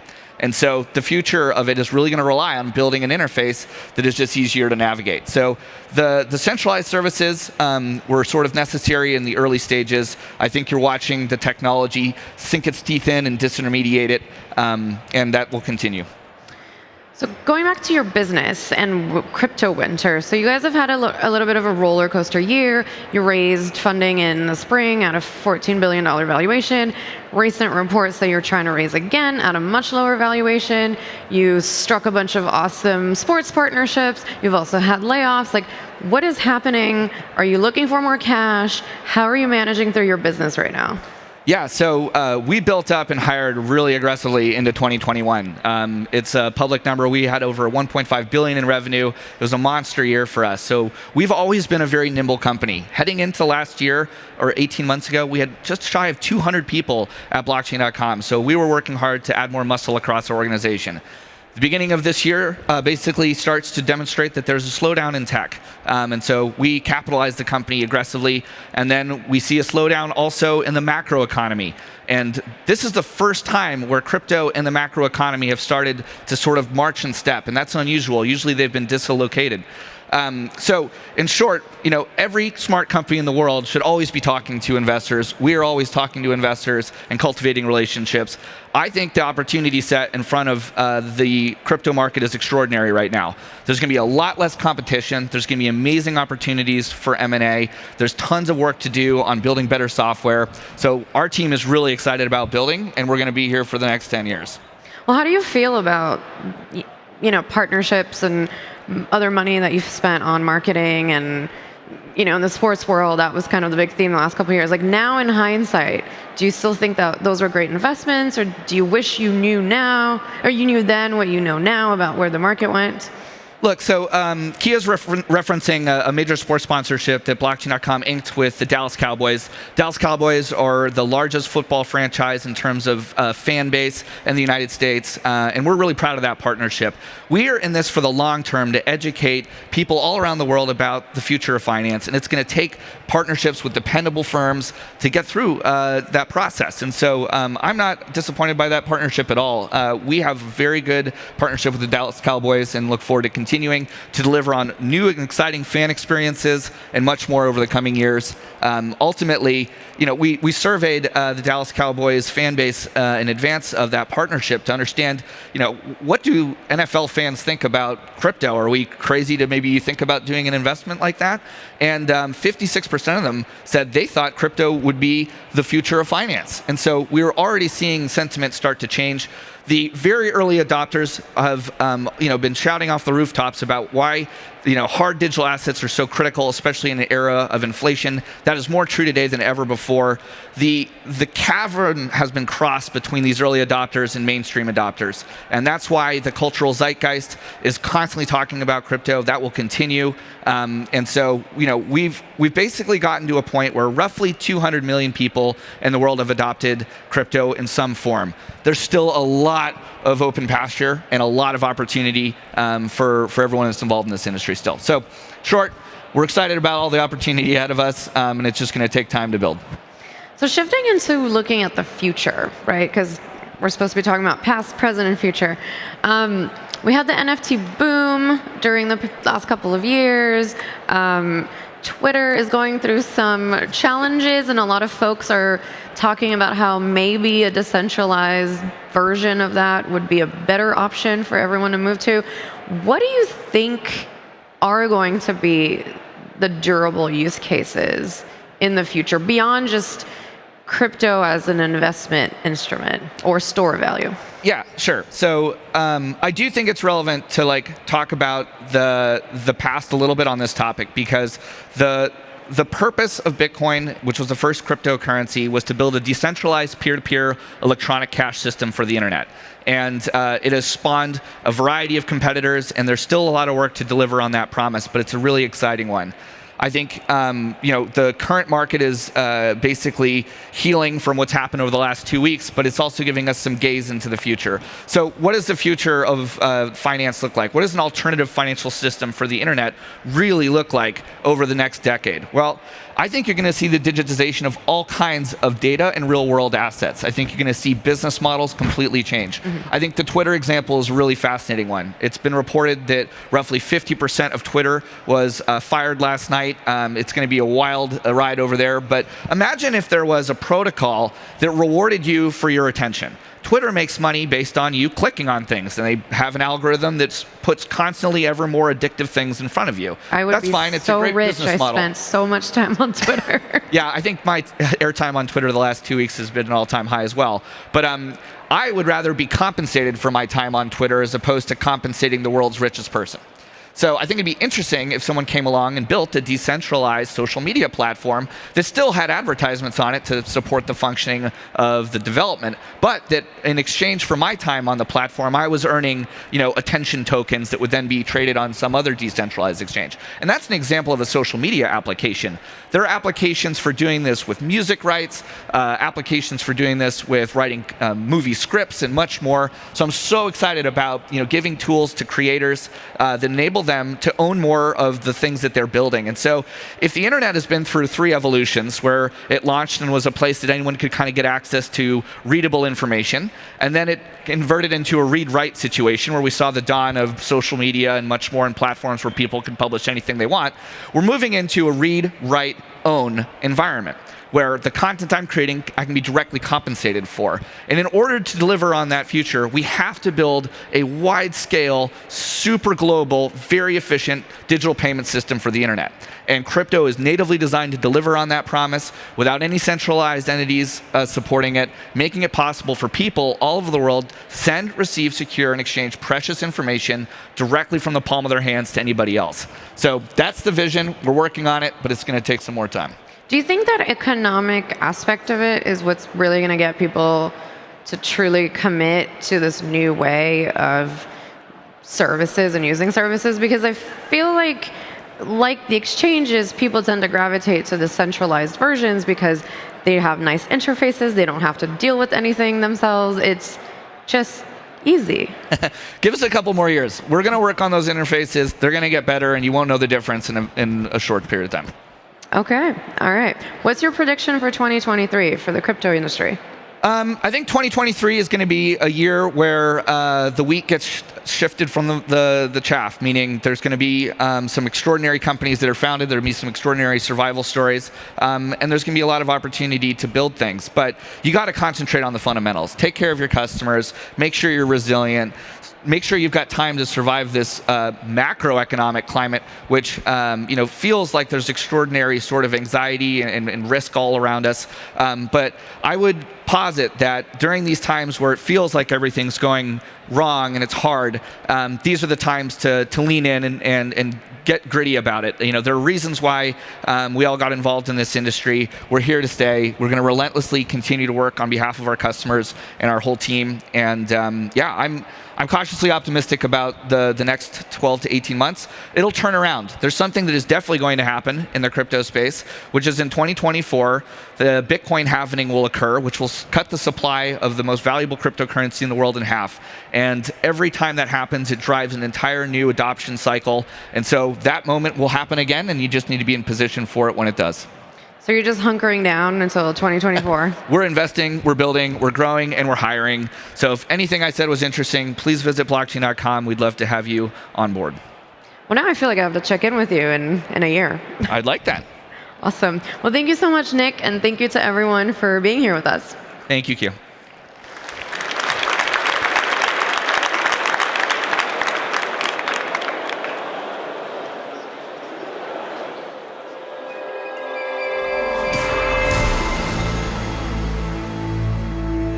Thank you, Nicholas and Kia. Min.io is building a high-performance, cloud-native object store for handling unstructured data and has become a unicorn competing against industry giants like Dell, AWS, and NetApp. Min.io credits much of that success to its singular focus on building one thing, multi-cloud object storage, and doing it better than anyone else.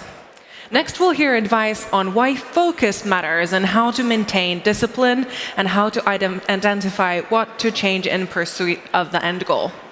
Right. Garima Kapoor is the co-founder and COO at Min.io. Prior to this role, Garima served as the company's CFO. Garima is also an active investor and an advisor to emerging technology companies in Silicon Valley. With her, we have Quentin Clark. He's the managing director at General Catalyst, a venture capital firm that partners with seed to endurance stage founders to help build companies that withstand the test of time. This is Building with Intention, how focus can make all the difference. Welcome on stage, Garima and Quentin.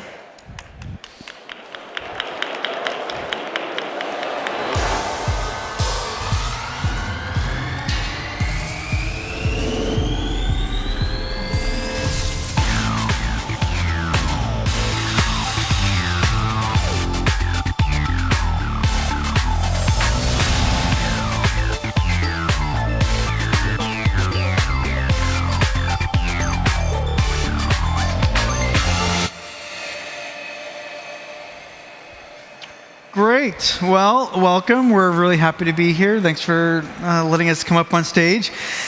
I'm an investor at General Catalyst, but I was not when I first met you. Yes. So how do we know each other? What's the story there? I think back in 2016, I very distinctly remember you coming to our Palo Alto office, and I think within one meeting, you very deeply understood and cared about the problem that we were solving. And by the end of the meeting, we knew that we had to work with you anyhow, somehow. And that's how we got started. You joined us as an advisor of the company long before you were part of GC.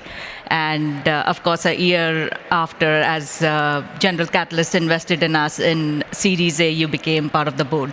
Yeah. So it's been a great journey. So why don't we just take a minute, talk a little bit about what you're building and how that's going. Yeah. So Min.io is the fastest and the most popular object storage out there. For those who don't know, object storage is the technology that powers the cloud. So all the cloud services, they consume underlying cloud storage or object storage as the primary data store, such as analytics applications or AI ML applications or traditional backup applications. So it has become the primary storage for all the cloud services. So that's what we do, and we started back in 2015-ish, and from 0 lines of code to now we are 1 billion Docker downloads and 1 million Docker downloads a day. So it has been quite a wild ride till now, and it is amazing to see the traction that Min.io has gotten so far, especially because we come from the infrastructure space and it's not considered to be very sexy to hack on. So I'm very impressed how the developers have completely taken, given us a lot of love when it comes to the object storage. Yeah. So 1 million downloads a day. Yes. That's a lot. Yep. So yeah, it's been great to see the progress and be part of the journey. This talk is about focus, and one of the things that's been very impressive as being part of what you guys have been building has been watching and following that focus. You and your co-founder AB started at the beginning talking about liberating data, and as AB says, like, they're called data centers. Why is it mostly about compute, not about data? So how do we put the data back in the data center? So can you just talk a little bit about how that focus has helped you start the company and then kept you kind of guided in the last, many years now? Sure. So when we, when we were starting or when we were thinking about doing a startup, we were very clear that we wanted to pick an idea that is bigger, and the problem statement that not only gets bigger but also compounds over a period of 10, 15 years, and we can hack on it for that long time.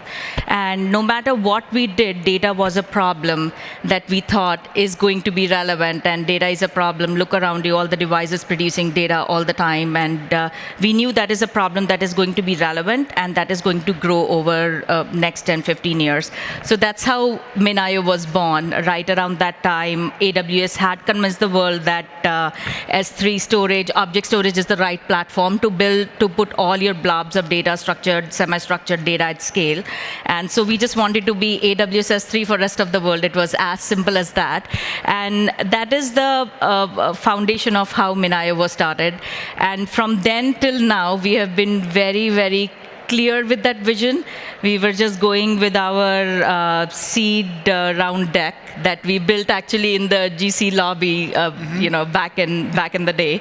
And the first floor slides that we built, they were actually, same as we built for the Series B deck that we were building. It's all about having a land grab, building the world's #1 cloud storage or object storage technology. And so we have been very focused in our approach so far. And when it comes to data liberation, we knew that as the companies or as the businesses become data businesses, you don't want to be held hostage by any one particular cloud. That was very clear, because if data is your business, your data cannot be held hostage at any point of time.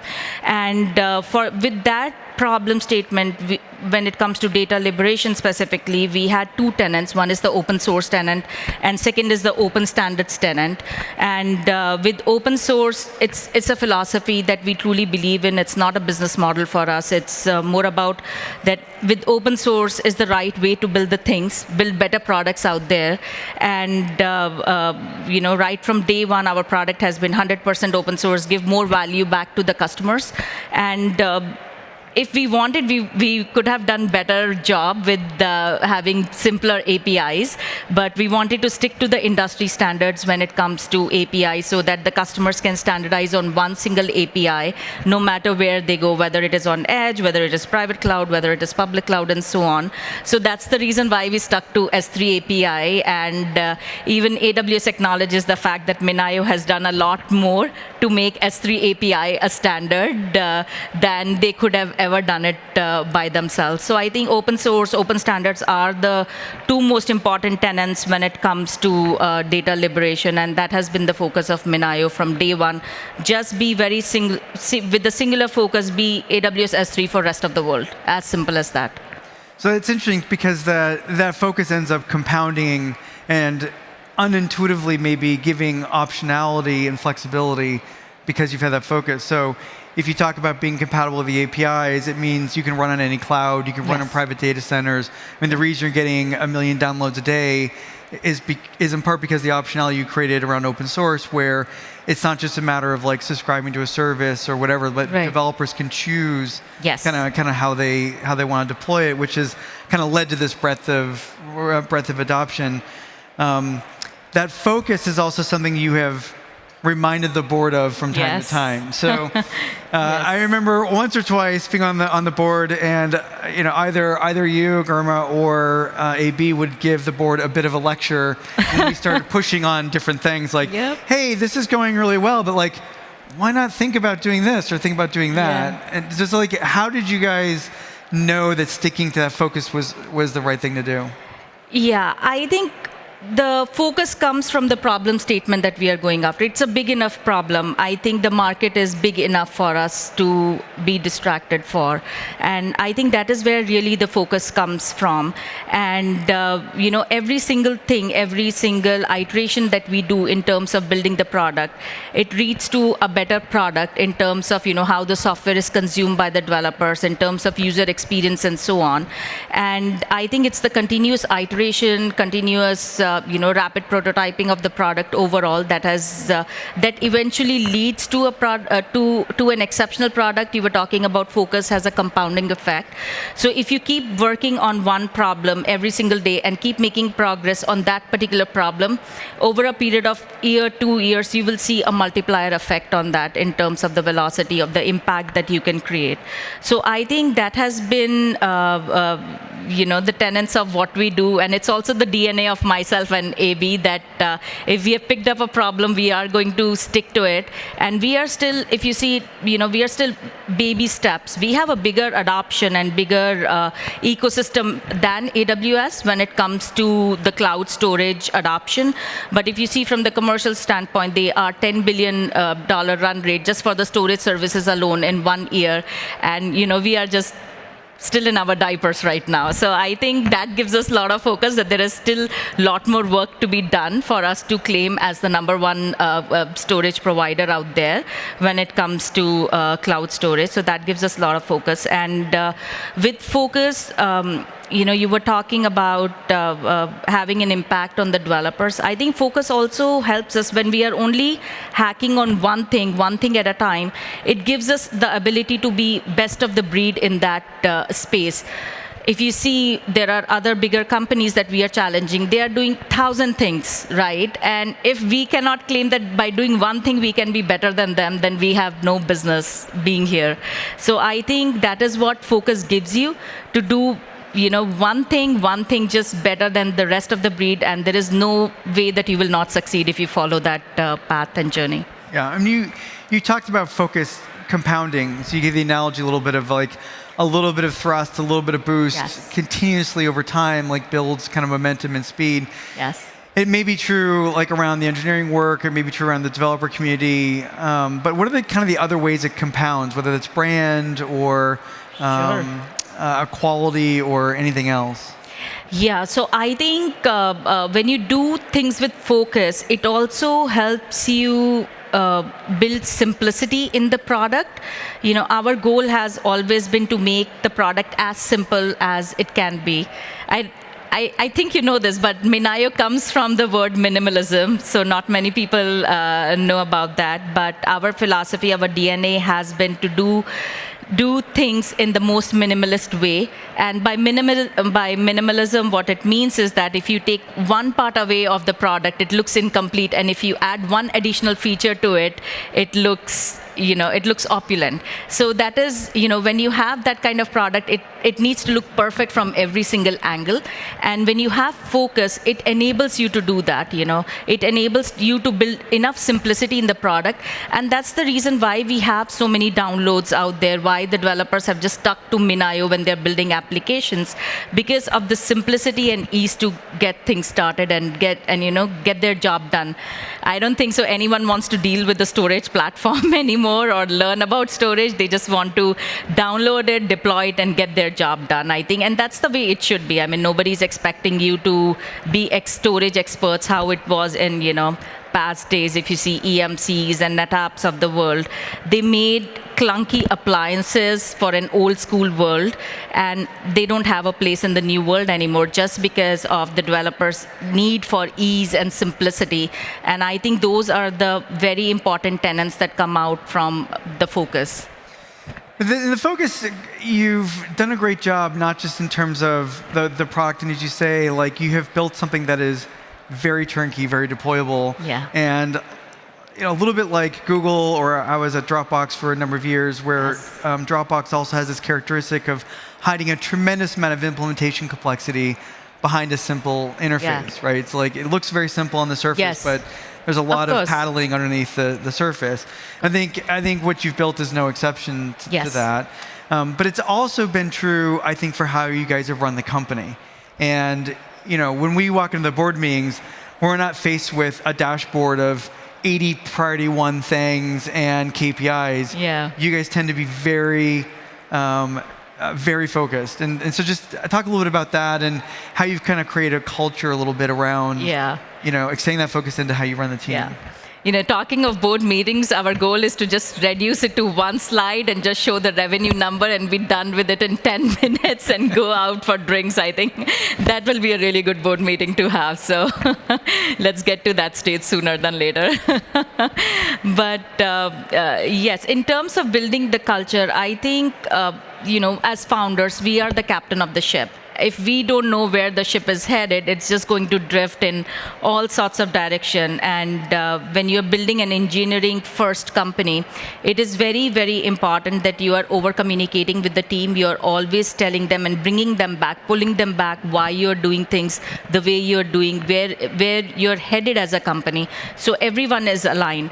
And the thing is that when you have very creative people in the team, it becomes a little bit of a balance, because you do need to give them a space to do their creative things and be excited about the job that they signed up on. So you need to give them that much flexibility, but also bring them back that this is the direction that we are going, and whatever you do in the realm of whatever you need to do from engineering standpoint, it needs to get aligned to that one singular direction. And that's how we make progress together as a company. I think when we started, it was just three of us, me, AB, and Harsha for the longest time. And it was just so easy. Things were just like so beautiful, easy, because we were talking all the time. It was, we hired next set of 3 people. Again, it was very easy because we were just sitting in one room, talking, communicating, and making sure that, there's almost like a mind meld happening. When you reach, I think, somewhere around 50 people, it doesn't happen that much. And you also tend to be like one step away from the hires that you have brought in to the team. So I think it just becomes all the more important that in whatever all hands you're having, we do have like all hands every single day. So that helps in terms of making sure that the entire company is just aligned and making sure we are making progress in the right direction. So just a little bit of things here and there, but I think the problem becomes important as you scale the company and making sure that at that scale everyone is aligned towards one mission. And that's our job as founders. It is exhausting to just keep on communicating the same thing over and over to the team, because to you it might look repetitive, but there is a lot of value in that to the new team members especially. Yeah, it takes a long time actually for new ideas to really sink in across an organization. And then for people that are coming on, that you're hiring, to get onboarded, onboarding doesn't end, when their laptop is provisioned and they're in the right depots. No. It really ends when they're kind of really deep enough into the culture and understanding what their priorities and focus really are. Yeah. So one of the things that challenges focus a little bit, people will say, is like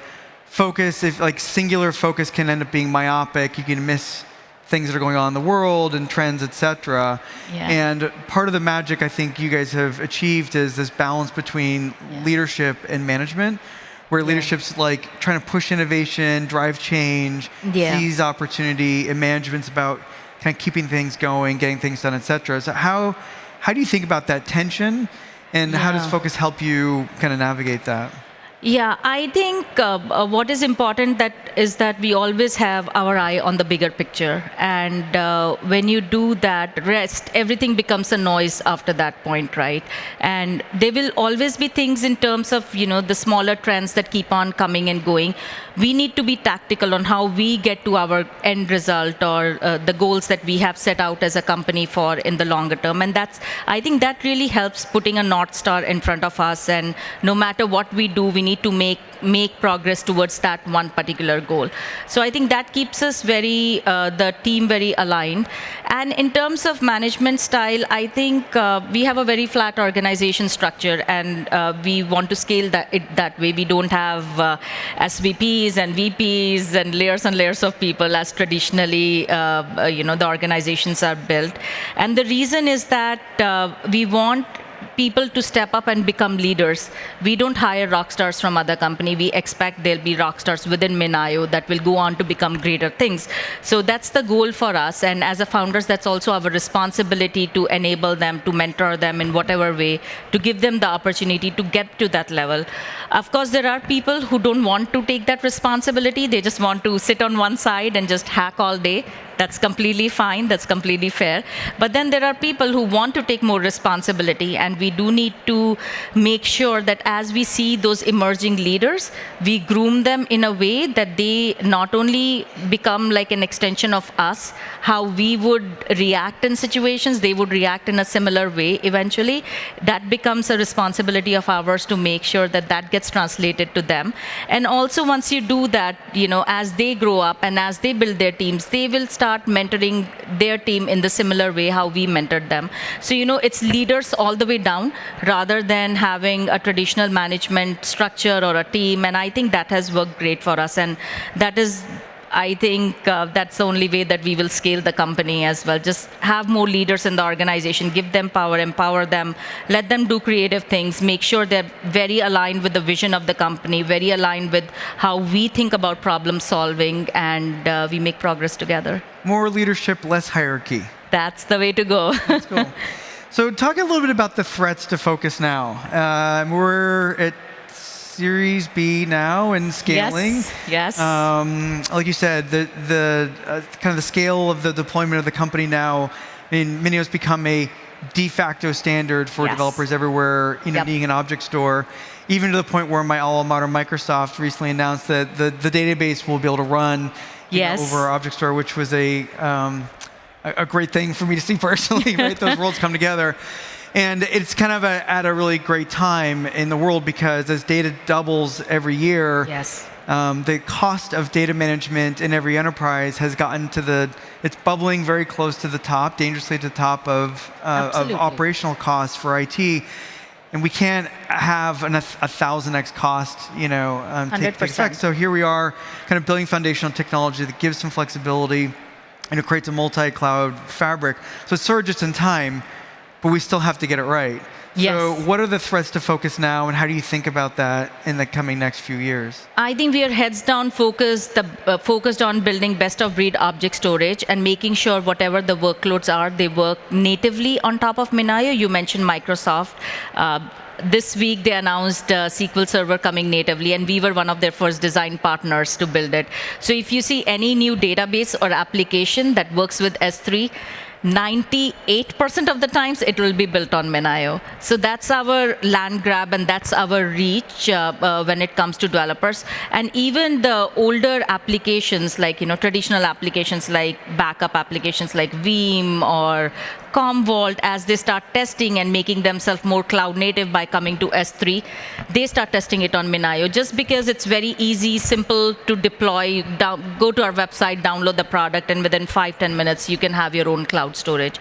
So it's, I think, the ease and simplicity. So we are heads down focused on making sure whatever we can do to enable that experience, make that experience better. That is where we are focused as a company. And data is going to get produced everywhere, at the edge, within private clouds, within public clouds. And it is very important for organizations to have that freedom from the cloud lock-in. And what gives you the freedom is having standard set of APIs. I think that is super important if you are, and most of the businesses are going to become hyperscaler themselves in next 5 years. So it becomes even more important from the cost perspective that you have complete control of your data because data has gravity. Applications you can move around, you can spin around, you can just, containerize it and deploy it wherever it needs to be, but data has gravity, and storage you cannot move around. So it's important that you remove the silos, bring all the storage together in S3 compatible storage platform like Minayo, and just run application stateless on top of it, no matter where it needs to be. And you can optimize your cost, whether it needs to run on a high performance hardware, whether it needs to run on a low performance hardware.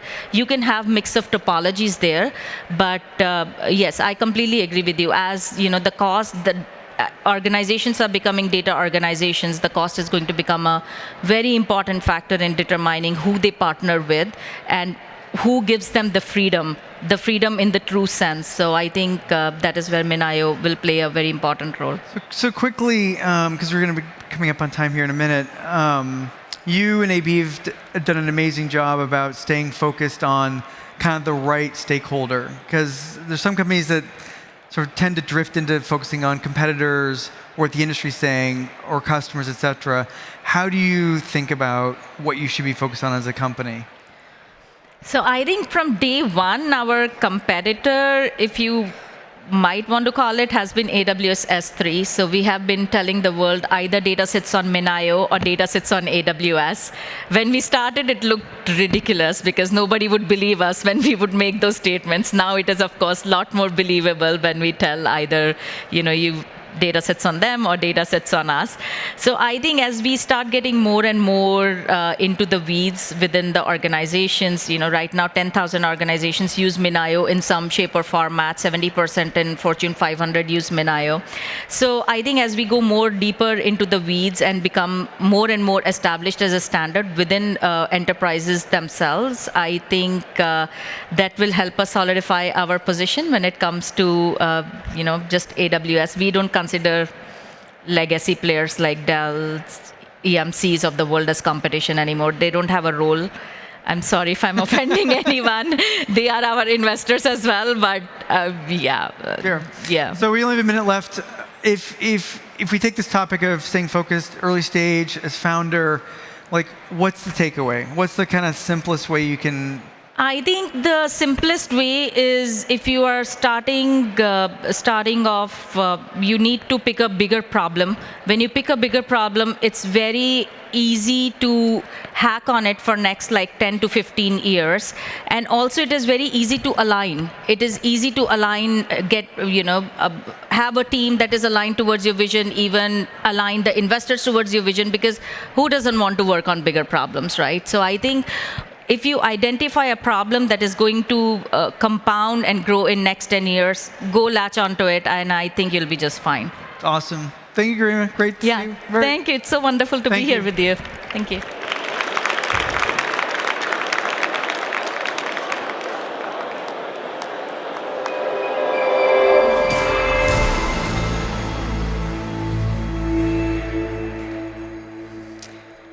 Thank you so much, Garima and Quentin. The next tech revolution will be decided in space, according to at least our next speaker. Launching is the first step to get there, but access to space is currently a super rare asset here in Europe. ESAR Aerospace is the European answer to create low-cost access to space, driving key technologies on Earth like telecommunications, autonomous driving, and tackling climate change. ESAR Aerospace significantly reduces cost and increases launch cadence through its in-house automated rocket production. Next, we'll hear an explanation on how creating cost-effective and flexible access to space will help other technologies to grow, and why sovereignty in space has become an essential geopolitical factor. Our next speaker is Daniel Metzler, and he's the co-founder and CEO of ESAR Aerospace, a Munich-based company developing orbital space launch vehicles with the vision of engineering the future of space flight.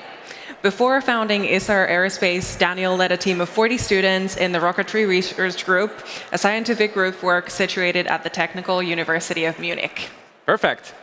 This is a lecture, Rocket Science 101, creating a low-cost access to space. Give a warm welcome to Daniel.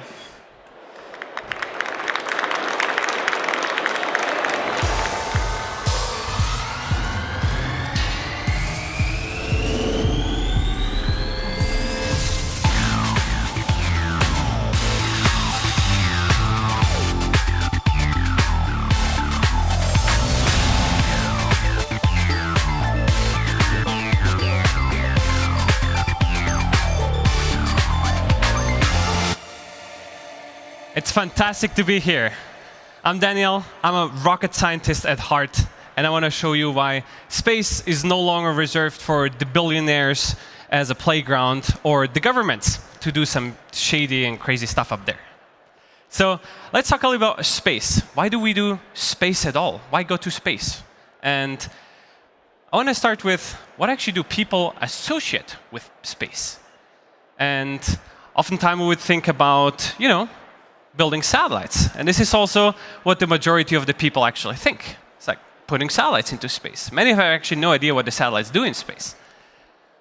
Going to Moon and Mars is a very, very big thing, because obviously when you stand at night on the outside and you take a look at the glazing stars, you would actually see satellites, but obviously you also see the moon and the sun, etc. Now, what's a little bit more interesting is that about a fifth of people associate with aliens. Because, it's coming from the outside, and we actually would like to preserve our small, tiny, little, cozy planet. And then, why actually only 10% Star Wars? I think that should be more like 70%. So, space is actually not, as I said, the one playground for some tourists to go to space who have too much money in their pockets. But why we really need space is because we need it to actually manage our planet.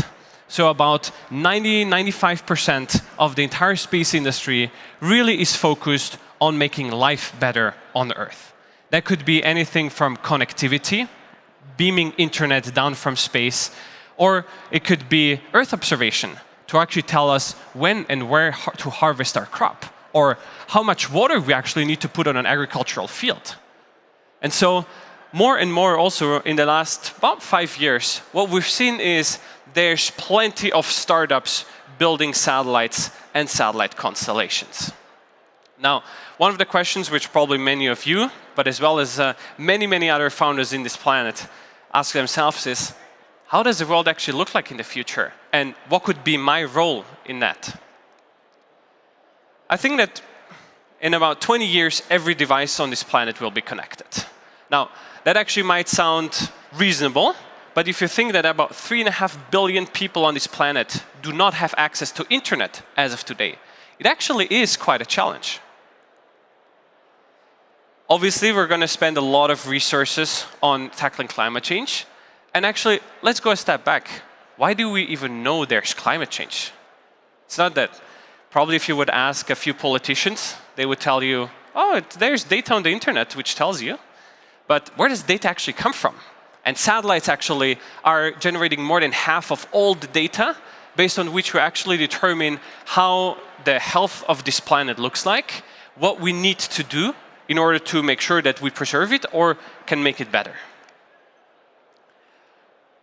And over the course of the last few months, we've also seen more and more and more that we're already actually in a tech and talent war. And basically that geopolitical tensions are quite important, whereas over the course of the last few years, we've been living in a quite nice and calm planet. But then again, space is actually already a playground also for the militaries and defense ministries of the world. So what do satellites have to do with this? A satellite flies in space. Now the question is, where actually is space? And per definition, it is at pretty much starting at exactly 100 kilometers of altitude.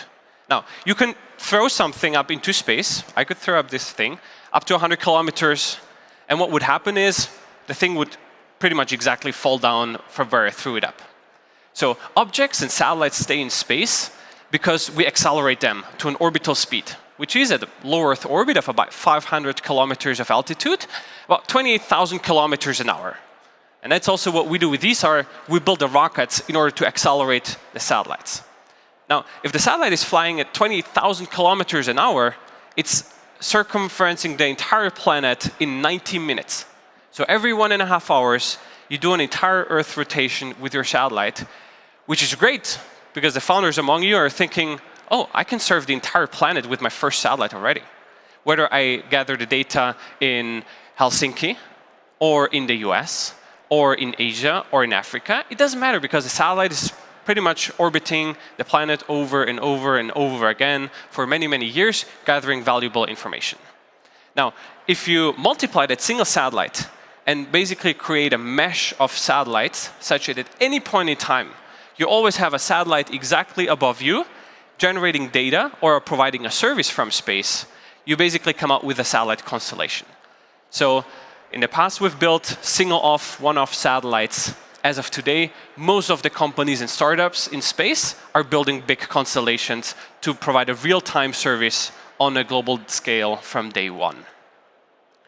Now, there's one single thing where, regardless of the application that you do in space, you have to go through, and that is the launch. So whether a satellite actually does telecoms or Earth observation, you have to first get the satellites into space, and this is also the role, again, that we at ESAR do. Now, interestingly, and probably many of you might not even notice, is that the peace on this continent over the course of the last 7 months, luckily, has been preserved due to satellites. Because the entire communications was actually one of the first systems which was brought down from the Russians in Ukraine. But luckily, Ukrainians had access to a satellite constellations that would literally beam down internet from space with super low latencies. And you could have 200, 300 megabit per second of internet with a super small antenna about the size of a paper. Now, this obviously changes then the entire course sometimes of humanity, whereas some people do have access to space and some others don't. But the important thing is we're trying to use space for the peace of humanity and for making sure that we can actually live on this planet for longer than just the next 50 years until hopefully we're not going to destroy this planet with all our emissions, but really make sure that we create also a thriving commercial industry from it. So the entire industry is expected to go significantly to more than 3x of where we are today to above $1 trillion. We're actually already right now approaching half a trillion of revenue within the space industries. Now, if you take a look at a satellite, what you see is basically electronics. The smallest standardized satellite is just 10 centimeters times 10 centimeters times 10 centimeters. So basically, half of a shoebox. And you could literally go online right now with your phone on website of European companies and order your satellite components, get it into the basket, and order your satellite at home or to your company. That's not something which was available even just 5 years ago. Now we have university spin-offs create huge companies. Actually, ISAI being here a spin-off of the university in Helsinki. And it's also no wonder that actually over the course of the last 4 years, due to that access to technology, we really have seen a major spike in satellites going to space. And again, it's not just for governments or for billionaires, but it's for startups with investors who are here and who have already successfully funded many, many satellites constellations, for example, that we really define a new operating system for planet Earth from space. Now, as you can also see, almost all satellites which were launched to space over the course of the last year were super tiny satellites. So 600 kilogram satellites, that's a little bit bigger than a fridge. And really going down to a small standardized satellites which you can just buy online. Now, what we do with ESAR? We build the rockets to get all of those small satellites into space. The rocket is actually Europe's largest and most powerful privately developed rocket. We're fully privately financed, and we're designing it to carry up to 1,000 kilograms into space, whether it's for Earth observation satellites to tell us where and when we harvest crop. How do you actually measure methane or CO2 on a global scale? Again, here, you're not going to put a CO2 sensor every 100 meters across the entire planet. It's just not sustainable.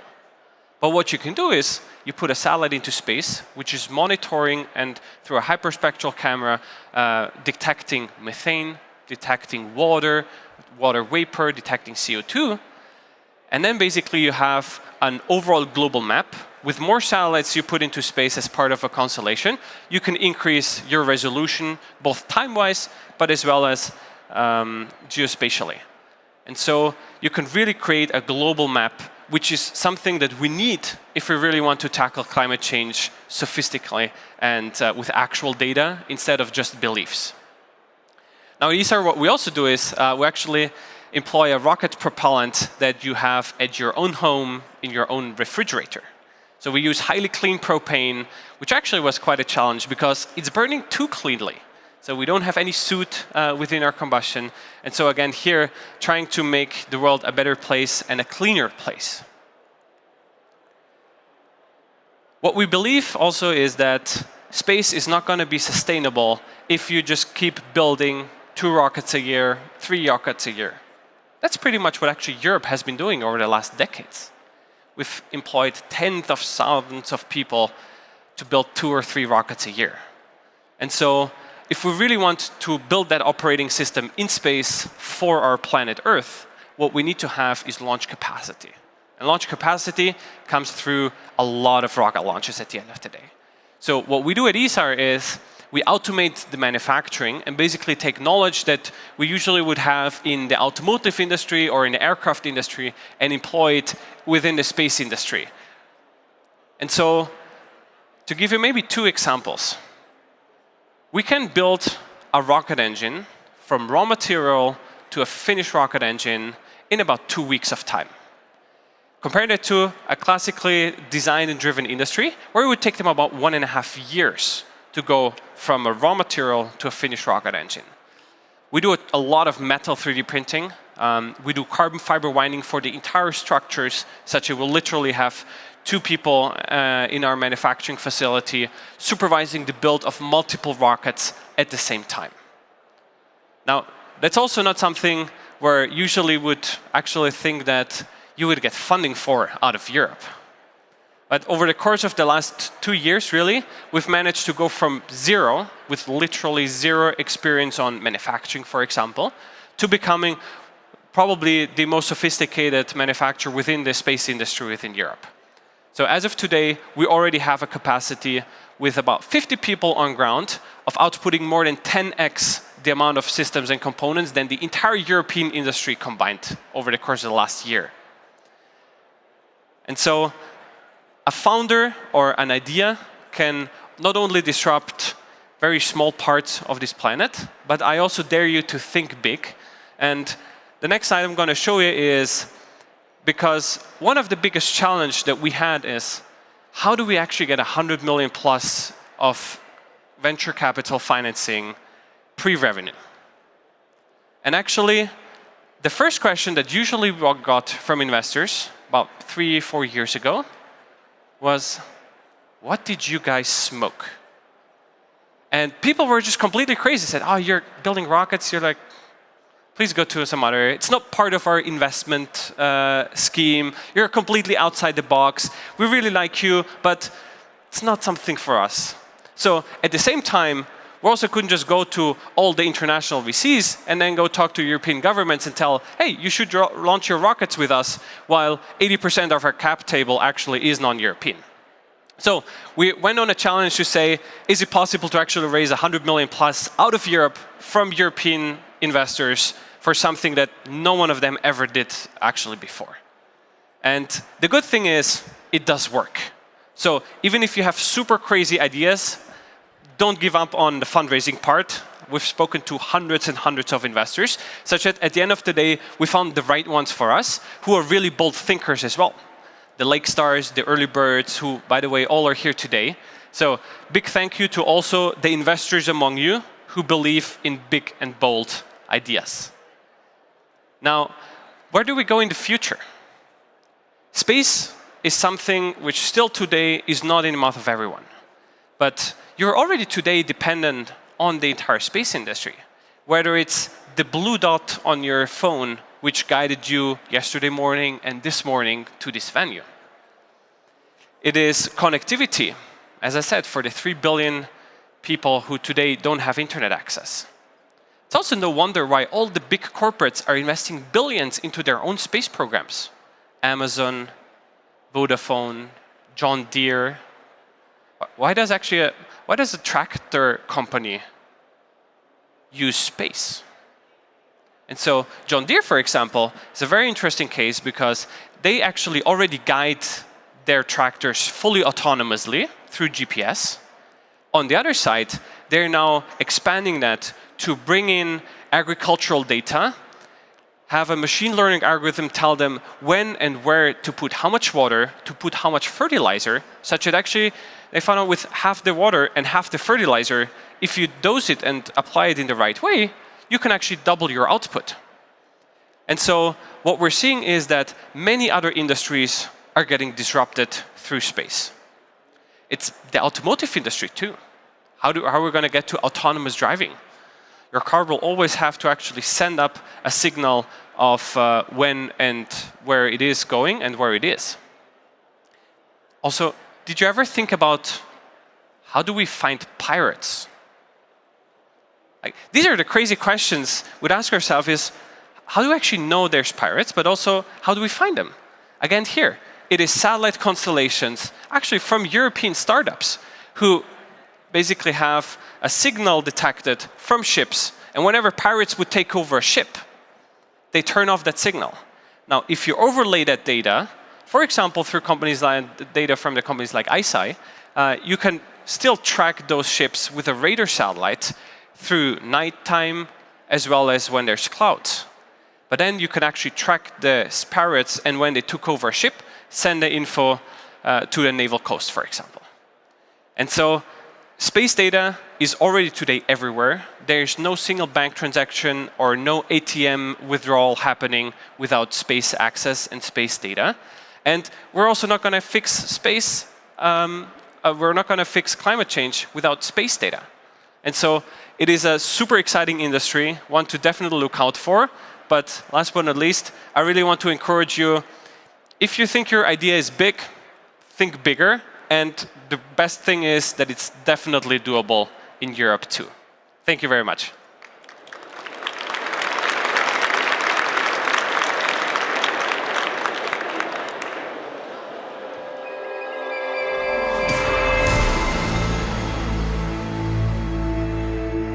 Thank you very much, Daniel.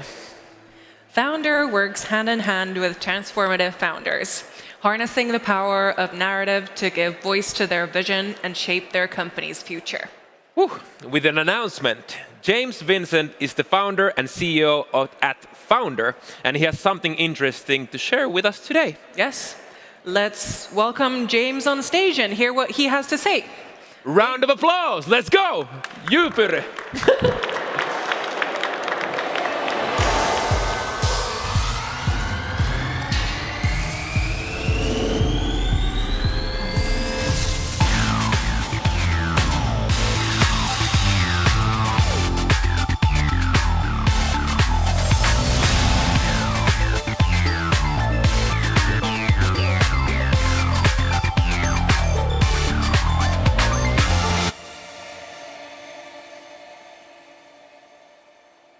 Well, hello, everybody. I'm James Vincent from Founder. We couldn't afford the vowels, so it's FNDR. There was a big Chinese company that had the vowels, so we had to be called FNDR. I'm going to talk to you about investing in the equity of storytelling. I might argue that every single day you invest in the equity of storytelling because you buy from brands, and brands are storytelling. And you don't buy from products from things that don't have a story. In fact, money is a story. Everything is a story. Slush is a story. So actually, investing in the equity of storytelling is kind of an interesting concept. So let me tell you about it a little bit.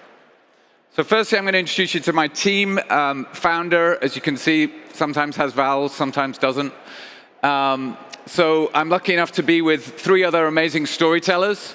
We worked with some crazy brands and founders over the last 5 years together. We worked together with founders to help them tell their story. I'm going to start with these 3 guys, since I work with all 3 of them, and collectively we work with them. So I was lucky enough to work with Steve Jobs from 2000 to 2011, and ran the advertising agency Media Arts Lab, and had a meeting with him every single Wednesday from 1 till 3. And during the course of that, we launched iTunes, iPod, iPhone, App Store, iPad, probably a bunch of others that I'm not remembering.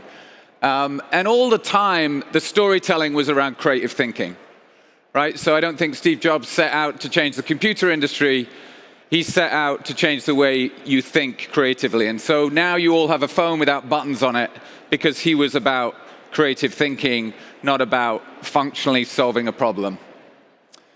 Brian Chesky has built a brand around human belonging, so I worked with him in 2015, helped launch the brand, helped launch the Trips platform in 2016, and he was on my podcast, Fast Company podcast, which I host, and telling the story of human belonging. So his belief is that 7 billion people, I think it's 8 billion people now, should have can belong anywhere. So when you travel, you can belong. You don't need to be a tourist. You don't need to feel like you're alienated or isolated. And Evan Spiegel built a brand around authentic friendship, and we worked together in 2018. He was actually the first client we had at Founder. And you know, all the while in social media, where most people are lying to strangers on social media, you don't have 15,000 friends, and just because you took a picture of a sunset didn't mean you had a good day. You're kind of lying to strangers. And on Snapchat, at least, you're building authentic friendships. So I have teenage kids. I know that they have a relationship directly with their friends, and it's through Snapchat. So they're brands, they're stories, and there's real equity in every single one of those companies. So that was our founding story. And since then, Founder has worked with 130 founders. So maybe there's a brand or two that you've heard of here. At the beginning, we worked with Jose at Farfetch. We worked with David at Roblox, Enrique at Brex. And then in the last little while, I mentioned Snap already. There's a bunch of other brands up there. We worked with Nicholas at SoRare and launched his NFT trading cards. We worked with Titan, the fintech. There's a bunch of brands up there that you probably recognize. So we've worked with every single one of those brands, but more importantly, we've worked with the founders. So our relationship, we don't work with companies unless we work with the founder. We're called Founder. We work in a peer-to-peer relationship.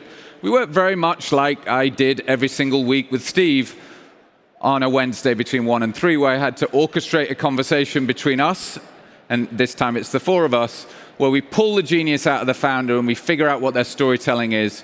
We figure out what their existential role in the world is. And so we build narrative-led strategy together with all of these founders. So our relationship is with these founders. So, okay, so how am I getting to a fund here? Well, in an intimate relationship with all of these transformative founders, we on average spend 10 to 12 hours with each one of these founders.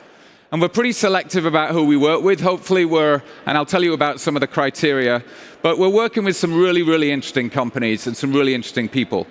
So we have this privilege of being in a front row seat, and we call it narrative therapy because it's sort of getting very, very close to founders. I might argue that we spend more time with founders than even a bunch of other funds might spend time with founders. And the time we spend is really quality time because we're asking very provocative questions and we're building their storytelling together. So we have a pretty good sense of what kind of a founder they are. When do we work with them? We work with them at this moment. So in this growth moment, this inflection moment, what got them here won't get them there. And as soon as I show this slide to founders, often people say, let me tell you what my got me here is, but I really need to figure out how to tell a bigger story. And that's when we come in and help people do that. So during the course of this interaction, we got a lot of personal invitations to join cap tables. So they'll be like, you know what, we really loved working with you. We're just raising. Would you like to put in a check? And we're like, oh, okay, yeah. So perhaps we're somewhat accidental investors because we're storytellers primarily. But over time, we found ourselves in this position where actually we could put in checks at really critical moments very early on, often where other VCs and other funds just couldn't, and they actually didn't have the relationship that we had. And so founders were asking us to join their cap table. Over time, that basically became this idea of building a fund. So actually, our first check-in was the wonderful Danny Reimer from Index, who said, why don't you have a fund? And so we're like, okay, well, maybe we should have a fund. And so what we did was we built this fund, and we always invest in the founders that we've worked with at Founder. So first, we've always spent 12 hours with them. We've always understood their business, and we've figured out who they are through that process. So we end up building a fund with a point of view. And that point of view is as follows. It has principles. Those principles are we invest time before money, right? So we will never make an investment in a fund, in an investor, or a company or a startup unless we've spent those 12 hours with them. So I would argue we're pretty intimate, pretty provocative, and we've figured out what a good founder looks like. Second thing is our criteria to work with founder is to be interesting and important. So I'm actually always thinking about my 3 partners thinking, will they be interested? Will it be important? Is it going to make a dent in the universe? Is this something important to the world?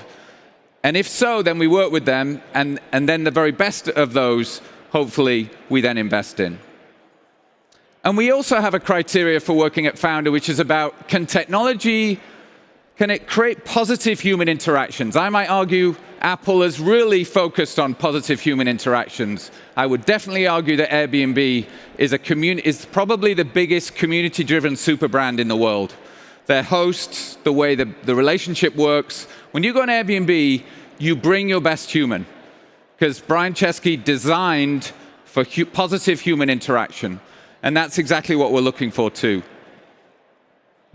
So our due diligence, the first step of our due diligence is the fact that we're pretty much always investing alongside amazing grade A VCs, right? So oftentimes they're some of the very best VCs. Those are, our VCs are often the referral that we get. So a VC might be sitting on a board, listening to a founder saying, I think they need some help telling their story, and we get introduced and come in and help them. And so it's in that intimacy, we're then able to say to the VC, what do you think? They say, absolutely, that's why we put in $100 million or whatever they did. And so that's the first level of due diligence. But for us, actually, our second level of due diligence is the intimacy that we have with these founders. And having worked with 130 of them, we have some sense of the types of tenacity and resilience that it requires to be successful. And the fifth one, which is beautiful, because Founder's a small company based in Venice Beach, California.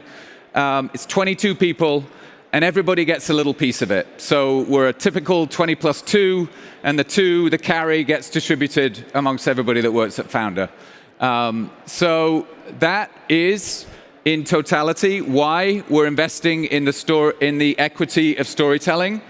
We'll never become singularly investors. We'll always be storytellers. The first thing we do, and we'll always want to be, is the Founder brand is about helping storytellers, people tell their story better. The fund comes at the end when we want to extend that relationship and to go further with the founder. And often the founder is very, very keen to have us on the cap table, because the value we can give, the number of times I get WhatsApped, I'm just about to make the presentation, James, what would you say? Which bit's good? Here's our new deck, what do you think? Here's our new website, what do you think? And of course, if we're on the cap table, then I'm responding probably more quickly than if we're not. So that's it. I just hit 0. Thank you very much for listening. Founder Fund is the equity of storytelling. Thank you.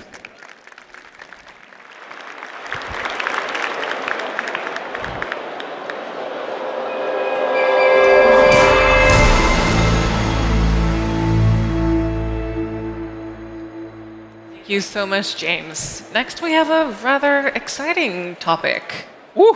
This one I've personally definitely been waiting for. So gather around, there's some seats in the front. Okay, very few people have had the impact on the internet that Max Levchin has. In 1998, he co-founded the company that later became PayPal, where he served as the chief technology officer until its acquisition by eBay in 2002. These days, he's founder and CEO of the buy now, pay later giant Affirm. In between, he's founded Slide.com and sat on the boards of Yahoo, someone remember? Yeah. Yelp and Evernote, and commercializing the CAPTCHA challenge response. Max is a serial entrepreneur for sure.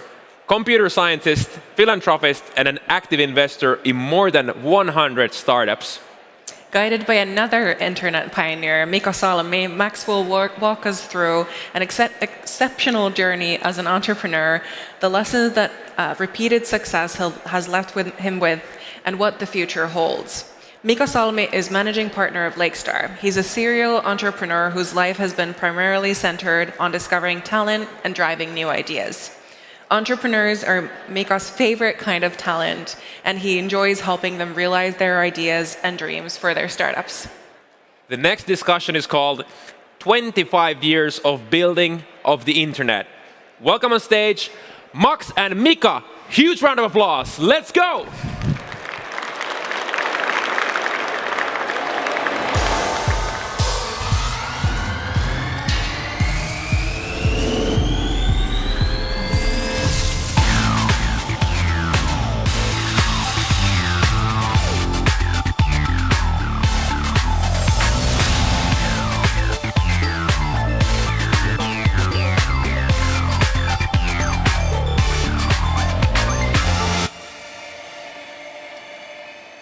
All right.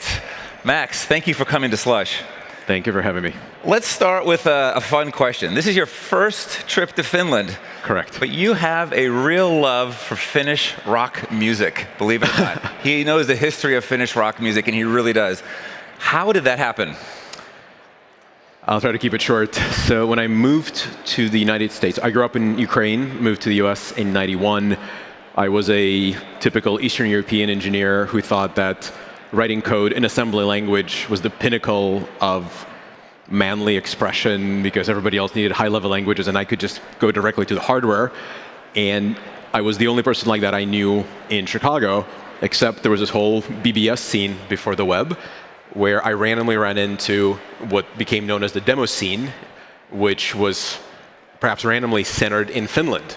And so as I learned more and more about these people worldwide that were crazy assembly language hackers pushing hardware to its limits, building these amazing demos, competing, I became more and more obsessed with this magical place called Finland where they got together once a year at Assembly, the big conference, and showed off their software to each other and kind of started absorbing the culture and getting into it.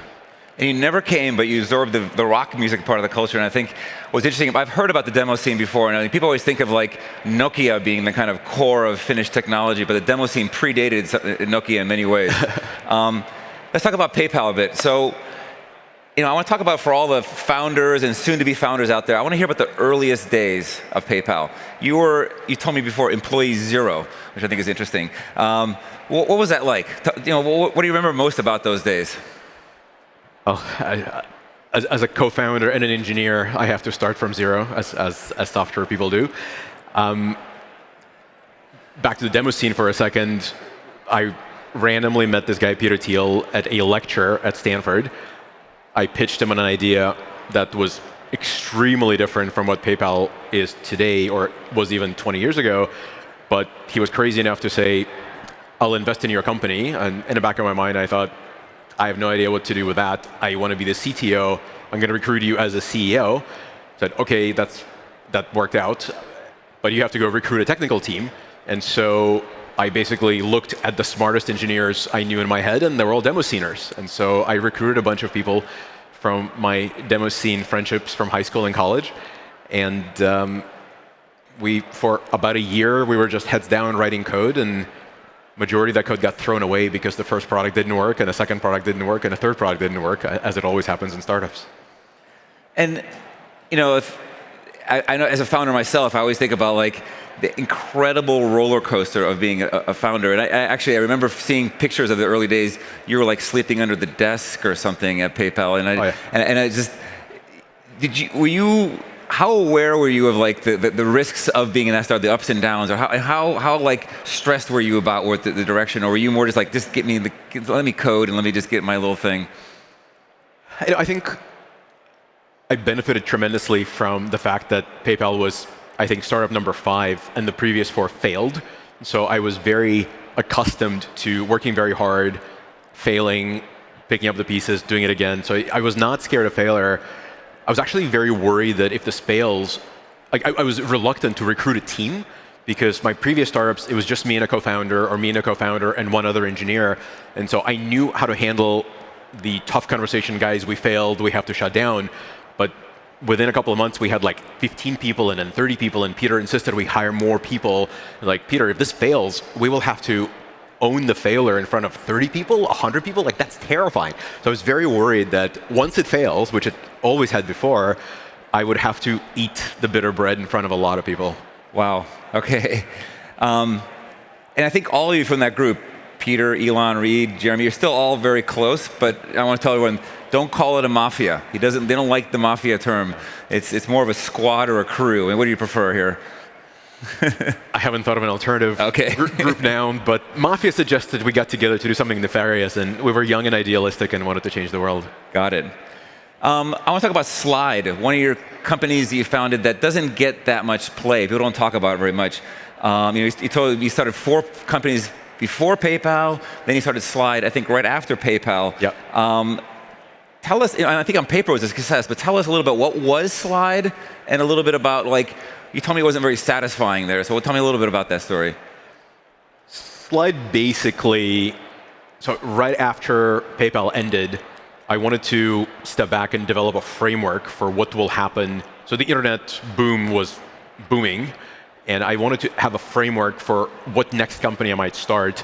So I sat down and wrote this big thesis around the internet is becoming social. Social interactions are fundamentally sin-driven. So I wrote down 7 deadly sins and that I'm going to start a company or fund a company for every sin. The most important sin is vanity, because it's the one that everyone has no matter how much they try to avoid it. So I should find an idea that is all about vanity. And that led to Slide, which was basically a photo sharing / media sharing company.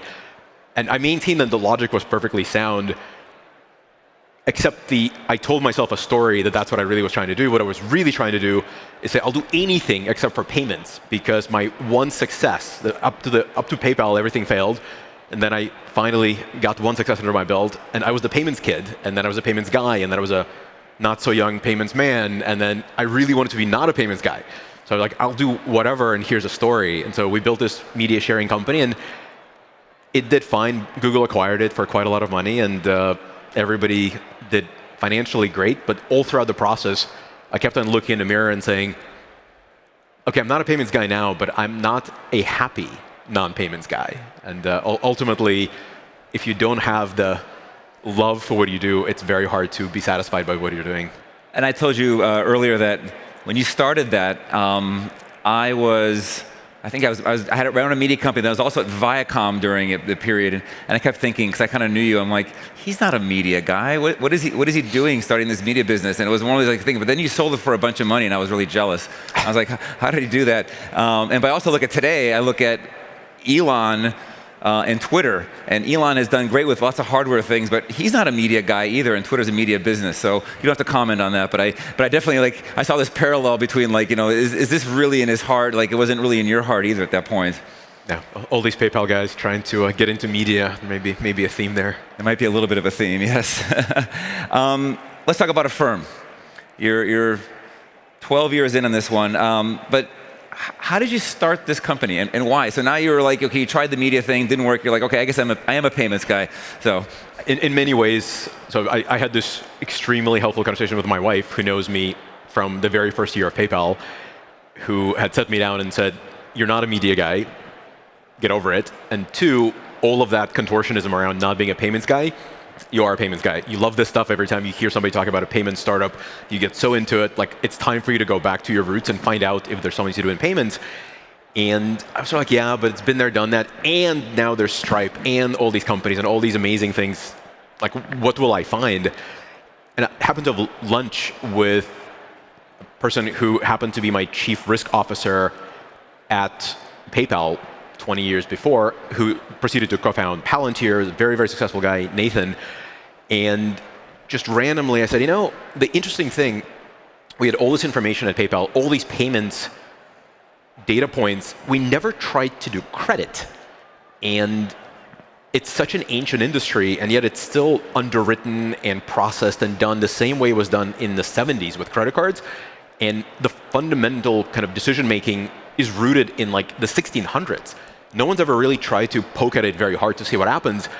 And we stare at each other for 5 minutes, kind of going you're right.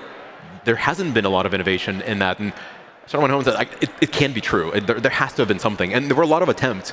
But by then, the bug got me. And I was like, well, yeah, maybe it won't be the only one. Maybe there'll be other people doing it. But I'm so excited to dig into something that I care about, like I don't care if there's a million other people doing it, I have to do it myself. So Nathan eventually co-founded a firm with me, and we found some other people. And wasn't there like a kind of a fairness thing about it too? You're thinking like the problem is that the credit industry was just inherently unfair to people. So I'd like to hear more about that. Exactly. So the other thing that happened, so I'm an immigrant in the US, and once you're successful, you kind of tend to push bad memories of your early days as an immigrant out of your memory. The more I thought about credit, the more I came back to this one story where in college, one of my companies failed, as they all did then, and I just could not pay my credit card bills. I had zero money, and I was too proud to ask my parents for help, and they were very poor immigrants too. And so I just didn't pay my bills for 3 months. And I got nasty calls, and it was very embarrassing. And my roommates would be like, you have a collector on the phone, you got to pick it up. And like, so fast forward 10 years, I had long been okay financially. I had a well-paying job being a chief technology officer of PayPal. We just took the company public. I went to a car dealership to buy a new car, which was my very first new car. And the guy checked my credit rating and said, your credit is so bad. The only way you'll get a car today is if you pay cash for it. Like, you cannot get a car loan. Your credit is ruined. What kind of car was it? I wanted to buy a convertible because I was living in California, so I wanted a small convertible to take my girlfriend, now wife, driving along the coast. And she was right there with me, and I was turning purple with embarrassment. And so this visceral feeling of, I have a great job and my financial stability is assured. I am a newly minted, independently wealthy person, and yet my score is dragging behind me like an ankle weight that I can never get rid of. And it took another multiple years to recover my credit score. And so that was like the one sort of visceral memory, like why does it take so long to fix the mistakes of your past? And two, as you look at credit offerings, just overall, not just for people who have had a mistake in the past, even people with perfect credit scores, inevitably the deal between you and the lender is always a bet where you're betting on yourself and the lender is betting on you screwing up. Where if you're late, they have late fees so they can make more money. If you didn't make the minimum payment on time, there's typically some kind of a penalty that kicks in that makes it even more expensive. All the conditions are in very, very small print on the back of the statement, so you don't read it because that describes exactly how much money you're going to pay more than you expected. So the more I looked at it, the more I thought the real opportunity here isn't to build a better credit score, it's to build a credit score and a credit product that actually aligns the interest of the lender and the borrower, where if the lender makes money, it's because the borrower is doing fine. If the borrower is doing well, the lender makes everything. And if the borrower is stumbling because something bad happened to them, they lost their job, they can't figure it out, the lender is not motivated to try to rip them off or to make a little bit of extra money. And so we built the entire company ethos and every product around this idea that you want to be fully transparent, you want to be completely fair, and most importantly, you want to make sure that if your borrower is doing well, then you're doing well. And if they're not, you don't get to benefit from it. Interesting. So do you still think the credit score needs to be fixed? Yes, I am confident that the credit score needs to be fixed. Got it. So how long have you been public now? How many years? We will be 2 years on in the very beginning of next year. So how do you feel about being public? I mean, especially, your industry, sorry to say, has gotten a little bit of a bad rap because Klarna's valuation did this massive drop, and everyone talked about it. It was earlier this year, and there's someone in the same industry. So, but you're public, and so we see your stock price. You see it visibly. It's not just one valuation that comes out. So how do you feel about that? It's good training for turbulent flying. If you're worried about that, you get excellent preparedness by waking up every morning and going, today my stock will either go up or it will go down, and I have no control and no predictability of what will happen. I think as a private company, you really benefit from this idea that whatever happens out there in the public markets, it's all kind of irrelevant. Like, you raised your money, your head's down, you're building a product, it's going to be okay. One day you have to raise money again, and then you get revalued. And when that happens, if the last time you raised money was a huge bull market and you couldn't get backers to walk away from you because everybody wants to push money into your hands, when the market turns down, which is what's happening now, you get this punch in the face with actually your valuation is not at all what it was like. So the drop is catastrophic. and painful, and you have to explain to your employees, and you kind of have to tell them that when they exercise their stock options now, the actual value of the share is way below what they paid for it. And in the US, in some circumstances, it's still a huge tax bill. And so it could be very, very difficult as a private company. As a public company, you get revalued every day, every second. Like every trade, somebody decides to sell your share at a price. And you get used to it. And so it's a little bit easier to tolerate the daily fluctuations. And the best you can do is remind yourself that it's a voting machine every day, and you wish it were a weighing machine that sort of decides. You think it's like passing a test or getting a grade on a test, but you're not being tested right now. You're only being tested in a decade schedule, and you just have to keep that very clear in your head. And the grade only matters in the final. All the other tests get thrown out. So was it a good decision to go public?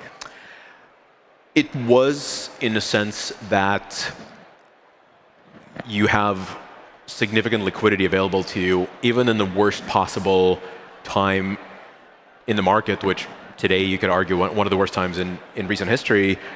If a firm needed more capital, we could sell more shares, and that's fundamentally reassuring, I think, to employees and shareholders. But at today's price, I'm not sure I would be interested in selling shares. Fortunately, we did very well in our IPO, so our cash position is significantly better than any of our competitors, and I don't think you can do that quite as easily if you're a private company. So a lot of public company CEOs talk about how they get pulled into things that are all these requirements for the job, which are pull them away from what they really love about the job. How do you manage the kind of responsibilities of being a public company CEO compared to some of the passionate things you want to work on? That's definitely very true and very hard. And the thing that I promised myself is I will just not care about the quarterly earnings and just keep my schedule and my head oriented around here's what will happen. If it takes 3 months, 3 months. If it takes 6 months, 6. And if I need to think decade out, that's what I should be doing. And you sort of believe that. And then the quarterly earnings time comes, and you have to prep, and you have to write your letter, and you have to rehearse your speech.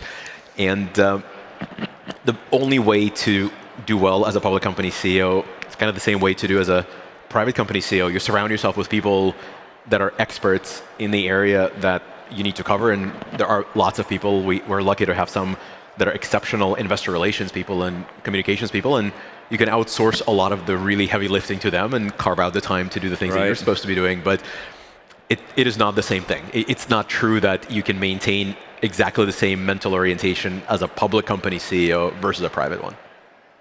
And so you clearly love startups. I mean, you're number 7 or 8, or I even know, like you've done a lot of them. And so how do you channel that energy and excitement about startups and about starting something new when you're devoted to one company? You are a firm. So like, how do you channel your energy around the entrepreneur side of you? In the multiverse, I would have many clones of me starting companies, but unfortunately, even the multiverse theory does not allow for being aware of your clones, and so I wouldn't be able to enjoy other Max's delight in starting companies. There's definitely the 0 to 1 stage is like the most exciting, most interesting thing. That said, the impact of the company I have been running for 12 years, and the pace of learning is still so good. Like I'm very, very stable and stationary in my job. The thing that I think you switch from 0 to 1 is inherently short term. You're just trying to survive. You're trying to get there and like orient yourself once you have a product market fit and whatever your goals are. I think the worst case scenario as a startup CEO, public or private, you become very, very fixated on the medium term because you've made it, you're okay, you're just trying to make your next quarter, your quarter after that. That's the surefire way to get to the flat part of the S-curve. Like Vinod Khosla, one of my great investors and mentors, loves to talk about how all you're doing is you're finding the next S-curve. If you're not looking for one right now, you are just on your way to the flat part, where everything slows down, where the creativity is no longer relevant, where you're just trying to get the next quarter, and then somebody buys you. The thing that keeps me energized and keeps me going as a CEO of a almost 3,000 person company now. So I spend a fair amount of my time asking the question, what does it look like 10 years from now? Like, yes, we need to make the quarter. The stock price will not take care of itself. We got to keep delivering the numbers. But the 5 years from now, a firm will not be growing at the current pace. High double, triple digit can only come from the next S curve. You have to find that 0 to 1, 1 to 2 high pace product, and you have to invest the effort and be willing to fail. So even within a large company, different skill set, different mode of operation, but you have to find ways to create the next big thing. That substitutes for a lot of that startup excitement that I crave, and I definitely carve out a lot of time to invest in that. So can you maybe clue us in on what yet a firm you're working on that might have that S-curve? One of the things about S-curves is you have to believe, but you also have to be very willing to live with the fact that that's the wrong S-curve. It's actually not going to work. So the things that we work on inherently have capacity for failure. They're not extension features. They're things that may or may not work. So a firm, from inception, we were a e-commerce focused point of sale lender. So if you're buying a couch, you're buying a Peloton bike, you're buying a t-shirt, we will be there to transparently pay for it over time. Buy now, pay later is the term of the trade. I don't particularly like the acronym, but that's what people know it to be. And it's basically all online. And at this point, a firm is 2% of US e-commerce, which is kind of an incredible number. It's for a 10-year-old company to account for that much is cool, and also suggests that there's a lot more room to grow. But we've never really figured out a product that works offline. And so about 2 years ago, I started asking the question, how do you take a firm core values, which is transparency and credit in a way that's accessible and fair and good, without a phone in your hand, without an online checkout, and put it into a user interface that could be used to buy groceries and to go into a physical retail? And the honest answer is it has to be a card, because the credit card or the debit card interface is the best payment interface ever created. I think even touchless pay is still not quite perfect, because your phone sometimes has hiccups, sometimes it's out of battery. There's all these reasons why your phone transaction fails. If you have a card, whether it's touchless or a swipe or a chip, it is the ideal interface for payment. Literally go and you're done. And so how do you package a firm, which is fundamentally anti-credit card? Like, it is literally the anti-credit card product. How do you pack it into a card? And so we built this thing, we call it Debit Plus. It's still very much in its infancy. It, I think, will be the most important thing that happened, because it kind of exists in this blank space between credit cards and debit cards, where it allows you to borrow money, but only if you want to, and either before or after the transaction. It's entirely configurable. I have no idea whether it's going to be the biggest thing ever or a footnote in our history, but that's what I'm very focused on right now. Well, it sounds pretty worthwhile to me. So I think it's very cool. The current economy is what it is. You and I both lived. You were at PayPal in 2001. You were doing Slide in 2008. What do you think about today? I mean, it's been talked about a lot, but I'm kind of curious from your perspective on it. It's very unique. I think this particular downturn is in part caused by geopolitical events that were not the triggers behind 01 and 08. I think we were fortunate to be in peacetime back then. There was no pandemic to get rid of. There was no government-created glut of currency. And so I think all these things are unique and different. But then again, every major financial markets upheaval and real economy upheaval was always different. I was very lucky the first two times. During 01, we had just raised a very large round of financing, and so we kind of could go into a cave and build product and just not worry too much. During 08, exactly the same thing. I raised money for Slide in a late 07, and we were very well funded and could hide out and just work. We're very well funded right now. We have almost $3 billion in cash with a firm, but being public, you get to experience the roller coaster very directly on any given day.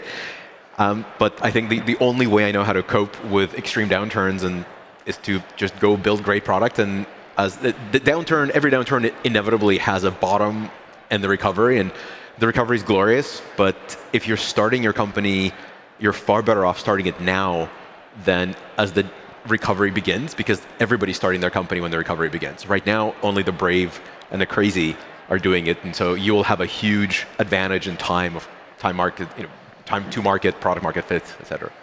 I love that. Only the brave and crazy will start now, but I think that's absolutely true. Last question, any advice do you have for founders out here? Like, it's kind of the standard question. Like, what would you tell a founder today?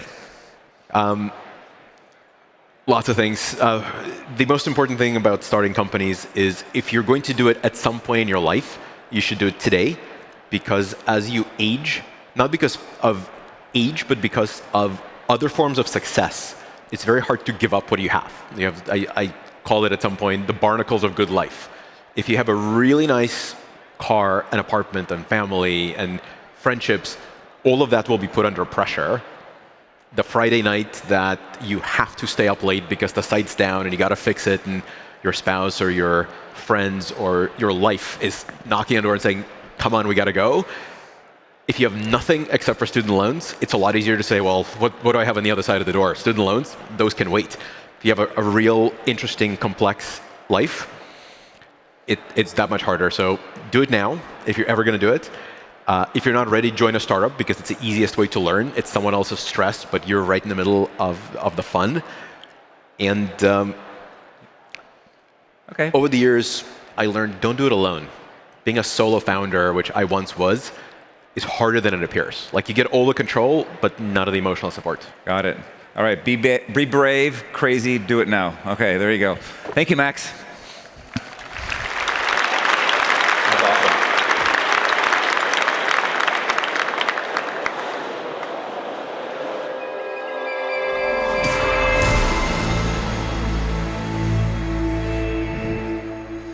Thank you, Max and Mika.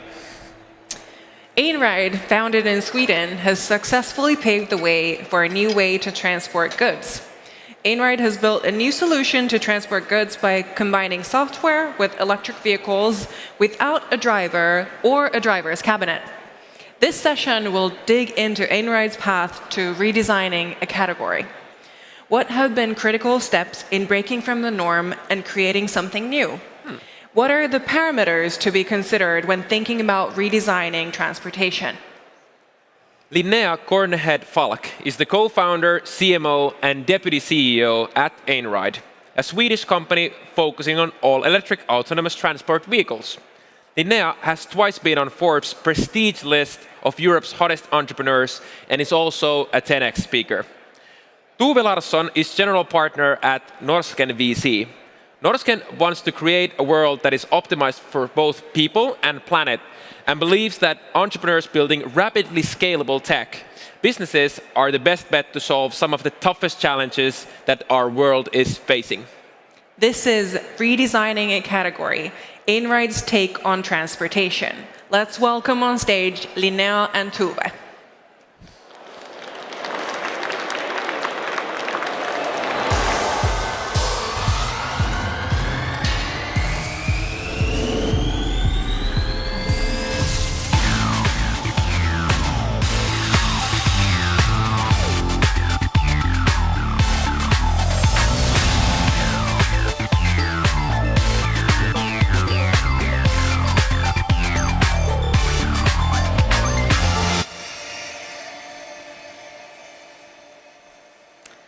So, thank you. Just starting with basically setting the scene. So the global road freight mobility market is a $4 trillion market. It's dominated by the large truck manufacturers and global freight service providers, and it actually accounts for 10% of the global greenhouse gas emissions. And looking back at 2016, and we'll come back to what else happened back then, but at that point, like, a lot of change was already happening in the passenger car space. We already seen a lot of movement in terms of both electrification and automation. But you saw something, Linnea, you and your co-founders, that change wasn't happening in the truck industry. Yeah, exactly. Yeah. So I think when you start out as an entrepreneur, you need to choose what you're going to go after. And both myself and my co-founders, I think that we are very much entrepreneurs at heart. And so we started out, we were looking for a problem that was big and that we wanted to put a really big ambition to solve. And it turns out that like you just said, that the freight industry hasn't really changed in about 100 years, and it's one of the biggest contributor to CO2 emissions. So, yeah, I mean, someone had to do something, and I think that we found a good way of tackling it. So that was actually quite a big challenge to take on, right? Yeah. Like, can you describe like the moment when you and your co-founders decided to like really do this very bold move and challenge this whole industry?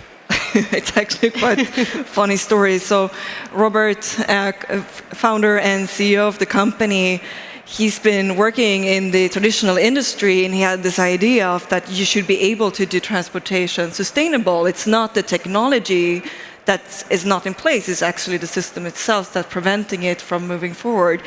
And so he was just like talking about this every day for like 6 months. And I felt, okay, so either you need to shut up about this now because I can't take it anymore, or we need to do something about it. And so that is really like the defining moment, and we really, remember that moment when we decided, okay, let's do it, let's jump. Very cool. And what do you think was actually stopping the industry from transforming already before you guys started? Like, what were the obstacles that you needed to kind of overcome? Oh, there's been a lot. We can spend hours talking about that. I think the current industry, it's hard for the current industry to transform to electric, because electric is so fundamentally different from diesel. And so if you want to make electric efficient and you want to have a good business model, you need to rethink the whole methodology. And that's where we come in, because we're looking at it from a technology perspective, and we're looking from a volumes being moved. And that's also why we like to call what we're doing freight mobility, because it's so much about how you can make sure that you move goods in the most efficient and in the smartest way. And this has been quite a journey, right, in many ways. But like, if we start with the product, because when we first met, I think it's now 5 or even 6 years ago, like my first impression was like, this is this super cool company building a very futuristic, autonomous electric pod. And like, if I look at the product now, it's as much a software company as a hardware company. At least that's how I see it. Like, would you agree to that? Absolutely. I would say that we're technology first, and we have always considered ourselves being a software technology company. But when we started out, it was very hard to explain that we're building an operating system for electric autonomous freight. And when we were out pitching that to customers, they're like, what? What is that? What is autonomous? And I mean, also going back to 2016, the industry didn't believe in electric trucks. And I think that is so important to keep in mind. When we started out, actually the common understanding was that electric trucks will never work because the batteries are too heavy, you cannot do a good business case. And I mean, that has really changed now. And I think now all the big industry players are having some sort of ambition of going electric in the next couple of years. And it's been really cool to be part of that journey and to see that changing so much. Maybe just to give a little bit more flavor to the audience, you could like describe a little bit how you're working with your customers today in terms of the different like parts that you guide them through, and like to actually take them to the end game of being electric and where suitable, like use autonomous trucks. Yeah, absolutely. I think the biggest difference is if you want to go electric, you also need to go digital. Because there's no way that you can actually manage how you're going to run an electric fleet if you don't have a digital interface to it. And so what we're helping the customers is to, first of all, look into how you can go digital, and then take the next step to electric, and then electric autonomous. And so what we always start, and I think this is a good maybe to visualize a bit how we're working, is that we start looking into the data. So coming from a technology perspective, looking into the capacity, looking into where are the customers, the shippers, moving their goods today. And then we run that through our digital platform, where we look into where would it be suitable to go electric today with current infrastructure, but also, of course, where could you actually build out the infrastructure to go electric and electrify even more. capacity. And the good thing by going electric is that it's very similar to going autonomous, because you need to look into those very repetitive flows. You need to look into having a much more systematic approach to it. And so what we understood quite early on was that autonomous and electric goes so well hand in hand. And that's also how you can really get a great business case by going sustainable. Oh, cool. And so I guess you've kind of educated both your customers and like the whole industry in terms of how this could look like. And maybe if you would like to share also your vision, like, so how would this look like at scale? So we're thinking about it from a grid perspective, and we're building grids in different regions that has a bit of different purpose. And I mean, what we would love to see in the future is, of course, that all of these grids ultimately connect to each other in one way or another. And I mean, as you started out saying, this is a $4 trillion market, so it's huge. And today, 99% of all transport, or even more, 99.9, is based on a diesel platform. And so it's a huge task. We have a really big ambition, and we want to be part in really making sure that this happens, because it needs to happen. And there's so many obstacles in this industries that something needs to change. And like when you describe it, like it's quite a big challenge, as you say, that you've taken on to kind of really transform this $4 trillion market with big players in there. Like, could you maybe share a little bit about the founder's story around this? Like, what has it been like to navigate these different steps that they've been through so far, and like where you're heading? I mean, you can't prepare for it, right? You just need to, get your head down. You need to focus on what's your next big milestone. And, you can give so many advice how to do it, but I mean, it's going to have its own life. And you just just need to enjoy and be part of that ride. And I think that if there's something that I often say to aspiring entrepreneurs or in early phases is that don't try to control everything. Like, you're part of a journey, and you need to accept that it's part of it. Like, you need to accept that, focus on what you're going to deliver, focus on your customers, make sure that you have a great business, a great team, but everything else, just like enjoy the ride. Really. Yeah.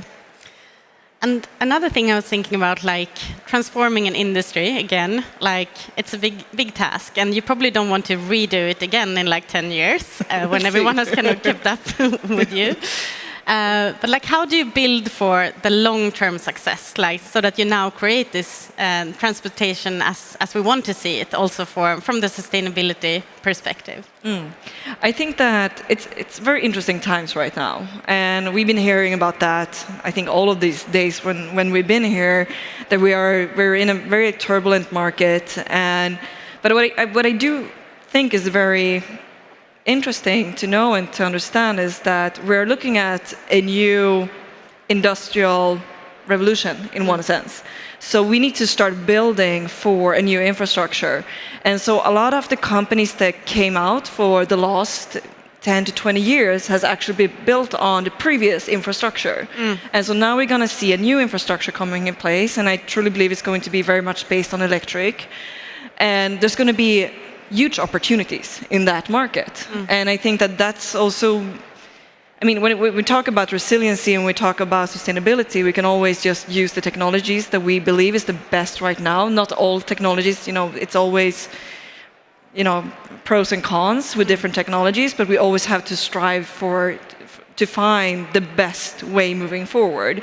And right now, I would say that electric is one of them. That we know that it's better than diesel. We know that it's working, and so therefore we need to start adapting to that new infrastructure as well. And speaking about this next generation industry, basically, and I think, in my opinion, and also for full disclosure, we are invested in Enride. I think Enride is a perfect example of what we define as an impact unicorn. So a company that not only has the potential to reach a valuation above $1 billion, but also can positively impact the lives of more than 1 billion people. And like, we really think that now is the time to show that there's a correlation rather than a contradiction between impact and financial returns. Yeah. Could you when you speak to your customers, like what's typically the rationale for them like going along for the Enride ride, and like how do they look at the link between these two aspects? Oh, we have so many beautiful stories about that. We had, customers or shippers coming up and saying, we want to work with you because our kids loves what you're doing. And they can really see that you're doing something that's meaningful and that will have an impact for their generation. Or just also people that just say, I want to create a better future for my kids. I want to be part of this and try to do my part in making sure that we fight the climate crisis. And there's so many of that that really also motivates myself and the team, and to really feel like we can do a difference. We just need to do it together. And I must say we're very grateful for Norrsken, and that was also our first office in Stockholm. So we've been together for quite some time now. We have actually. And speaking about impact and maybe also culture, because you said like you're on a long-term journey and you're now a big team. And have you seen that the impact mission has kind of affected your company culture and like how you work together? Absolutely. So if there was one thing that Robert said in the beginning, was that the best engineers in the world wants to solve the hardest problems. And so here we are. We're having one of the biggest challenges of our lifetime, talking about climate crisis and everything going on, and right now with even more. And I think something that became very obvious during pandemic is how fragile the logistics system is, and that we need to build resiliency to be able to serve society. And so we have it from a climate perspective, we have it from a social perspective, and it's a really big engineering task to solve. And I think that we've been very fortunate in that sense that we've been able to recruit, I would say, some of the best people in the world to be able to solve and to work to solve this problem. It's not an easy task. I mean, it's super hard, and I mean, we're very humble that this is it's going to impact a lot of people's lives. So we need to do this right, and we need to do the best that we can. But also being humble, about that it's tough, but also have the confidence to say, if anyone is going to solve it, it's going to be us. And together, of course, with partners and with customers to make sure that we reach this ultimate goal. Yeah. I guess like the impact that Enride has is not only kind of what you yourselves are doing, and just to give an example, like so Enride, like coming out of Nordics, you started 5-6 years ago. You were actually the first company to get the permit to drive autonomous trucks on US roads. Yeah. Like, how has the rest of the industry reacted, and like, have you seen that they've kind of accelerated their kind of way of working, or what's been the effect outside of Enride? Well, maybe not. Yeah, how do we answer this question? I think that a lot of people were a bit surprised that this small Swedish company were the first to get the permit in the US to drive on public road. And I think that annoyed a lot of people, and maybe a lot of investors as well. But of course, I think what that really goes to show is that our way of thinking about it, and it really breaks down to methodology in how you're implementing this technology, that it's working. And we have said since day one that if you want to go sustainable, you need to have a sustainable business case. And to have a sustainable business case, you need to have customers that want to buy what you're selling, right? And if you want to go autonomous, so that's why we started out with the pod, that we didn't have a safety driver since day one, because we know as long as you have a safety driver in the vehicle, it's not going to make business sense. So you need to remove the truck driver from the equation if you want to make autonomous cheaper than today's solution. And then of course we have the monitoring, and we have a driver that can work remotely but that can monitor multiple vehicles. And so I think it's interesting. I think there's a lot of people now looking our direction and looking into that this could be a way of solving for next. So is it too soon to say that kind of you will be doing to the truck market what Tesla did to the passenger market? I think we're getting there. I think that I think we're getting there. Yeah. And I know there's a lot of entrepreneurs to be out there in the audience. And we were speaking backstage about kind of, and you said before now that you don't want to give advice, but still maybe you can share some of your wisdom.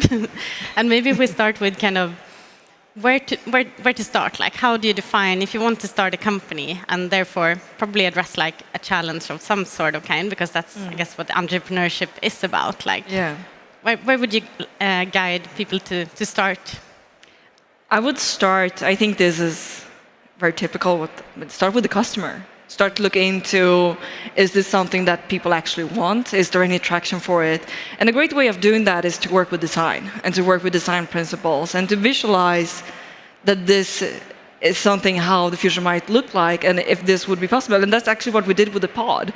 So we went out to customers and we said, we're building this software, we're building this operating system that's going to lay the foundation to go sustainable. Would you like to be part of it? And people couldn't realize what it was because it was so abstract in that sense. And so then we created a pod, which was a great visualization of that this is how the future will look like. Or at least this is how the future might look like, and would you like to be part of it? And then we got plenty of customers, but everyone wanted to buy the pod.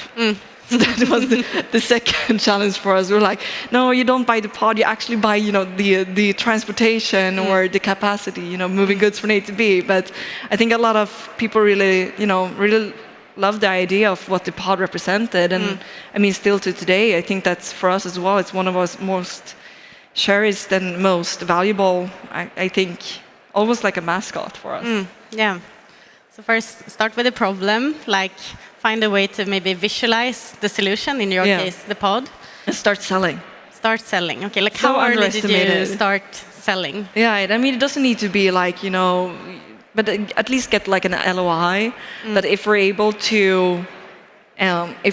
to produce this, would you buy it? And can we get that like in writing? And to find those people that really want, the buy into your company, into your idea. And in terms of building the team, like what did you think about when you put together your first team? And I think it's been different stages in the company for us. I think that ultimately what's been really for me is to be very clear about expectations. And to be really, I think something that we talk a lot about is that we want to be one of the best companies in the world. And be very open about that. We're like, we want to play in the Premier League. We want to play in the NFL. I don't know the sports analogies. But we really want to be one of the best. And if you want to be one of the best, you need to be very open to your team and to say that it's okay if you don't want to put in those hours, but then probably you should not work at Enride. Because we're in here together because we really, truly believe that we have a shot on making this happen. And we want people that are in that timing of their life that they actually want to be part of that. And I think that's the beauty of being very open about expectations and to also say, like, this is a journey. This is the ride that we're doing together, and this is what you can expect from everyone in the team. So it's not only expected of you, but you can also expect that from everyone here. And of course, you need to have a lot of kindness, and you need to have working with a lot with inclusion and to make people feel very welcome. But we are very ambitious. We have a really ambitious goal. We're not that big of a team, but we have, we're challenging some of the biggest infrastructures there is. Yeah. I think anyone who has seen kind of your pod or your work around that has probably realized that kind of building the brand and the design has been also a very important part of your strategy. And also as the CMO and co-founder, co-CEO, like what would you say, like what importance has the brand played in your journey so far? I think it's very important, and actually something that I'm a bit surprised that a lot of startups actually start with the brand and lay in the brand platform very late.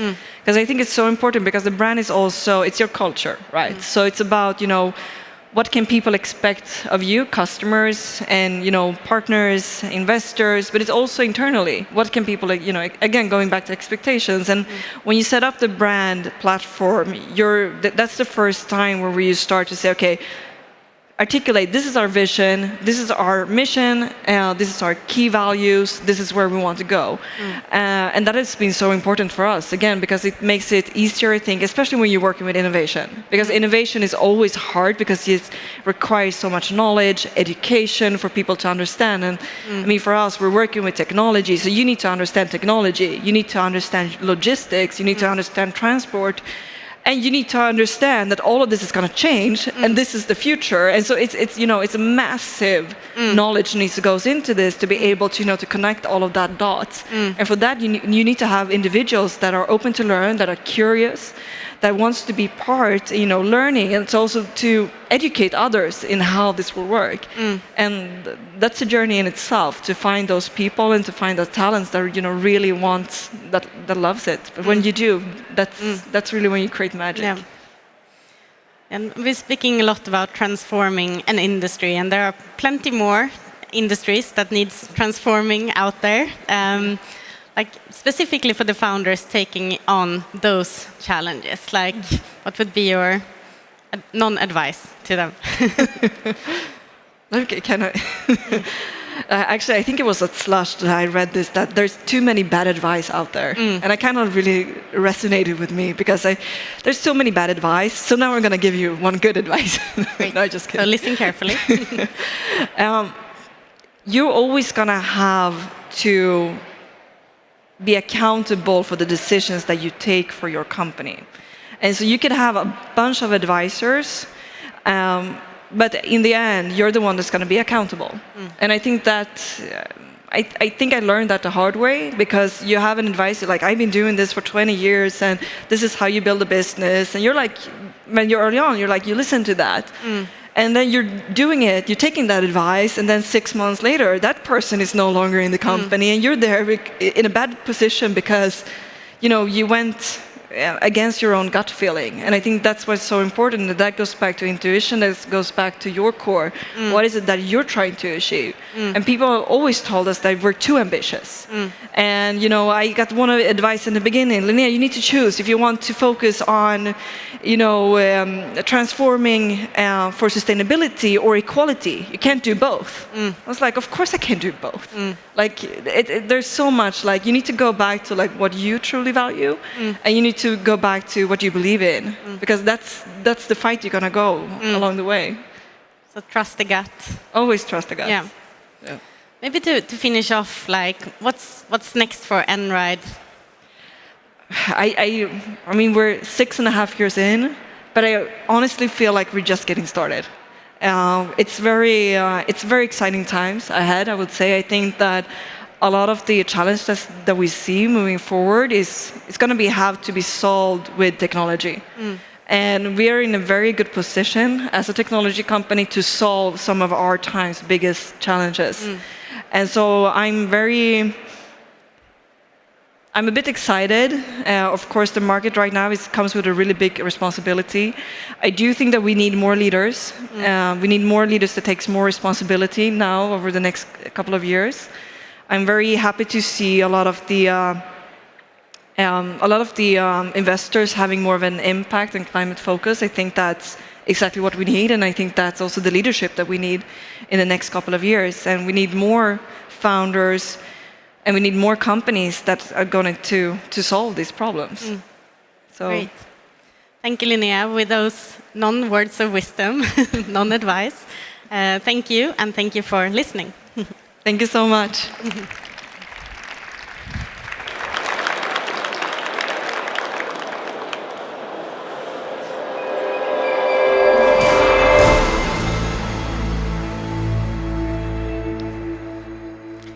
Thank you so much, Linnea and Tove. Something exciting next, right? Ooh, let's dive into the world of Web3. For all their popularity, Web3 social media platforms have their drawbacks. 1, users aren't rewarded for their participation or loyalty. Content creators don't own their content or their audience. And 3, monetization options are limited. Also, algorithms are designed to maximize social media platform profit and often can spread bias and misinformation. So, how might Web3 be different?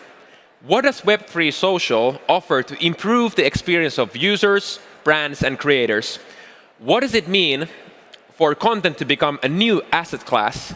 And what will it take for Web3 to gain mass adoption? We'll soon get answers to all of these questions, and probably even more.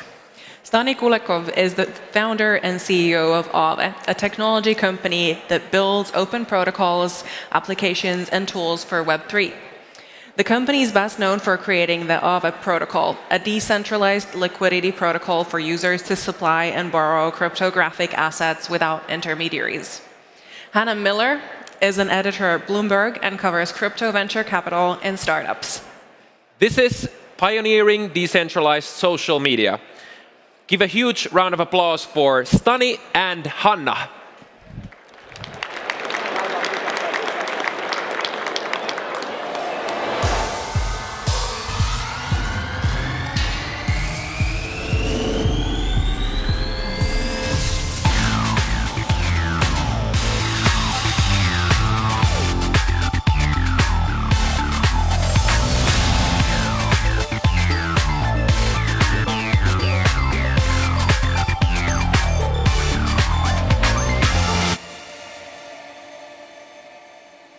Stani, it's so great to see you. I feel like anytime I've mentioned your name at this conference, people's faces light up. You're a hometown hero. You're a rising force in the crypto industry with Aave and now Lens Protocol. But first off, I'd just like to hear what it's like to be back in Helsinki and at Slush, because I know this isn't your first one. I mean, it feels very good. It feels still home to me. I mean, I used to live here for 25 years. And, Aave is a global company, and, we hire globally, we operate globally, and, we have a big decentralization part. But seeing so many people here and, so many believers and excited about Web3 has been incredible. And something I missed quite a lot is the sauna. So that makes me very happy, actually, and even stay here more.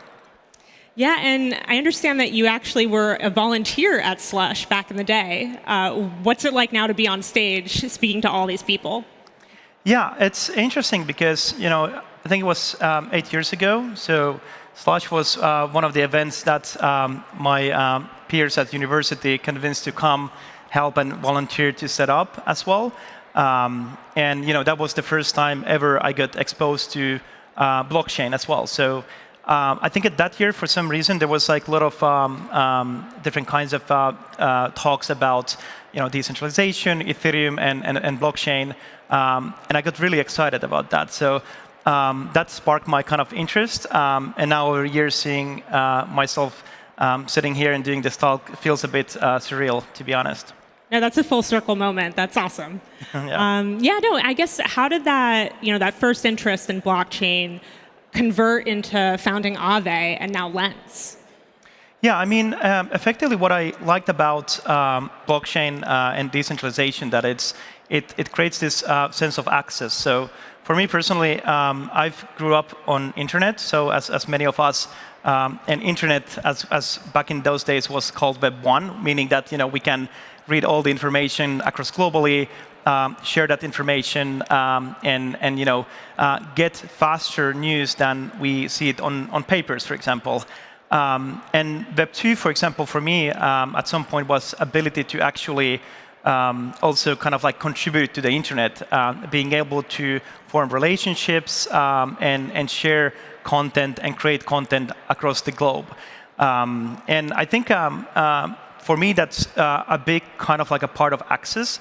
And what we're doing at Aave regarding access is that we are trying to create access to finance, for example, with the Aave protocol. So Aave protocol has billions of dollars worth of value at the moment on smart contracts. And the idea of the protocol is to create a set of rules how you can access to that liquidity in a fair, transparent way.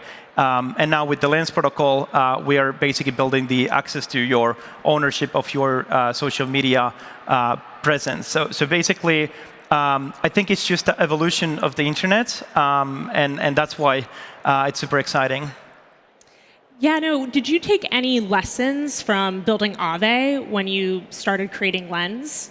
Was there anything that you did differently with starting this new project? Definitely. So one of the key things about building decentralized technology is that you really should focus on actually building it in a way where it's composable and very unopinionated. So what it means is that normally when you build internet applications, you create endpoints, APIs, as we know, right? And you give different kinds of permissions to those APIs.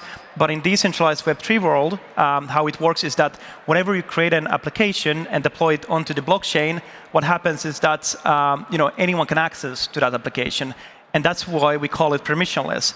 And composability means that now that you have an application there, it should be able to talk to other applications, and someone can come and build an application that is using your protocol, for example. So I think that was very important. And the way we built the Lens protocol is that it's very modularized. So both Aave protocol and Lens protocol, they're a set of smart contracts, where the Aave protocol is more of a monolith. It tries to do one thing very well. The Lens protocol is more about, here's a set of tools and modules that could actually help you to build better social media applications and whatever you want to achieve. And basically, by the unopinionated part, what I tried to say is that, we as developers, we try to make less decisions for you and basically just create a tool set that you can achieve what you want to build. Yeah, what does Lens protocol look like right now? How does someone build and create on this platform? So Lens protocol is deployed on Polygon at the moment. So it's one of the blockchains that has been very close to the Ethereum community.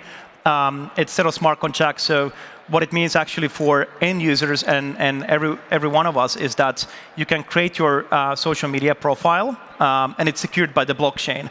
And you can establish different kinds of connections with peers, and that's secured by the blockchain as well. So effectively, what's different with traditional social media infrastructure is that normally when you create a profile in Twitter or let's say in TikTok, you lock your social capital, basically the things you create and connections you make to that platform. But we believe that everyone should have access and ownership over their social capital, meaning that once you create your profile, all these applications and algorithms should actually be built for you and not lock you somewhere. So effectively, you create a profile, you make followings, and anyone can actually go and permissionlessly build new applications. And there's actually even a Finnish company, Favor, building a social media application on top of Lens protocol and a bunch of other ones. So it's a very easy way to focus on the experience layer, moderation layer, and algorithms instead of focusing on the actually creating that network effect. So one thing I like to point out is that with Lens protocol, every application that is getting new users into the same protocol can actually access the new applications as well. So it's kind of a thing of where we all build together. Yeah. Now, what if someone said to you, hey, we have Twitter, we have Facebook, we have Instagram. Why do we need to bring blockchain into social media? How would you defend that? I think, many of these social platforms, they if you ask around, they work pretty well. For some people, they don't work pretty well. So the challenges here is that in many of the platforms and the way Web2 has been built is that, Internet by itself is a decentralized infrastructure. So, anyone can connect, right? And you can host a website, you can host a server. But the challenge is that to make it very easy and convenient, we build basic applications to scale to billions of users. And that means that you have this kind of like a centralization part. So today, for example, we have 5 billion users over the internet at the moment, and almost equal amount of social media users. And most of these social media users are actually divided between multiple bigger platforms. So for example, if you're not satisfied with the content moderation policies or the trust and safety that the platform provides, you can't actually do a digital exit out of the platform and go to another application which is more aligned to your values. And even recently we saw with Balenciaga where they actually left Twitter because of the fact that they didn't get the brand safety that they, for example, wanted to be aligned with. And I think giving that choice back to the users is the way to manage these challenges, because then the platforms can make less decisions for you, and you as a user, you can actually decide more what you actually want from your social media presence.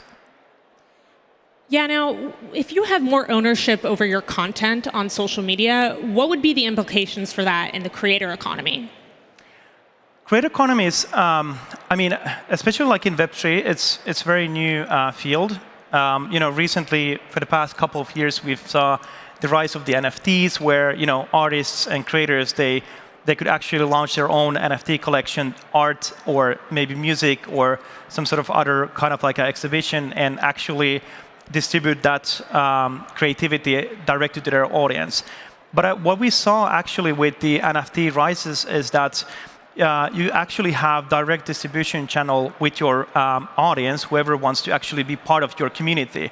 And when we look at today the social media platforms, one of the combining aspect there is that many of the bigger platforms, they don't necessarily share the revenues, income streams with the creators, because they have the power and they have the mandate to decide how they want to share.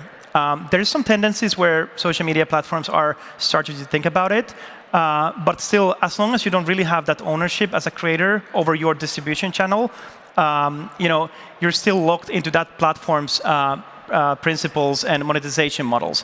But on open protocols, the beauty is that anyone can actually come and build new monetization models.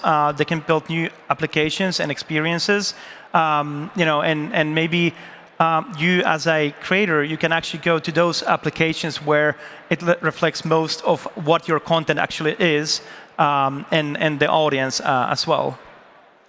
With Twitter, we've seen a lot of issues revolving around identity verification, spam, misinformation.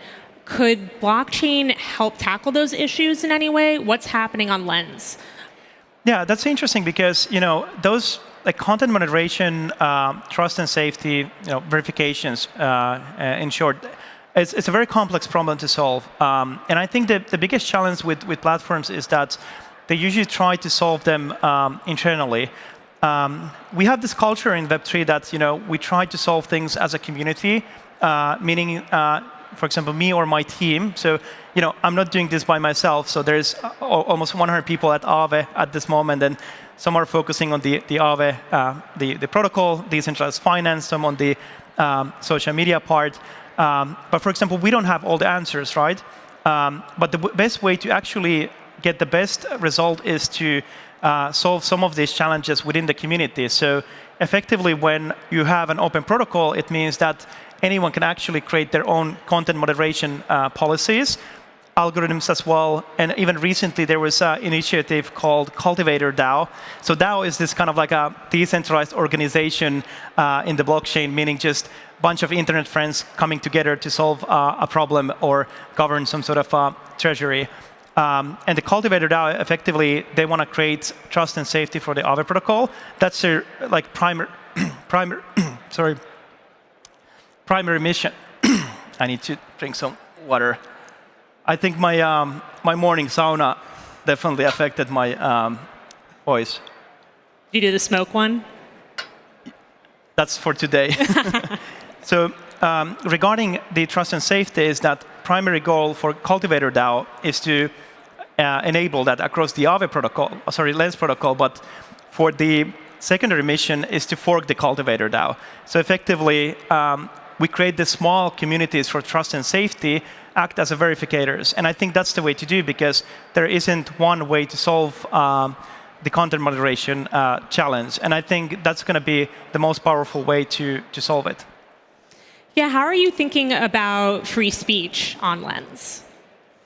I think as a protocol, all the data is raw. So for example, you have accessibility, you can, anyone can create a profile, you can publish content, but effectively where most of the work will happen, either through manual work or algorithms, is going to be on the middleware. So all the APIs that are actually showing for the experience layers, which are applications, what content to curate to users.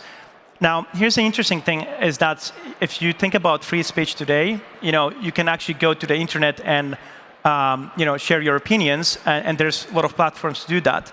But the challenge is also like, how do you moderate free speech as well, and create trust and safety, back to the primary issue.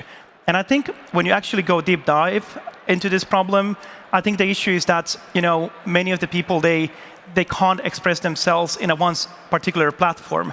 Well, in Web3, we really don't have platforms. We have protocols, meaning that pretty much everything is open to you, but it's up to the community to decide what is something that should be moderated or amplified to across audiences. And I think that's where the bigger value. So you can achieve free speech, but you can achieve at the same time trust and safety. And none of the solutions will be ever perfect. And I think that's why social media is a way more trickier space than anything else in Web3 at this moment. Yeah, I think Elon Musk is seeing how tricky social media can be right now. What advice would you give him as we see more employees leave Twitter? I mean, besides implementing the Lens protocol, you mean? I don't know. Twitter is challenging, right? So, I mean, they're iterating quite fast and experimenting. So, in one way, that is interesting approach. But also, they have a lot of time to make the platform perfect. But once again, I personally believe that on every single application and infrastructure, there should be open network. So, what we did, for example, with decentralized finance, we created a public good infrastructure as well. So, meaning that we believe that some of the financial infrastructure should rely upon public code, open source, and accessibility. And I think the same should be achieved in the social media space.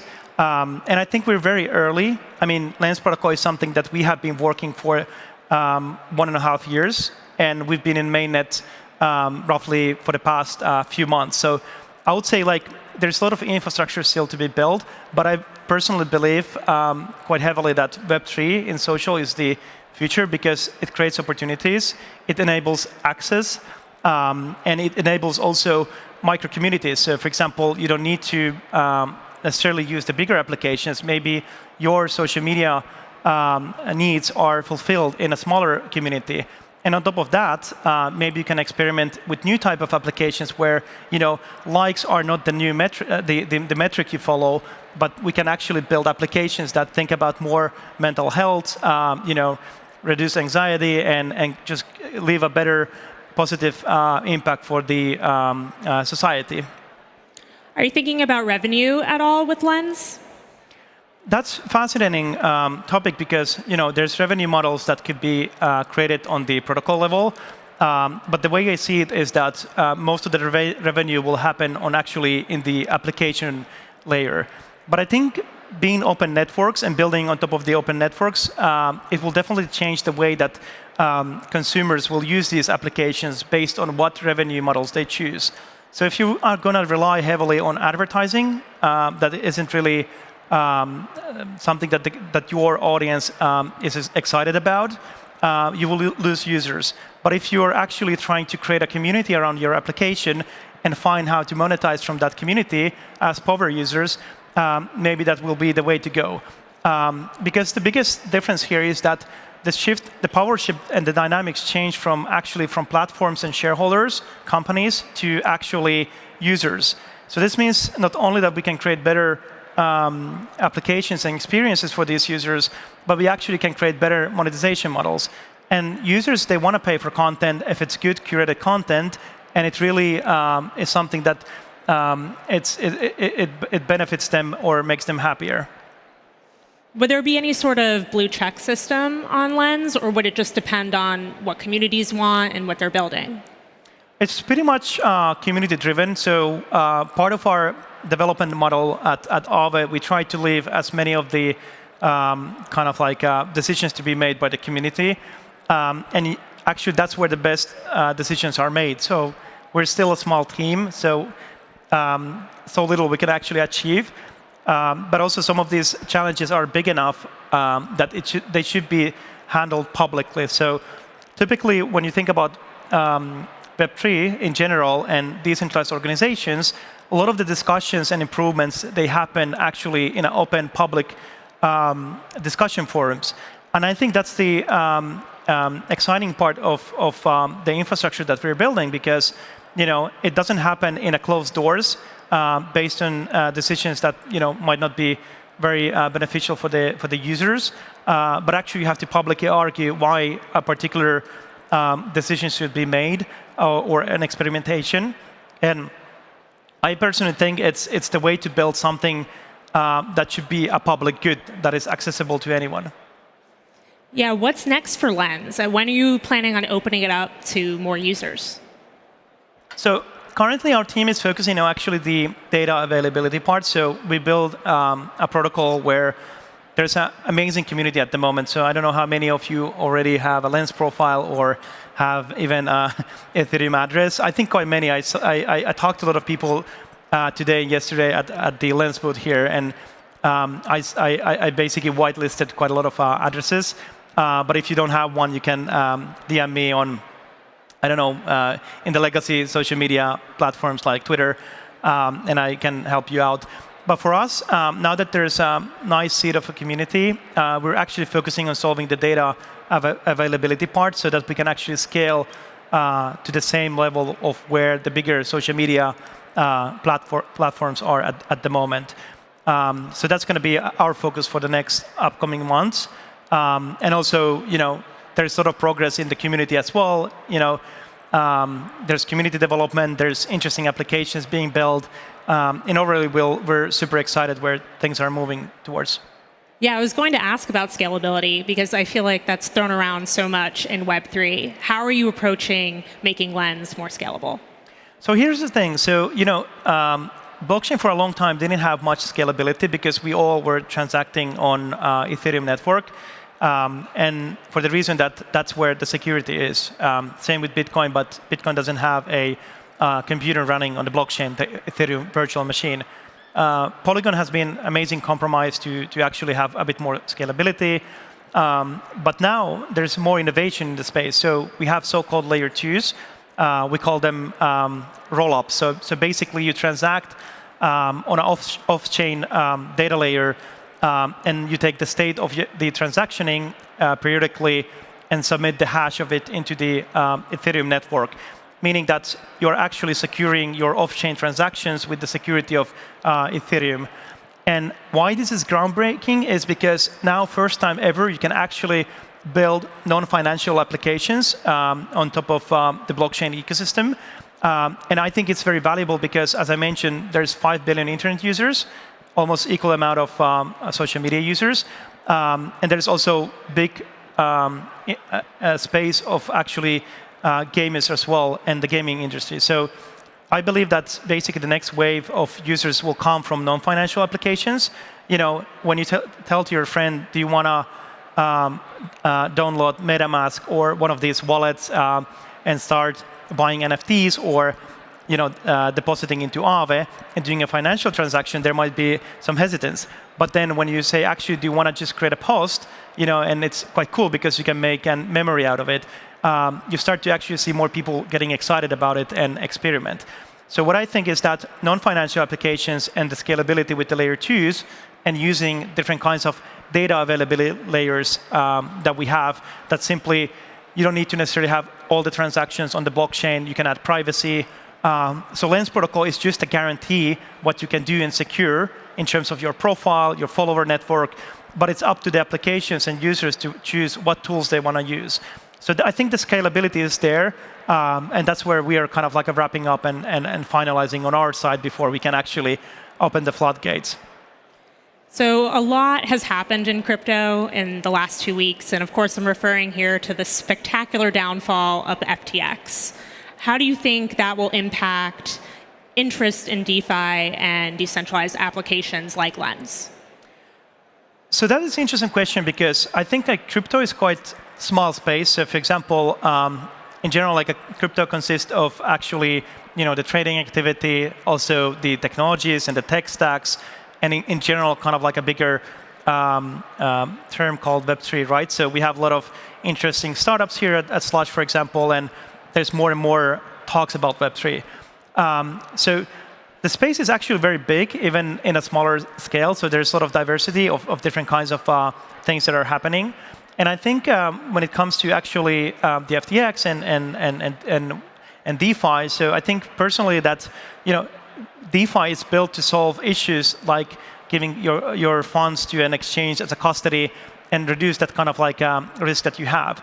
So one thing about DeFi is that it's effectively a set of rules. So people usually say that there's no rules in decentralized finance or crypto, but actually those smart contracts, they're a set of rules. But those rules are governed by the community, so meaning that the communities decide, what those applications can do. And I think for decentralized finance, it's definitely is another example where, why we need decentralized finance and why these rules must be codified and make as public good and part of every crypto infrastructure, whether it's a centralized service provider or something else, because we need that transparency and traceability. And I think it's interesting times. But I think at the same time, it's a big opportunity for decentralized finance as well. Yeah, and I guess just for my last question, what have been your impressions of Slush this time around? Well, I'm very surprised how fucking good Slush is. So I've been in so many conferences this year, crypto conferences and tech conferences, and it's super interesting to see the excitement here. And Slush is a place where ideas flow from AI, from Web3, and it's the only conference where actually people come to me from different industries and talk about how Web3 could be interesting, or let's say how AI could be used in somewhere like in Web3 social.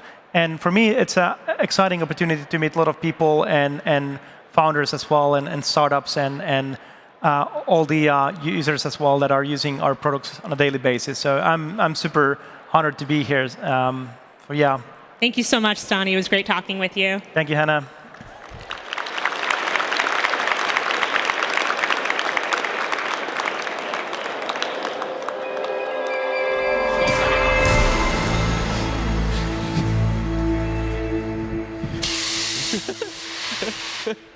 That always scares me. Thanks, Stani and Hanna. Okay, we're approaching to the pinnacle. But before the Slush crown jewel, Slush 100, we have one last talk. And after that, one more, actually. Don't go anywhere. Go ahead. We will have some time to come back and say goodbye after the Slush 100, so worry not, we'll be back. But for now, let's talk about Twitch.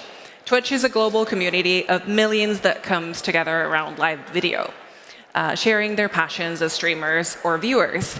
The next discussion will focus on the growth and future of the creator economy and advice and insights into growing and scaling a B2C product. That's right.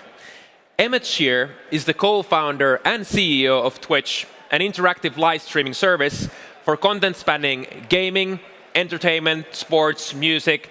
You can imagine anything.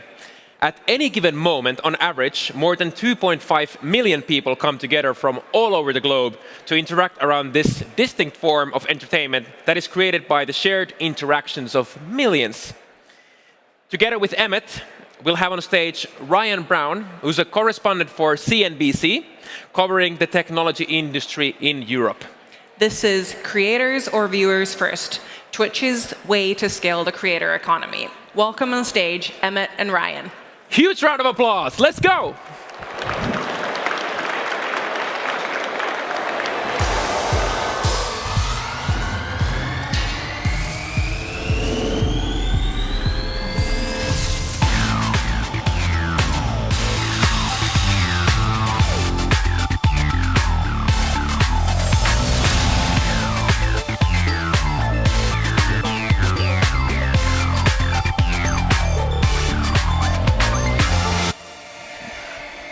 Hello, everyone. How are we doing? It's getting late, but there's an after party later on, so hopefully energized later on in the evening. Emmett, how are you doing? Doing great. Having a very nice time coming here. Awesome. Yeah, no, I'm loving the energy at Slush. It's definitely such a kind of huge conference, and there's loads going on. And in the sort of theme that's been happening at Slush, it's obviously all about kind of a sort of a new dawn and innovative entrepreneurs going out and starting new things at a pretty rough time for tech and for startups generally.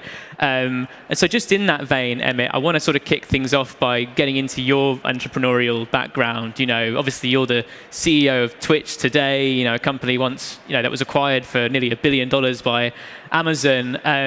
But when you started this platform with your co-founders, back then, you know, the real origins, it was just in TV, right? And it was looked very different, I guess, to what it is today. I mean, just run me through, you know, this experience that you went through there.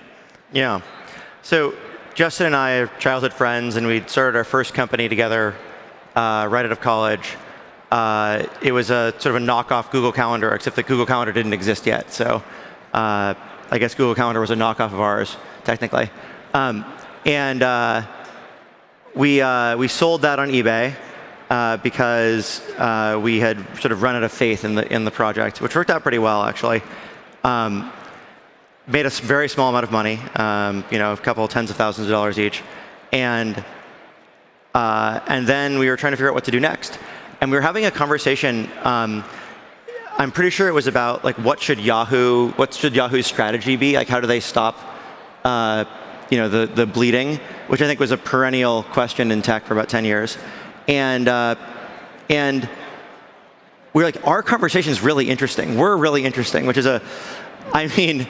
It was a little bit arrogant, I guess, but we felt that the conversation was interesting, and we thought we should record this and share it. But rather than like normal people just like starting a podcast, we took it further and we said, well, we should just record all of our conversations 24/7, and then like use that as the basis. And then we thought, oh, we should just stream it all live. And what if we added video? Oh, we could put like someone's life 24/7 onto the internet. And that was the genesis of you like, oh, what if we put Justin's life on the internet? It was clearly going to be Justin and not me, because Justin wanted to be on camera in that way, and I had no interest in that. But we went and started Justin TV, which was originally supposed to be a reality show about Justin's life. We were not good at reality television show production. It turns out entertainment's hard. TV is hard to produce. Good internet reality TV shows are hard to produce. But the tech we had made for that turned out to be good for other people. And we pivoted the company to let other people produce their own shows. And that was much more successful. Other people were much better at producing the video than we were. And we grew it for a long time. We made it through the 2008 crash. We sprinted to profitability. With the instant we saw it sort of go bad, our priority shifted towards profitability. I think that's actually really good advice for anyone who, right now in startups, if you have a running startup and you're not profitable, you might want to spend a good amount of your effort trying to either get profitable or at least don't lose too much money. But we sort of had stopped growing. We were trying to figure out what to do next. And the StarCraft 2 beta had come out. And I was playing a lot of StarCraft 2.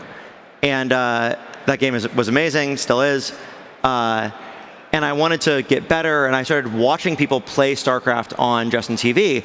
And it was the first time that I had really enjoyed my own product. It was the first time I really liked Justin TV. I was like, this is fun. I really enjoy watching this.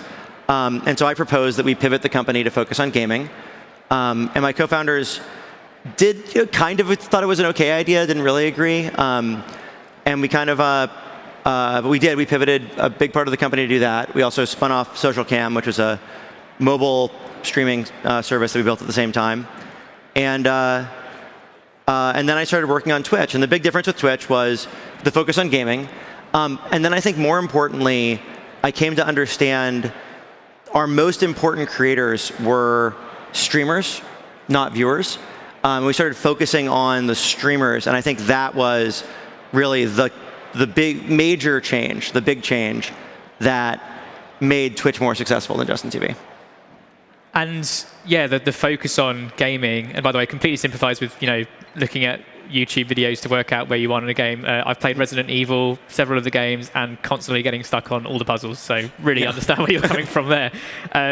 But that was a huge focus for Twitch, still is to this day. How did you kind of figure out what would be your bread and butter at Twitch, and what would be your advice to other founders trying to figure that out? Yeah. So I spent a lot of time thinking about the space and strategic, where the strategic value was. What was the most important thing to get right? And what I realized was there were about 200 at the time people streaming video games who mattered, who had some kind of following or audience. And my realization was, wow, I could talk to all 200 of these people. Like, there's nothing stopping me from going one by one and figuring out what they need and winning them over. And so that's what we did. I went and I talked to, I don't know if I talked to all 200, but I at least talked to 100 of them. And I came away with sort of after sorting through everything I heard from them, I came away with this sort of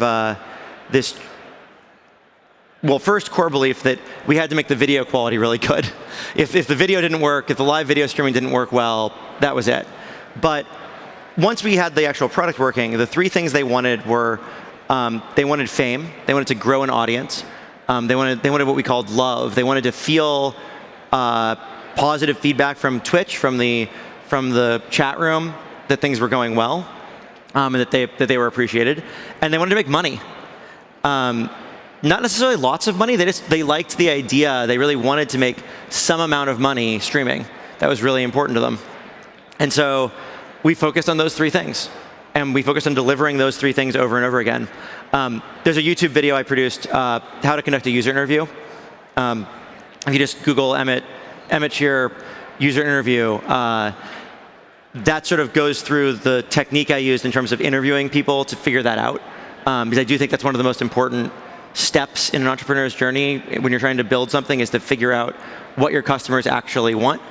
But yeah, I talked to the streamers, and then we started building stuff they wanted, and then we'd go back to them and say, hey, that thing you said you wanted, we built it. It turns out that's a really powerful sales technique. They really liked that. And how kind of hands-on do you get as a founder? I mean, even to this day, do you still find yourself kind of, trying to make sure you're addressing what your users want?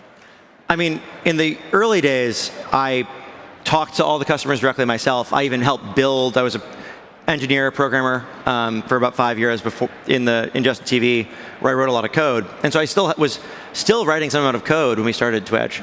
So I was very hands-on in design and product and engineering, in talking to customers. I did delegate a lot of the business development work to my co-founder Kevin, who's just an incredible BD person and generally just an incredible leader.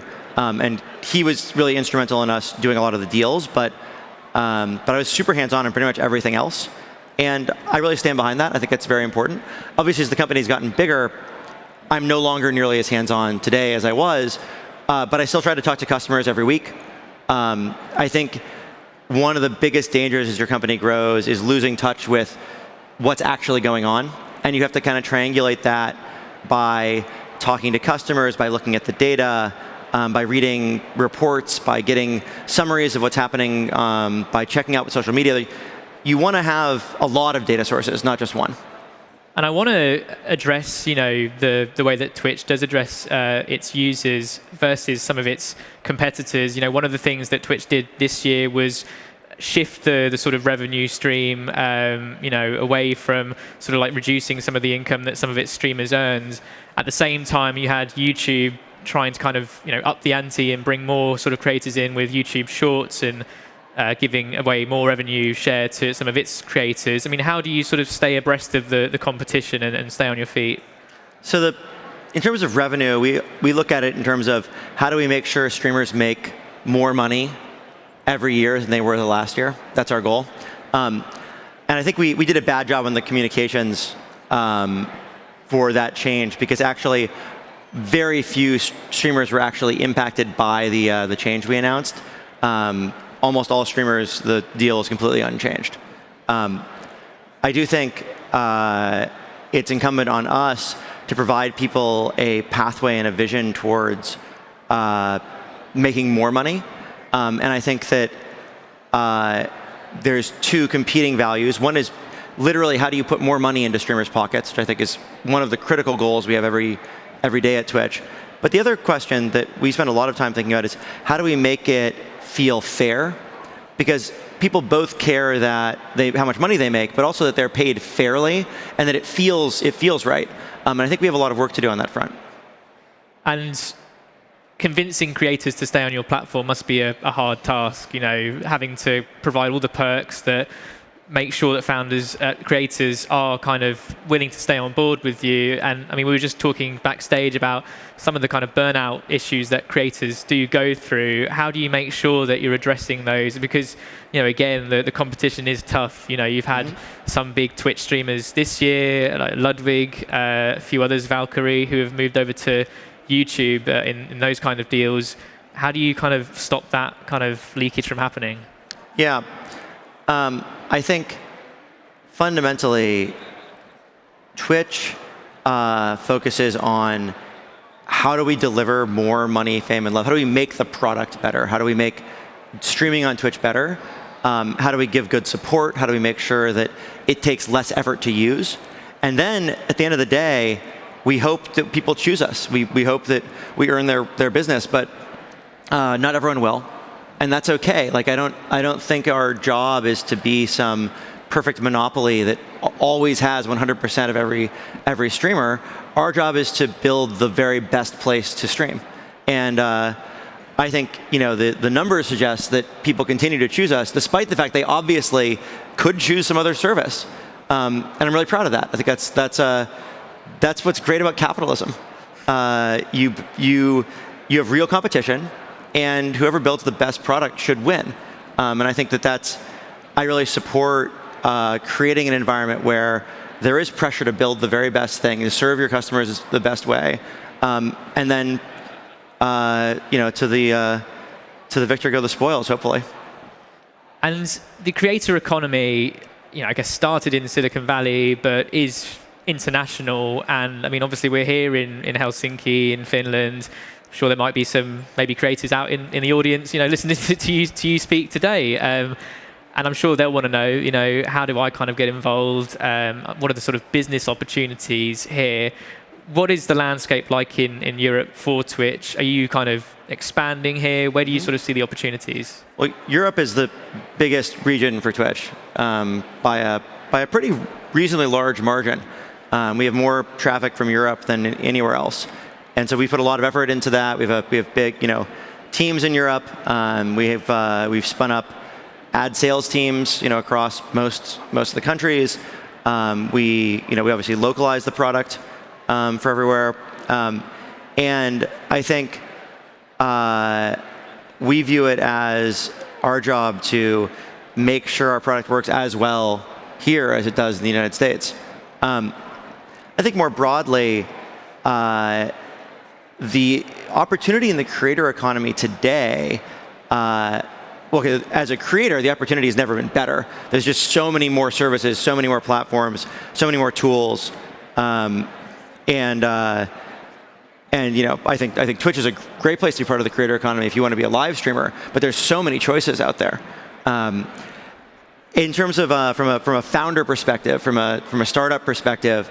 I think the opportunity in the creator economy is to identify some new format, some new thing that someone might want to start effectively a little small business building online and sharing with people that doesn't have a good support for it today, and to build support for that, to help new people be creators who could never be creators before. Because as big as the creator economy is today, I think it can and will be 10 times bigger. And that means there's a huge opportunity to onboard the next 10x of creators that are coming. Yeah, because I think that's the problem, isn't it? Many of the sort of top creators are the top creators, and they've got millions of followers. Some of them are millionaires themselves as well. They've made businesses out of this. But breaking the mold and becoming viral in today's age, when it seems like they're all so established, it's quite a tough thing to achieve, isn't it? That's my favorite thing about Twitch, actually. You can't really go viral on Twitch.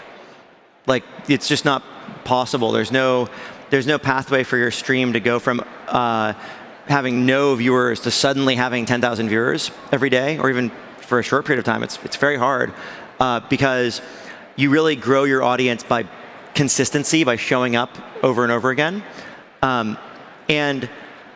one of the things I'm proudest about on Twitch is, obviously there's millions and millions of people who try streaming a little bit.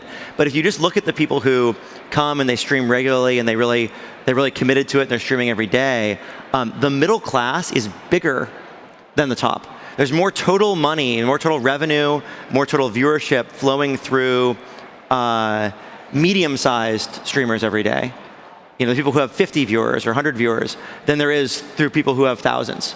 And I think that's a really positive and hopeful sign to me that maybe there is a future where it's not totally dominated by the very top biggest people, and there's room for people to be successful creators in the middle. And I think that's true on Twitch because a big part of using it is the human connection. You're not just watching for entertainment, you're watching to be part of it, to communicate with the streamer, to communicate with the other people in the chat room. And that kind of optimizes for a medium size rather than a maximum size. And I think it's worth looking at other products like that. I think there are a lot of opportunities to build things that connect people, that bring them together into community. And creator products that have community tend to be more middle class, which I think is pretty cool. And in today's environment, the creator economy, I guess, faces the same challenges that many other parts of tech and just the broader economy at whole are facing. We've heard from Doug Leone at Sequoia, some very big VCs at Slush about the macro environment and how, as a founder, now is the time to kind of control your costs and, like you said earlier, reach profitability. How is the creator economy sort of being affected by this? Because one of the big things that we've seen is, subscription platforms like Netflix and others seeing a slowdown in their sales. Is that also the case with Twitch? I think that we have not seen the macroeconomy always has an impact on every service, right? And we see the same things out there that everybody else does. But there's the underlying strength of more people joining, more people showing up, wanting to be part of it, that kind of counteracts that. Certainly, coming out of COVID, we have seen some number of people stop watching Twitch, particularly people who started watching during the pandemic. And I think that's good news, actually. It means they're getting out into the world. They're touching grass, so to speak, and they're not necessarily online all the time. I think it's very healthy. I really support it. We also see some of those people now starting to come back, and because they did enjoy the Twitch experience, and maybe have a little more balanced approach to it. I would say, yes, if you're currently running a startup, you should be very aware of the fact that the fundraising environment will not be as friendly. And so there's a real premium on being efficient, making good use of your capital, and spending as little as possible, making as much as possible, and trying to run lean and not burn a lot of money to scale. But there's never been a better time to start a company. I mean, really, it was the 2008 crisis that caused Twitch to come into existence.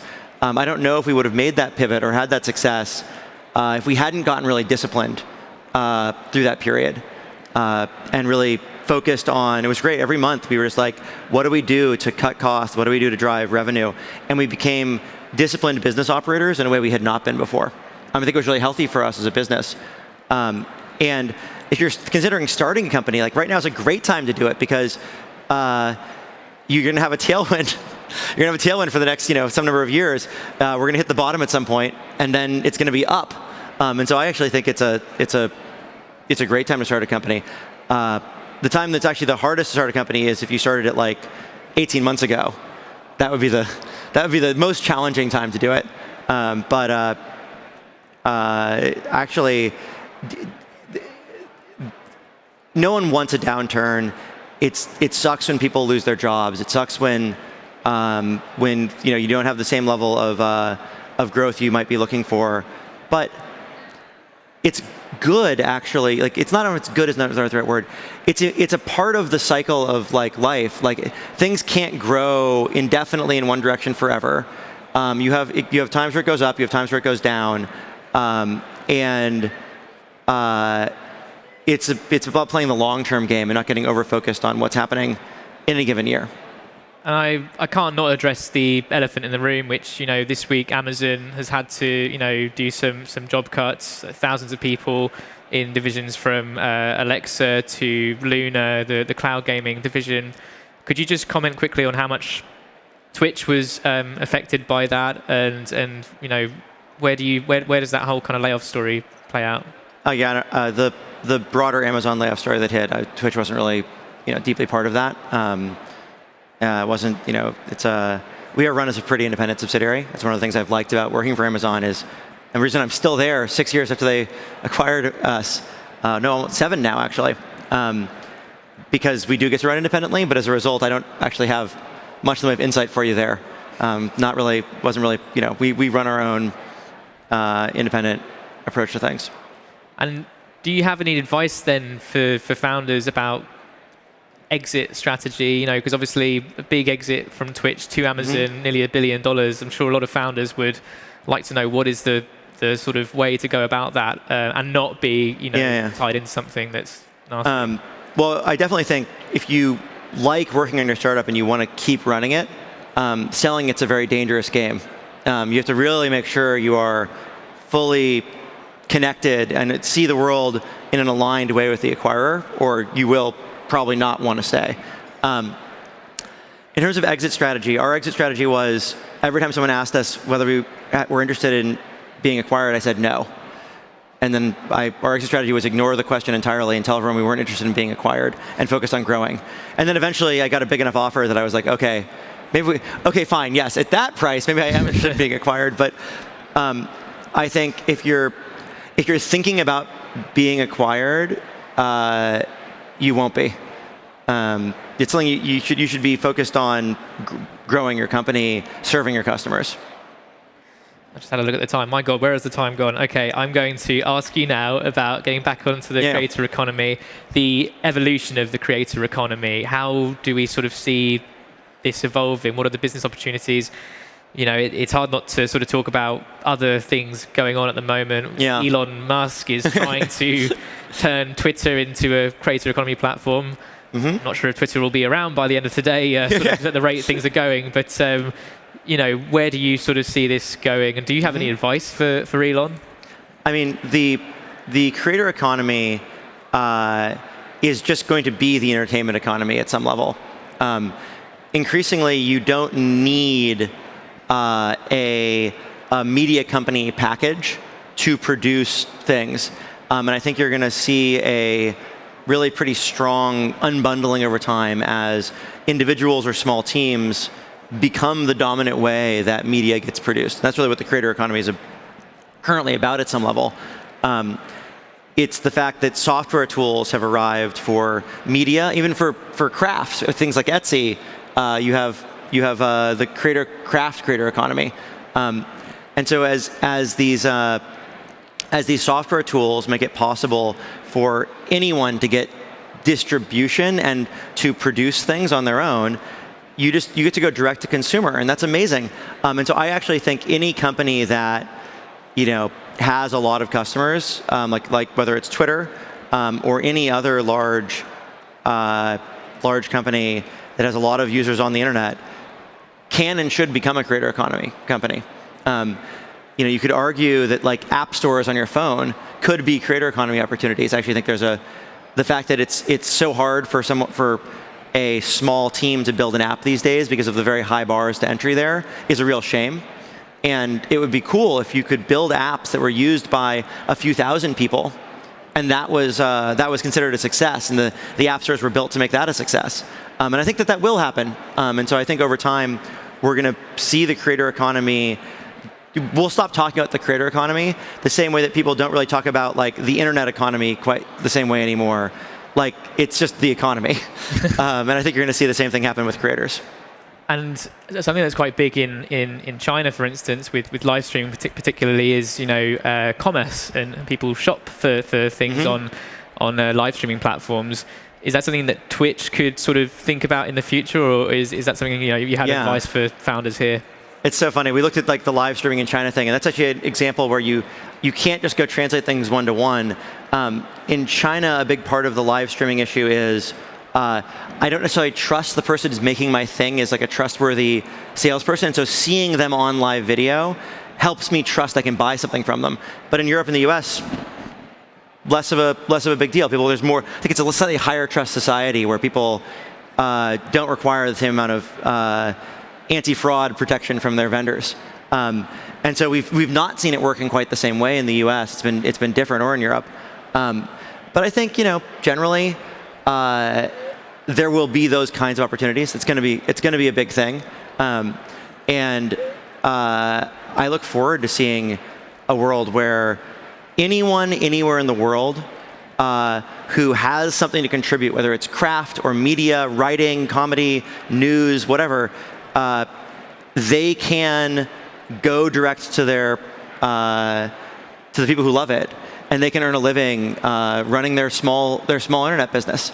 I think that's a beautiful world in the future because small businesses are the backbone of a community and the backbone of our society in a lot of ways.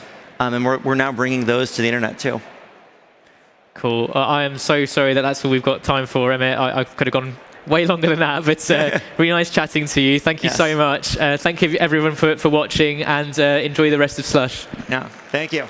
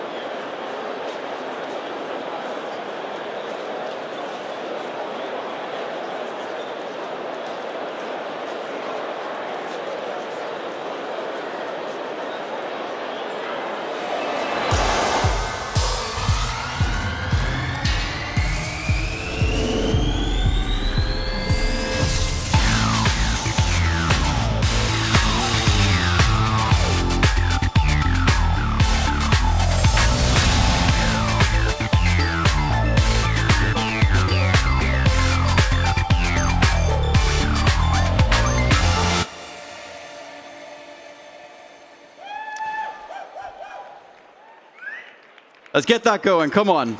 Get a round of applause. Get a round of applause. Woo! Fantastic. Hello, Slush. Are you ready for the Slush 100 finals? Fantastic. Amazing. Before we begin, just quick round of sort of what has happened, why are we here, what is Slush 100? So at the beginning of the year, we set out to rebuild what Slush 100 is, how it works, fundamentally. So for the first time ever, we're really, really proud to say that the winner of Slush 100 is going to get an investment of 1 million euros. Can we get a crowd going for that as well?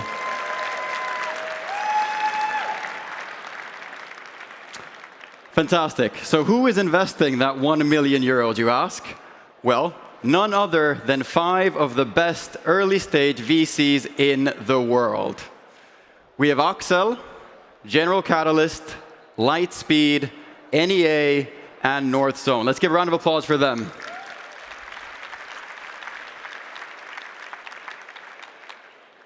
So the first competition of Slush 100 was held in 2011. That was 11 iterations ago.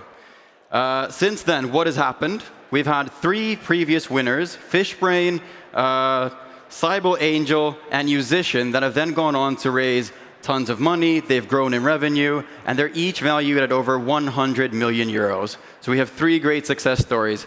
And the great thing is, the great thing is that today we're going to get 1 more for that, and hopefully we're going to start getting unicorn companies out of the Slush 100 winners. So who is going to decide the winner? It's going to be the judges. So now I'm going to introduce the judges to you. First, we have partner at Axel, Harry.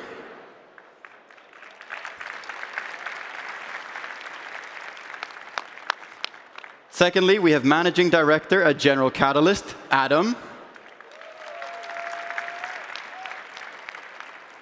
Third, we have partner at Lightspeed, Julie.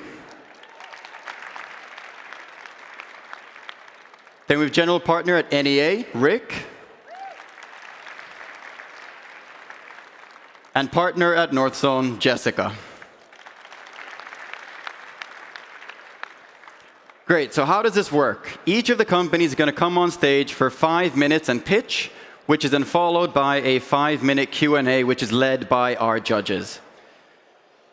After this, after each of them has pitched, we're going to take the judges to a secret location. They're going to deliberate for about 30 minutes on the winner, and we're going to come back here on stage after the pitching competition to then announce the winner. So the final program of the day is announcing the winner. You do not want to miss that. Fantastic. Slush, are you ready? Amazing. Our first finalist is Immigram. They have built an immigrant-focused, end-to-end global mobility platform that helps streamline and automate immigration. Please welcome Anastasia, co-founder and CEO of Immigram.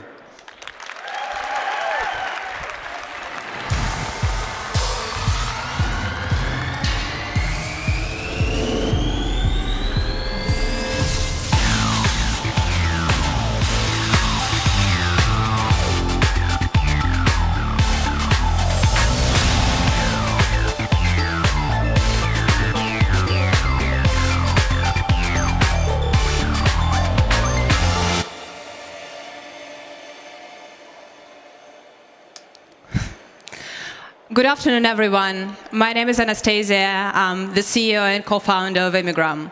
We are building a global mobility platform to connect international talents to opportunities and countries. My journey as an immigrant started 7 years ago when I moved to the UK, and over the course of those years, I had to wait and obtain for 21 different visas, spending 63 weeks waiting for the decisions. This is the actual time which I could have been contributing to society, creating value, and building the company. At some point, I thought that it's going to be easier to marry a handsome British guy and get rid of all my problems. But unfortunately, it's not an option for me. Neither it is for another 230 million migrants living in the United Nations countries. They're still facing exhausting and time-consuming processes with a mistake which could cost careers or years of life. It is the very same for the companies which are using Excel and outdated tools. So it's so interesting how the very countries which create those complications and problems, not letting the talents into the countries, are actually in need of those.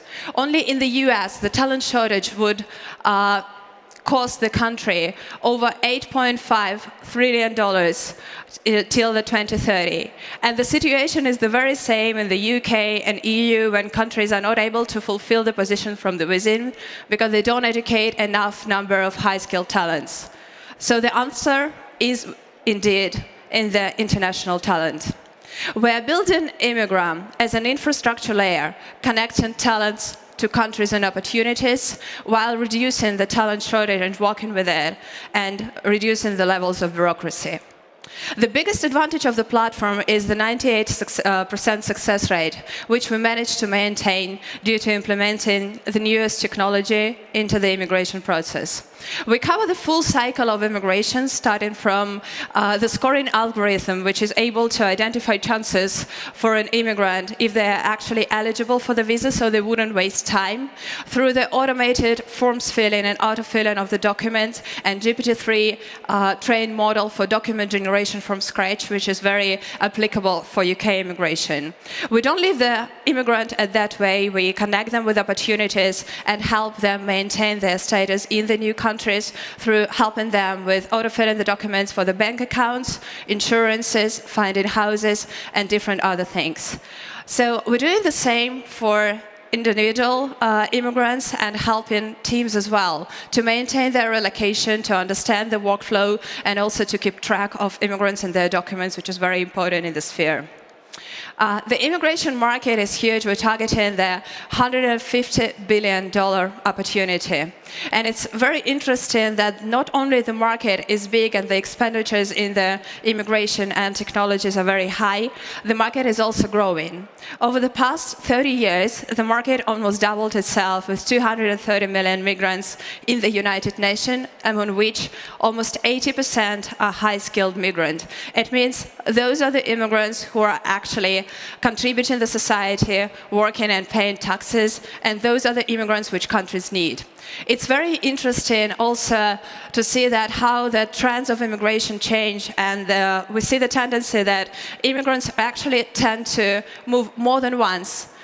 Their usual example would be like from our clients, could be a Nigerian or Indian developer who comes to the UK, builds their career with Google or other companies, and then after that decides to move to the US or even reside in Europe. So the tendencies grow. And currently, Immigram is a profitable company with 6 million revenue and helping over 800 talents with another 18,000 talents in pipeline, starting working with the biggest companies. Our current LTV is 6,500, and we helped the best talent from Google, Facebook, Vice President Goldman Sachs, and planning to grow from a UK company, opening the US and German market this year, up to the ecosystem, helping both individuals and companies relocate talents anywhere in the world, connecting them with opportunities. The biggest advantage we have is actually the talent which comes to work to us from Google, Amazon, Revolut, and other companies connected with a mission and joining us on the way of building an immigrant platform using immigrant talent. We're raising $2.5 million to help 200 million people and grow 10x. Thank you so much.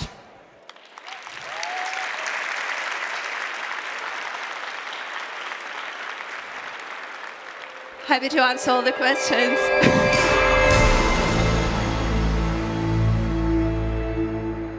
Fantastic. Thank you, Anastasia.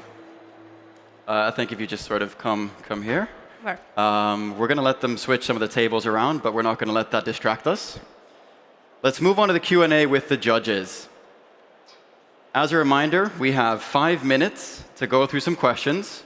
The judges beforehand couldn't decide who was going to start, so I picked randomly one name. So if we can get the mic to Jessica. Jessica, if you want to start us off with the Q&A. Thank you so much, Anastasia, for a great pitch. Very impressive. Can you tell us a little bit about the different tools that are available in the market and your competitors? What's out there at the moment? Sure. So the biggest competitors which we have are currently the law firms.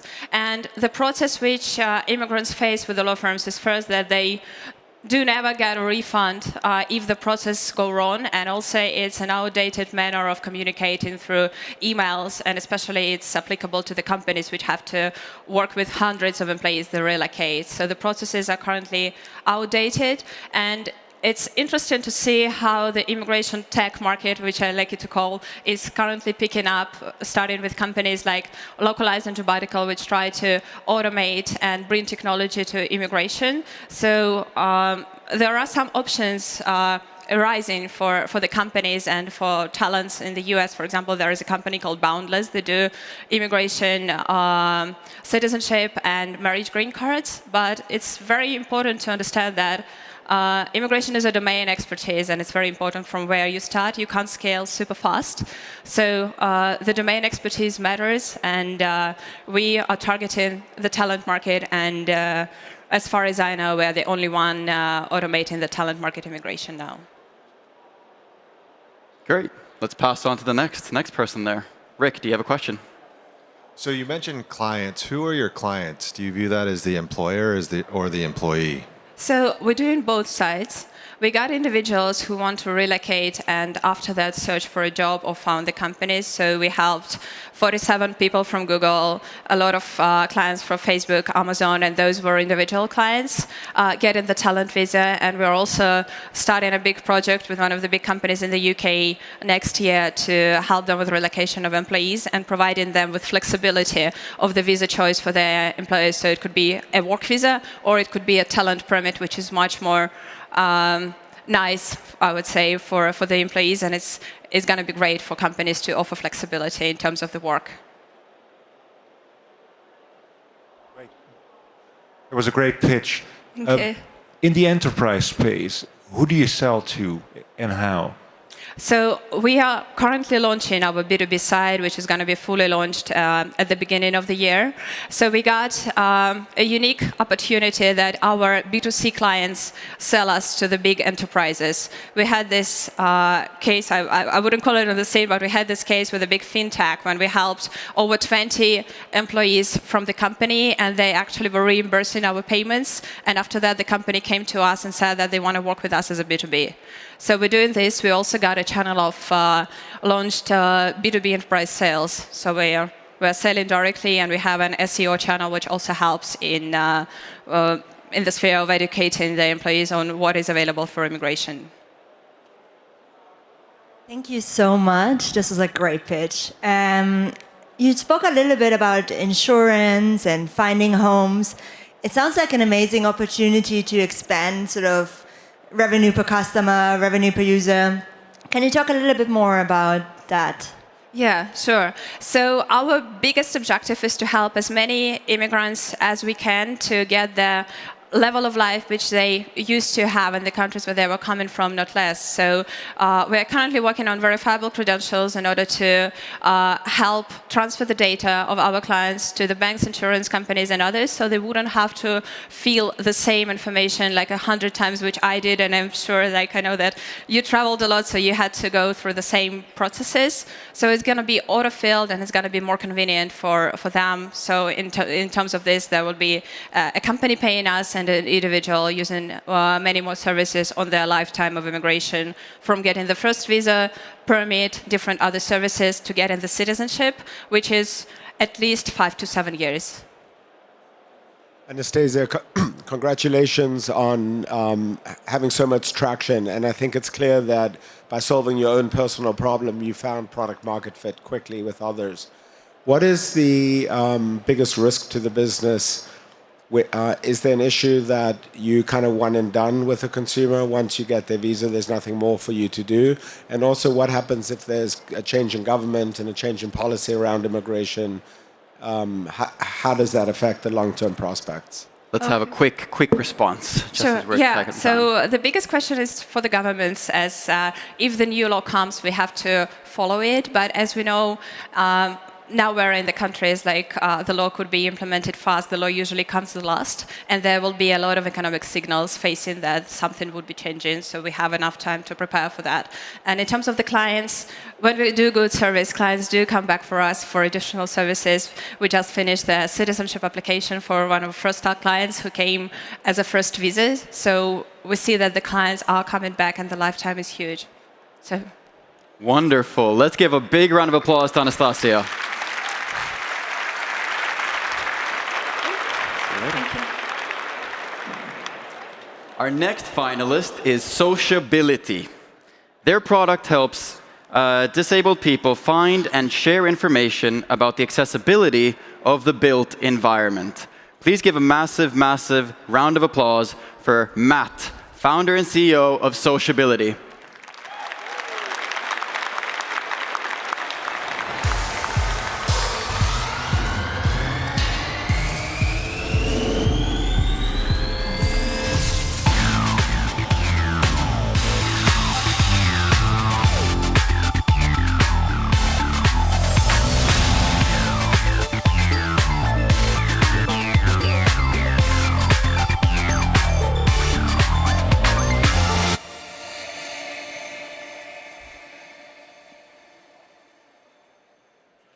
Hi everybody, my name is Matt. I'm the CEO and founder of Sociability. We are a mobile platform that helps disabled people find accessible places and gives them the peace of mind to explore the world around them. But what does that actually mean? Well, let's take today. We're at Slush, and at Slush, we love to go out. And so I love to go out. If I want to go out with any of you beautiful people to a cafe or a restaurant or a bar or, God forbid, the nightclub of the backed party, then I need to find a venue that has a step-free entrance, an accessible toilet, and doors that are wide enough for me to fit through. Now, these are my needs, but all of a sudden, they become yours as well, unless you're going to leave me outside.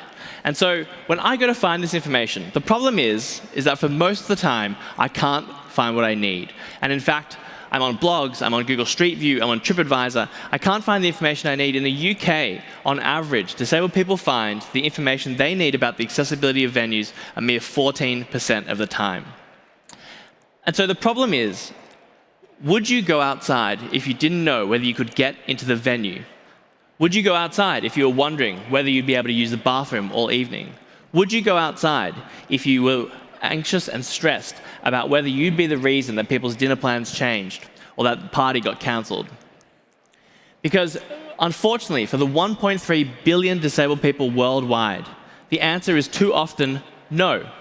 They go to the 1 or 2 or 3 places they know are accessible, and their worlds shrink. They become excluded from opportunities, excluded from services, from places.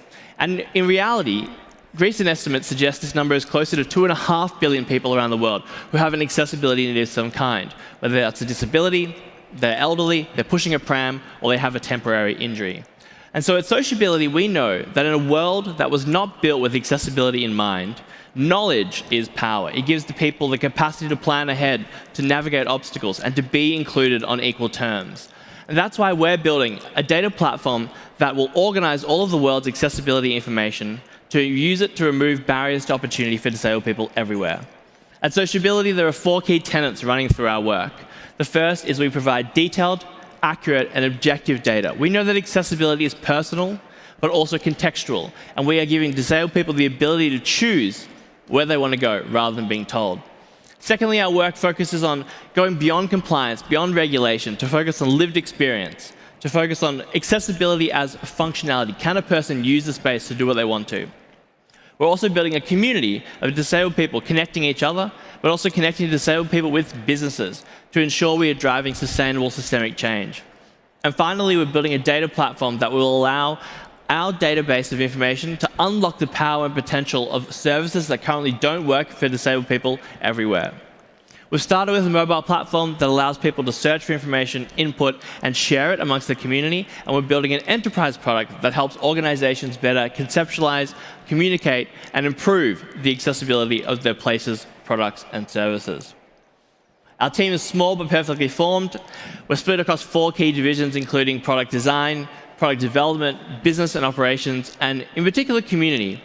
At the heart of what we do at Sociability really is our disabled user community. Our head of community, Jenny, has her own disabled social media influencing follower of more than 50,000 followers. And that means that at Sociability, we're really plugged into disabled people. We know what they're learning, we learn what they want, we're listening to them, and we're building with them.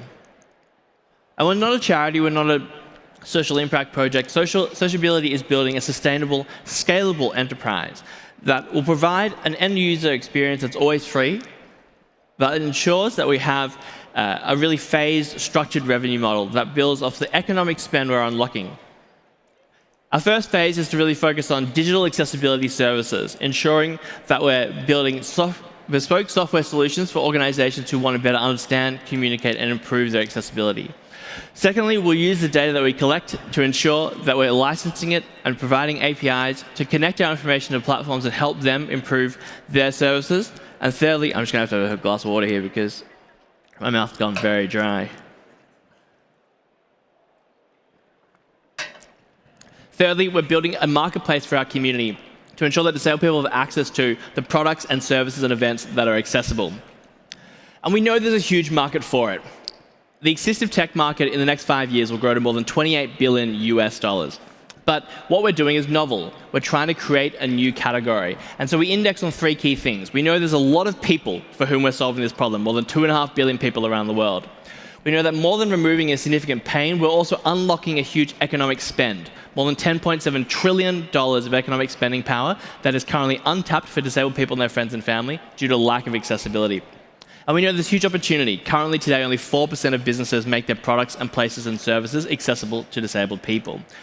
And we've had early validation of that through our first clients, huge multinational brands who show that accessibility and disability inclusion is an important mainstream activity, from big names like Toyota and Arup to News Corporation and the University of Oxford. And so 4 years in, we're really excited, having got our first product, first users, first clients, to really grow the team, to grow our reach, to grow our impact. And I'll leave you with a quote from one of our backers, Eric Schmidt, who's excited at the power of our data to unlock the untold potential and opportunity for the billion-plus disabled people worldwide. And we hope you're excited too. Thank you very much.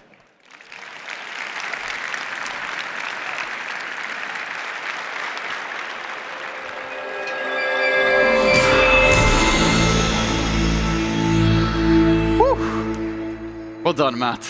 Thanks, Marco. Is it intimidating, the audience? They're very friendly, which is nice. They're very friendly. Fantastic. Yeah. Fantastic. Time for some questions from our judges. Again, I have a name picked. Oh, Jessica's grabbing the mic already. Yeah, I can't wait to ask you a question. Very good pitch, Matt. A question from my side is the data collection. Oh. Sorry about that technical difficulty. Yeah, data collection. Would love to hear how you think about that and scaling that. Yeah, for sure.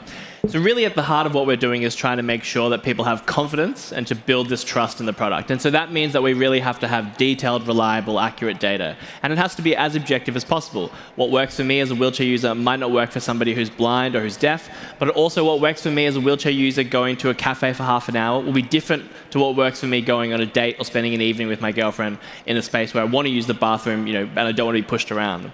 And so at Sociability, we collect data in 3 key ways. One, we have a team of people who go out to spaces, who talk to businesses, and who collect that information so we are really 100% confident in the accuracy of it, but we also drive awareness.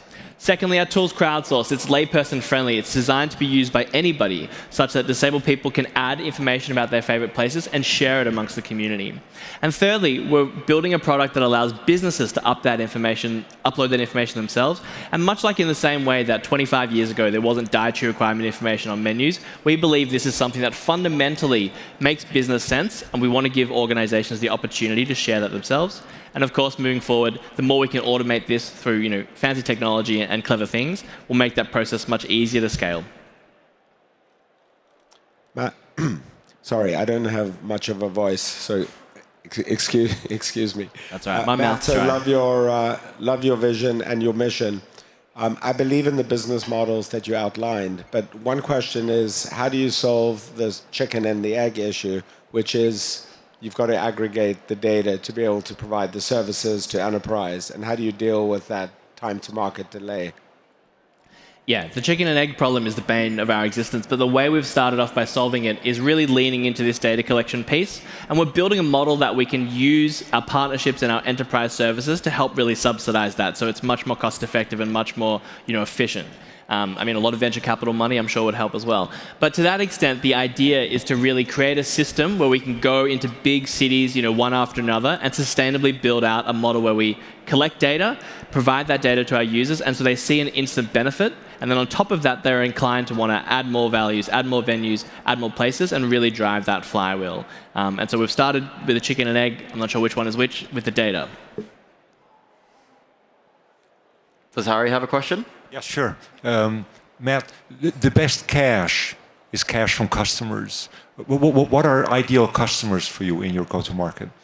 Yeah, in our first phase, so particularly this idea of using our digital software solutions to build enterprise services or accessibility services for enterprises, fundamentally, it's really large organizations who have huge employee bases who want to empower their stakeholders, not only existing employees, people across different countries moving between offices, but also new hires. They want to get talent that's diverse. They want to make sure they feel empowered, and they don't want to put the burden on them to have to raise their hand and say, hey, I need X, Y, Z. They want to say, we're a proactive, forward-thinking organization, and you can come and work here and thrive, and we'll build the environment for you.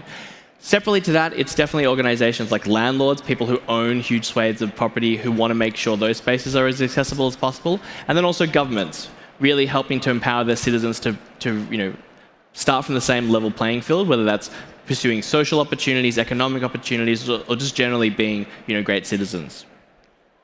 Great questions. Amazing. Rick, if you have a very quick question, we can go to that. I just wanted to, one of the metrics that stood out that you mentioned was sort of this 4% number of businesses that really think about sort of making their spaces accessible. And going back to one of your previous points, are there other regulatory tailwinds that are happening that are going to push the business forward as well? There's definitely a lot of regulation around accessibility, at a very base level. The fundamental problem with that is it's a baseline, so it doesn't exist to kind of like empower people to thrive. It exists to kind of really to stop people getting sued and/or for fire safety. And so part of the problem is that these regulations are also not self-enforcing. I have to go to a space as a wheelchair user and say, hey, you didn't comply with that. Can you make something improve, and improve it? And so whilst there's a lot of regulation that gets us to a baseline, we're really trying to drive thought leadership around accessibility as functionality, as inclusion, as something that's fluid. And how do you bring people into a space and make them feel welcome?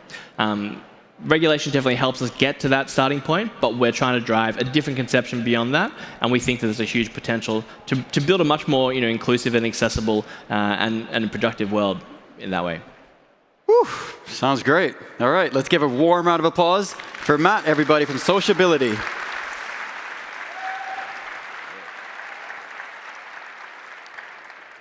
Brilliant. Our third and final finalist of the evening is Zeely. Their product is a mobile-first website and ad builder. Let's welcome Alina, co-founder of Zeely. Come on, here we go. Here we go.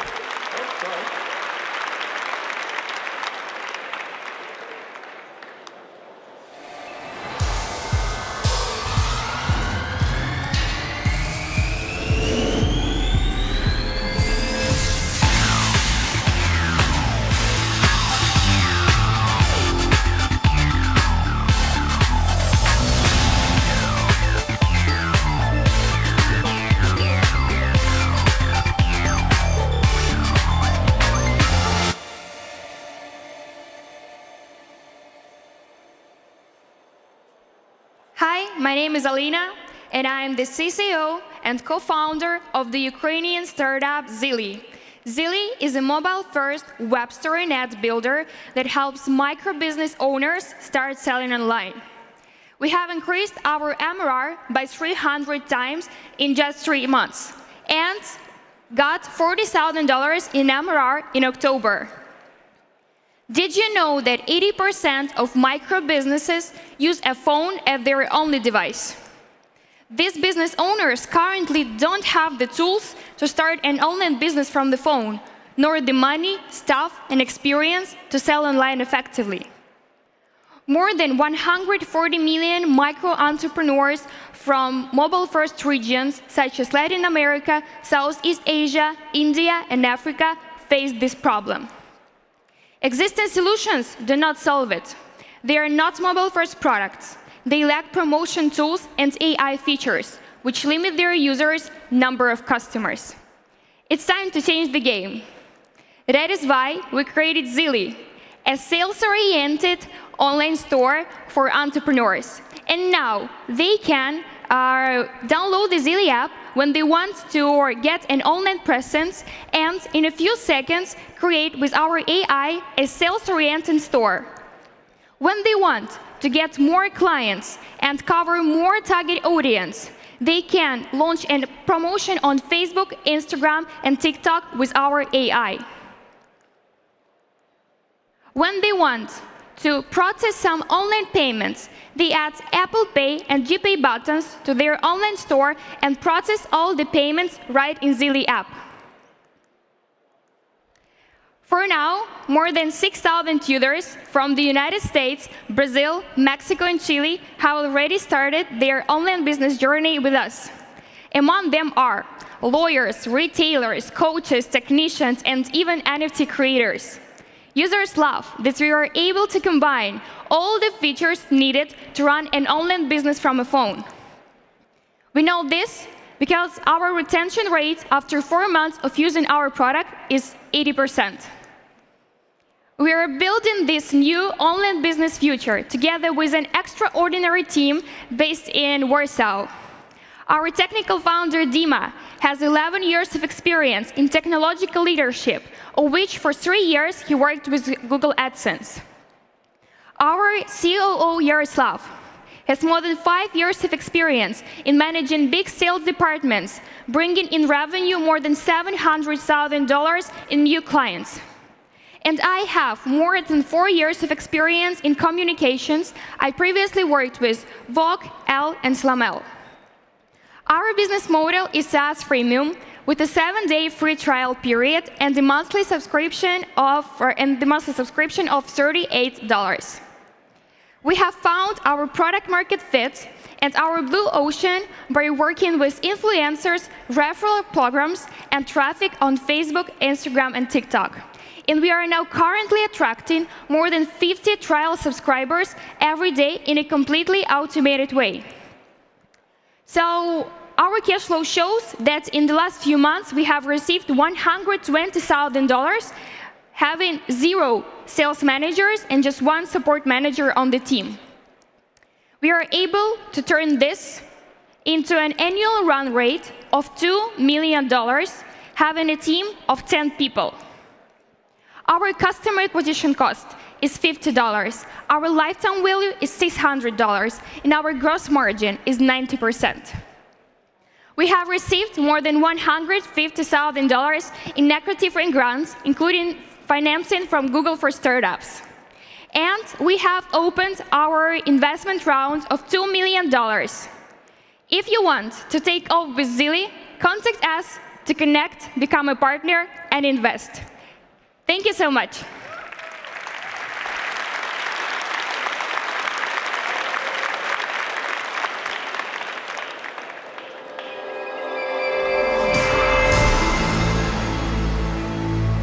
Yikes. That went very well. Fantastic. Judges, who wants to start? Super well done. Great pitch. I was curious, 6,000 customers, super impressive, very short time. How did you guys do that? What is the acquisition strategy? Where did you find them? Yes, so we have automated this sales process as it possible. So we have started collaborations with influencers on these specific markets, US, Brazil, Mexico, and Chile. And we record videos with them. They post these videos on their social media. We take this video and start promotion with them on Facebook, Instagram, and TikTok. We also use referral programs, and it helps us to receive more than 50 new trial subscribers per day.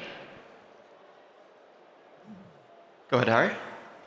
Who do you end up competing with, and on what basis do you compete? So, as mentioned, our existing solutions such as Shopify, Wix, Squarespace, they are desktop-oriented, and they cannot target this mobile-first audience of micro-entrepreneurs that we are working with.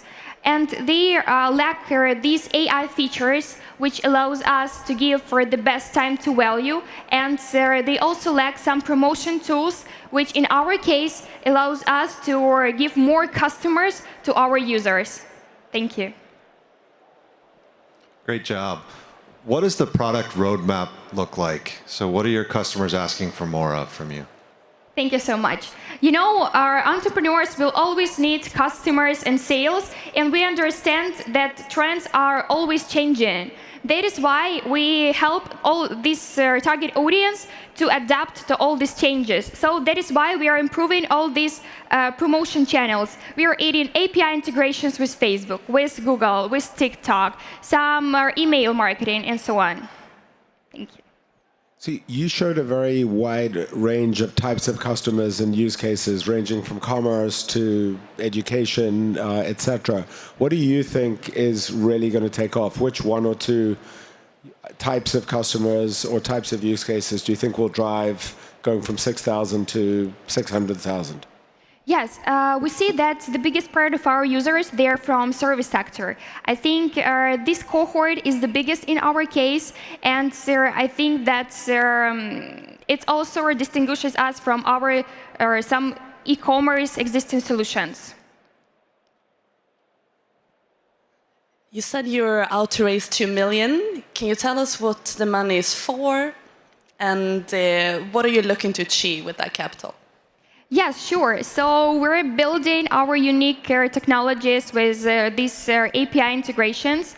We also know we have found this product market fit, so we can easily scale on all these markets where we now have these clients on Brazil, Mexico, and Chile. And we also want to start scaling on such markets as Southeast Asia, Indonesia, Philippines. There are a lot of mobile-first customers, more than 65 million entrepreneurs there, micro-entrepreneurs. Wow. I think we're done with the questions. That was fantastic. Let's get a big round of applause. Thank you so much. Woo. Fantastic. How are we feeling? I can see that there are people on 2 floors on all the buildings. I can't even see the last row. This is really, really good. Fantastic. Shall we get one massive round of applause for the judges and the finalists? Woo! Let's go. Amazing. So what's going to happen now? The judges are going to be escorted to a secret location where they're going to deliberate and try to pick one of these great 3 companies to be the winner of €1 million investment. In between, there is going to be a program, so you don't need to go anywhere, but we're going to be back in about 30 minutes and announce the winner. Let's finish with a massive, massive rally. Come on. Woo!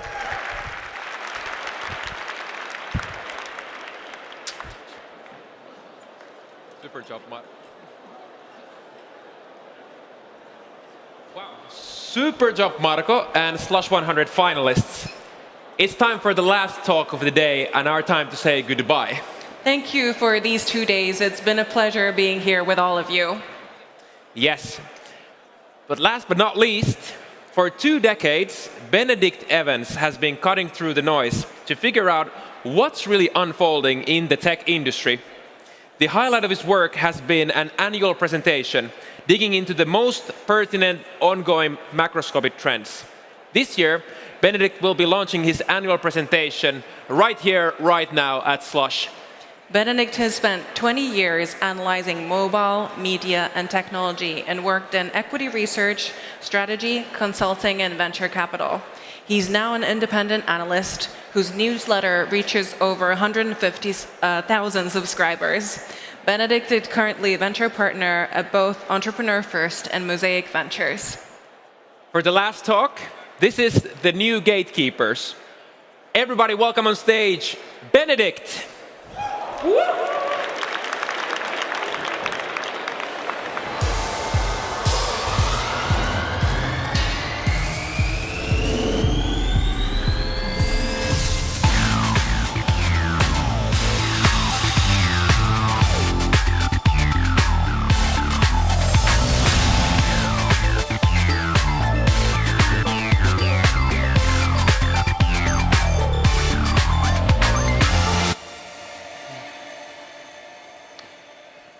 So that was a great introduction. Obviously, I'm exciting anyway, but the laser light show makes it even more exciting. I'm conscious that I'm the only thing standing between you and finding out who won the competition and then going to a bar. So I will try and keep this as brief as possible, and hopefully some of it will be interesting.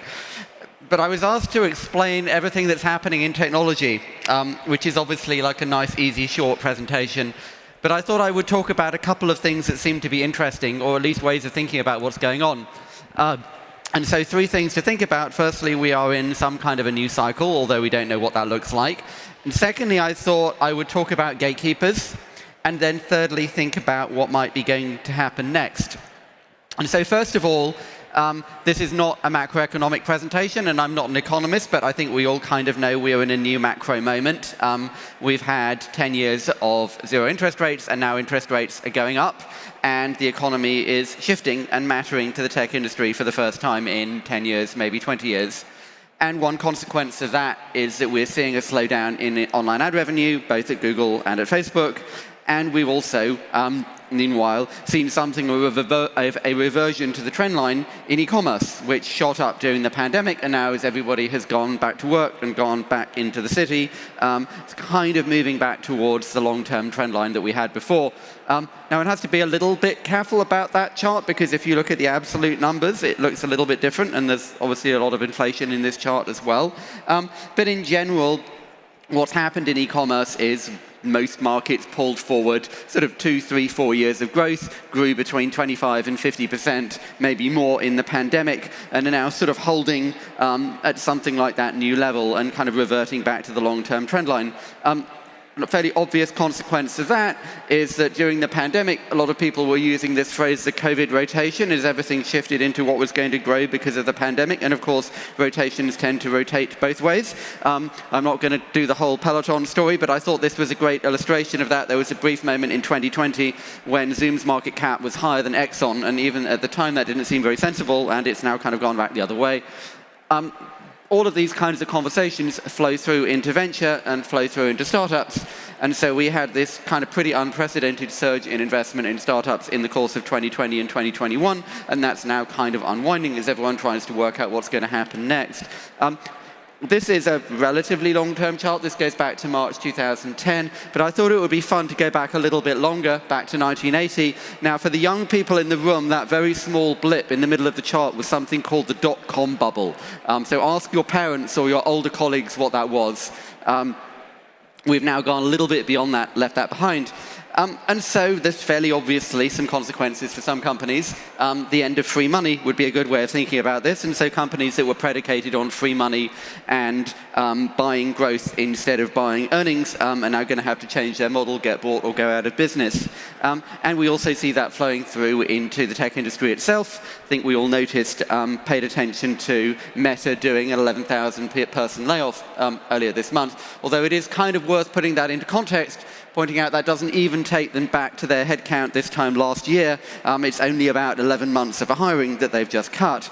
And if one zooms that out a little bit more, these 4 companies hired almost 500,000 people in the last decade. A really dramatic acceleration in hiring, even compared to the previous period where those companies had a previous period.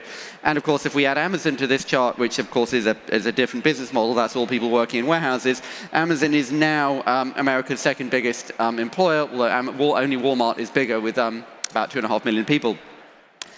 Amazon, of course, has grown in all sorts of ways and got a little bit ahead of itself, doubling its warehouse space between 2019 and 2021, and has now been kind of pulling back, subleasing, cutting people, and has again itself just announced a layoff yesterday. But if one zooms out to look at the overall industry, we've all been building an enormous amount of warehousing in the last 5 to 10 years. So this is American construction spending. There was a period when it was fairly obvious that US retail was overinvested. Now that's obviously inverted, but I do think it's pretty symbolic that we're now spending substantially more money building e-commerce fulfillment space than we are building shopping malls. So there's a kind of a glass half empty, glass half full way that you can think about all of this. One of them is interest rates are going up, mortgages are getting more expensive, people are losing their jobs, the economy is slowing down, we don't really know what the macro environment looks like, we don't even really know what the kind of geopolitical environment is going to look like. And so you can kind of feel a little bit depressed and upset and pessimistic about this. But you can also say, well, yes, but nobody's going to go back to shopping the way they shopped in 2000. 5 billion people have a smartphone. The pandemic broke all of our habits, and everything is still happening just as it was happening in 2000. And so I think this is probably the real kind of long-term trend line to think about, which is just to think about how many people are online now compared to where we were in the dot-com bubble, or even when kind of something like Facebook or YouTube launched, and think about what it means that all of these people are online and what kind of businesses get built as a consequence of that.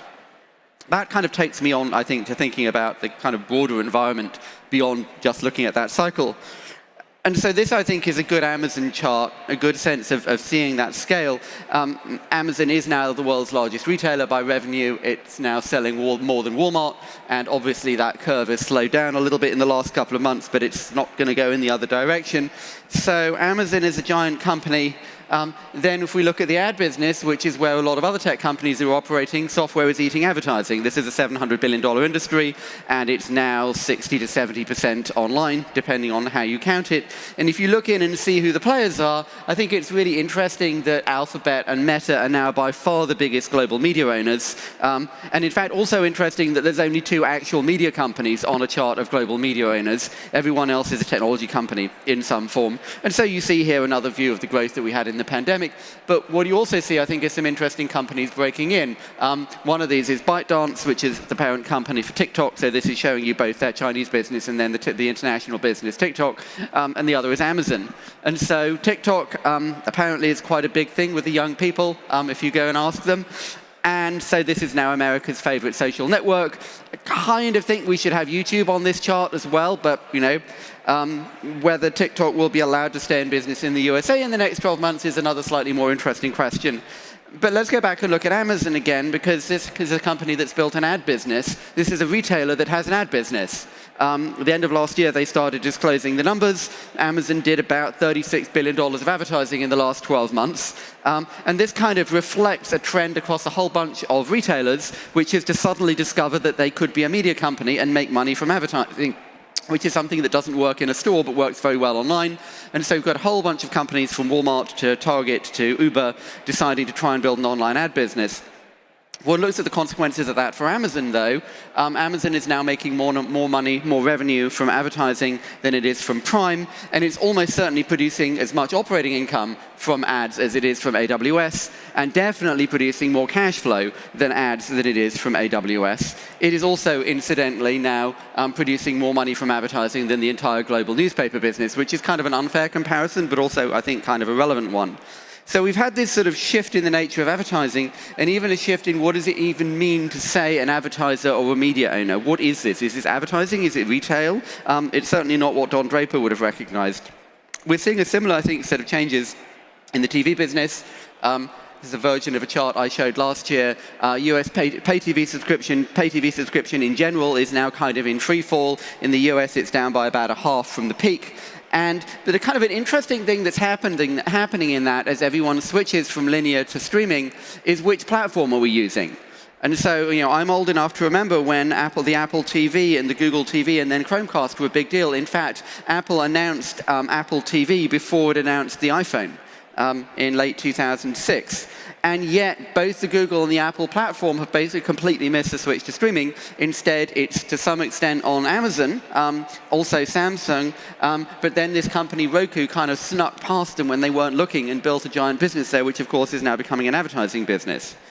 And so as we shift to streaming, as we shift to a new channel, every new channel produces a gold rush, and so the growth of cable in the past produced this huge surge in TV production, and now the shift to streaming has produced another huge surge in TV production, and the streaming players are now producing more TV shows than the entire legacy TV industry combined, and of course that results in a surge in the budgets. So Netflix and Amazon are spending as much as any of the legacy TV companies. But there's a couple of interesting things about this chart. One of them is that Facebook isn't there at all.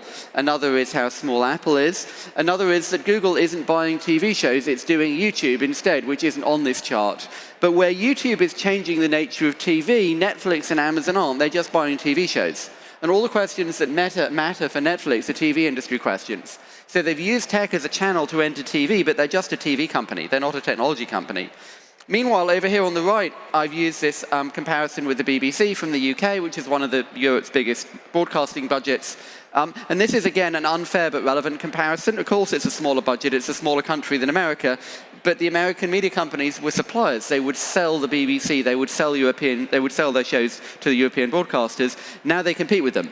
And so this is what viewing looks like in the UK. UK to 16 to 34s now watch more subscription video, so basically more Netflix and Amazon than everything from all of the linear broadcasters combined. So companies that were once suppliers are now competitors, and companies that were big fish in a small pond are now swimming, competing with much bigger companies and kind of facing the kind of a shift in the nature of their industry, as it's not just that you've kind of unbundled the cable, but you've also unbundled the geographic distribution model.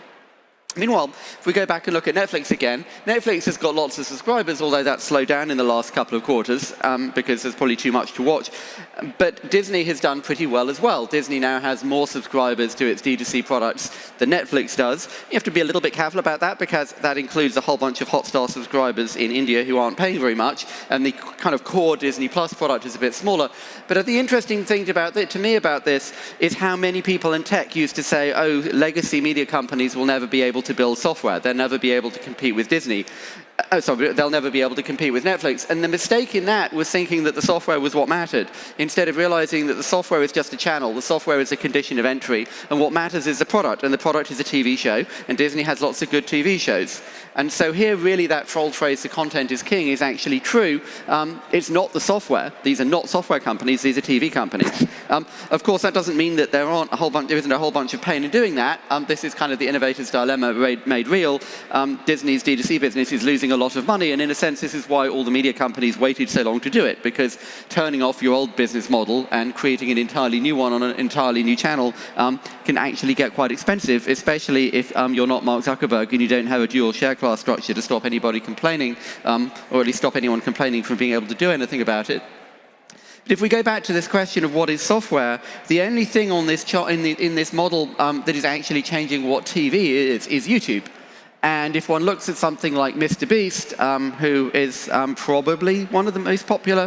probably the most popular YouTuber at the moment, this week anyway, if you make some guesses about what his view count translates into hours and map that against Netflix's numbers, then this one guy and his team are now basically a top 10, top 15 Netflix show, depending on what estimates you take. So that is actually changing what TV is. Netflix isn't changing what TV is. Netflix is just using software as a channel to enter TV. One more example of a company that is using a new channel to enter a market is Shein. And I've actually confirmed with the company that's how you pronounce it. We spent 15 years trying to work out how you pronounce Huawei, and then another one comes along. And so Shein has now passed Zara and H&M in Google search volume, and it's doing that with a new bundle. So it adds 5,000 to 10,000 new SKUs to the site every single day, but it only orders 50 or 100 of them, so it claims it actually has lower wastage than traditional fashion brands. It has direct shipment, direct ordering, distributed, predictive manufacturing, and then creates a whole new buying experience. And so it creates a new bundle, a new way of using a new channel with retail and advertising and logistics assembled in a different way. And the result of that is that Shein is now bigger than H&M and will probably be bigger than Zara sometime in the next couple of months. They've built basically a $30 billion fast fashion company from nothing without having any stores at all, shipping direct from China and changing what that model looks like.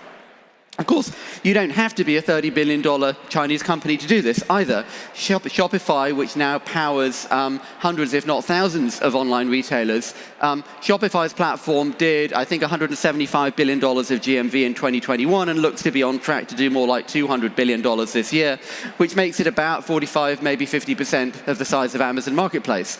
So this is not a consumer-facing brand, not from Silicon Valley. Nobody had heard of it 3 or 4 years ago, and now it's one of Amazon's biggest competitive questions. And so one of the dynamics here is this kind of classic cliched quote, and of course it's cliched because it's so useful, is the line from Jim Barksdale that there's 2 ways to make money: you can bundle or you can unbundle. And of course what's happening is that everybody now is unbundling the old models, and of course Amazon is an old model now, and creating new bundles in different ways. But if one kind of zooms out and think about who it is that's spending the money, who is it that's actually doing the e-commerce or buying the ads, think about the big brands, that model is getting unbundled as well. And so you have this kind of classic model of the exploitation of scale and efficiency and leverage and optimization, scale at every part of this value chain, right down to selling to big segments of consumers. And now all of those parts of that model are being broken apart, whether that's Shein or Shopify or Netflix. You break apart how you would do that and you address it in different ways.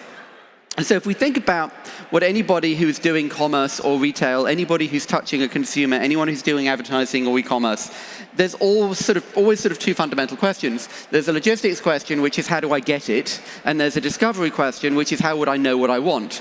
And in the past, and you have all of these different budgets, whether that's advertising or shipping or software or rent or pricing or returns. And in the past, those were all separate budgets, but now they all blur into one budget. They all become one question. And so you can ask, should we open stores in that country or just advertise there? And that wasn't a question you could have asked 20 years ago.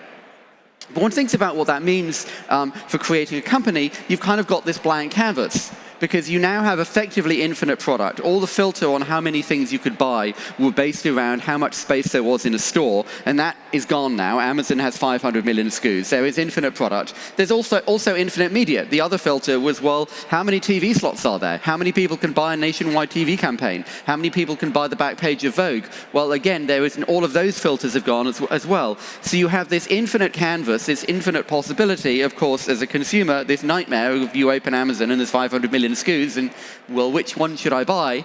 And so you have this blank canvas for creating new businesses. Now, one sort of simple outcome for this is you just give all your money to Google or Facebook. And so both Booking and Expedia famously spend 40 to 50% of their revenue buying traffic from Google. The money they're basically sort of highly optimized machines for shipping money from you to Google, sort of passing through their bank account for 5 minutes on the way. But there's a lot more interesting ways of looking at it than this. And I think kind of a really kind of useful long-term trend is just to think about how much the internet is moving up the funnel. And so this is a chart of search interest for best versus cheap. When you search for cheap, you're using the internet as a price comparison engine. You know what you want, you go to Google to find the cheap place to get it. When you search for best, now you're using the internet further up the funnel. You're using it for recommendation, discovery, suggestion, curation, expertise. You go to Google and say, what should I buy? You don't go to Google and say, I know what I want, thank you, just tell me where to get it. And I think this is a trend that sort of sits right across all of these charts, which is how much the internet's role is shifting as it moves further up all of our decisions and all the ways we think about this stuff. And if one looks at what that funnel actually is, if we, as I say on the slide, if we're talking about gatekeepers, well, what's the gate? Well, here we have the growth of digital advertising and then the growth of e-commerce. And so these are sort of the TAMs if you're doing an ad business or if you're doing e-commerce. This is the TAM for Amazon. It's the TAM for Google, maybe. But actually, that's the TAM. The TAM is, well, what are people actually buying? How much money are they spending at retail? How much money are they spending when they go to a restaurant or they buy something? And in fact, you can zoom out again. How much money are people spending? And in fact, if you zoom down at the bottom there, like how big is advertising now? How big is e-commerce as a percentage of actually everything that everybody's building? Still very, very small. So I think this is what we got to 10 years ago when my old boss, Mark Andreessen, had this phrase, software is eating the world. That what he was trying to get at, what that phrase is trying to get at, is that sort of the first 20 years of the internet is information arbitrage around the physical world. It's Booking.com and Expedia. It's Yelp. It's TripAdvisor. It's doing tickets and price comparisons and listings and search and recommendation around the existing products in the actual real economy. And what happens now, of course, more and more is that you create companies that actually change how those markets would work or change what those products might be. And so I thought I would break the habit of a lifetime and have 4 bullet points instead of 3 on this slide. And so there are companies on the left here, these are the companies where software is eating the world, where you're actually changing the market. So Uber does not sell software to taxis. It doesn't provide a taxi. It changes what taxi means. The same for YouTube. YouTube isn't TV. Mr. Beast isn't TV. He's something else. And then you have companies that I think are quite distinct, as I've said a number of times, where Netflix or Shein are not technology companies, rather they are using the internet as a channel to break into TV or break into apparel. This, of course, is the fundamental question for Tesla. Which is it? Tesla bears would say it's a car company. Tesla bulls would say it's a software company. And in that is the difference between a $50 billion company and a $1 trillion company. Which of those is right? But then you also have people like Disney, who are the incumbents who are, in fact, riding the wave and making the shift to this new channel and becoming dominant in the new channel just as they were dominant in the old channel, because what matters in TV is actually the TV shows, not the software. So a final set of things to think about, while everything that I've just been talking about really is the deployment of ideas from 2000 and 1995.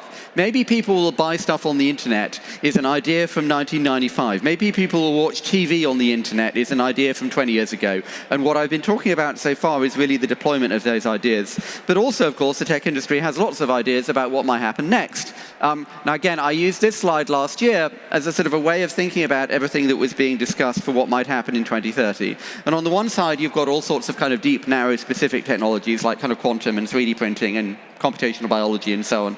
And on the left, you have these visions for universal platforms, things that you might use to replace how smartphones work. Metaverse is the next smartphone, VR is the next smartphone, and Web3, a new universal software layer for writing applications. You could build YouTube, you could build Instagram or Dropbox on a blockchain instead of building them the way that we do today.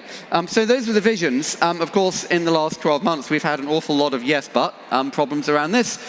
We've had a bunch of crashes in crypto, a bunch of people getting very disillusioned or backlash against VR and AR and Meta. There's also, I think, a sense of a sort of a buzzword explosion around these ideas. I honestly think if somebody says metaverse, nobody else knows what they mean, because they might mean 10 or 20 different things.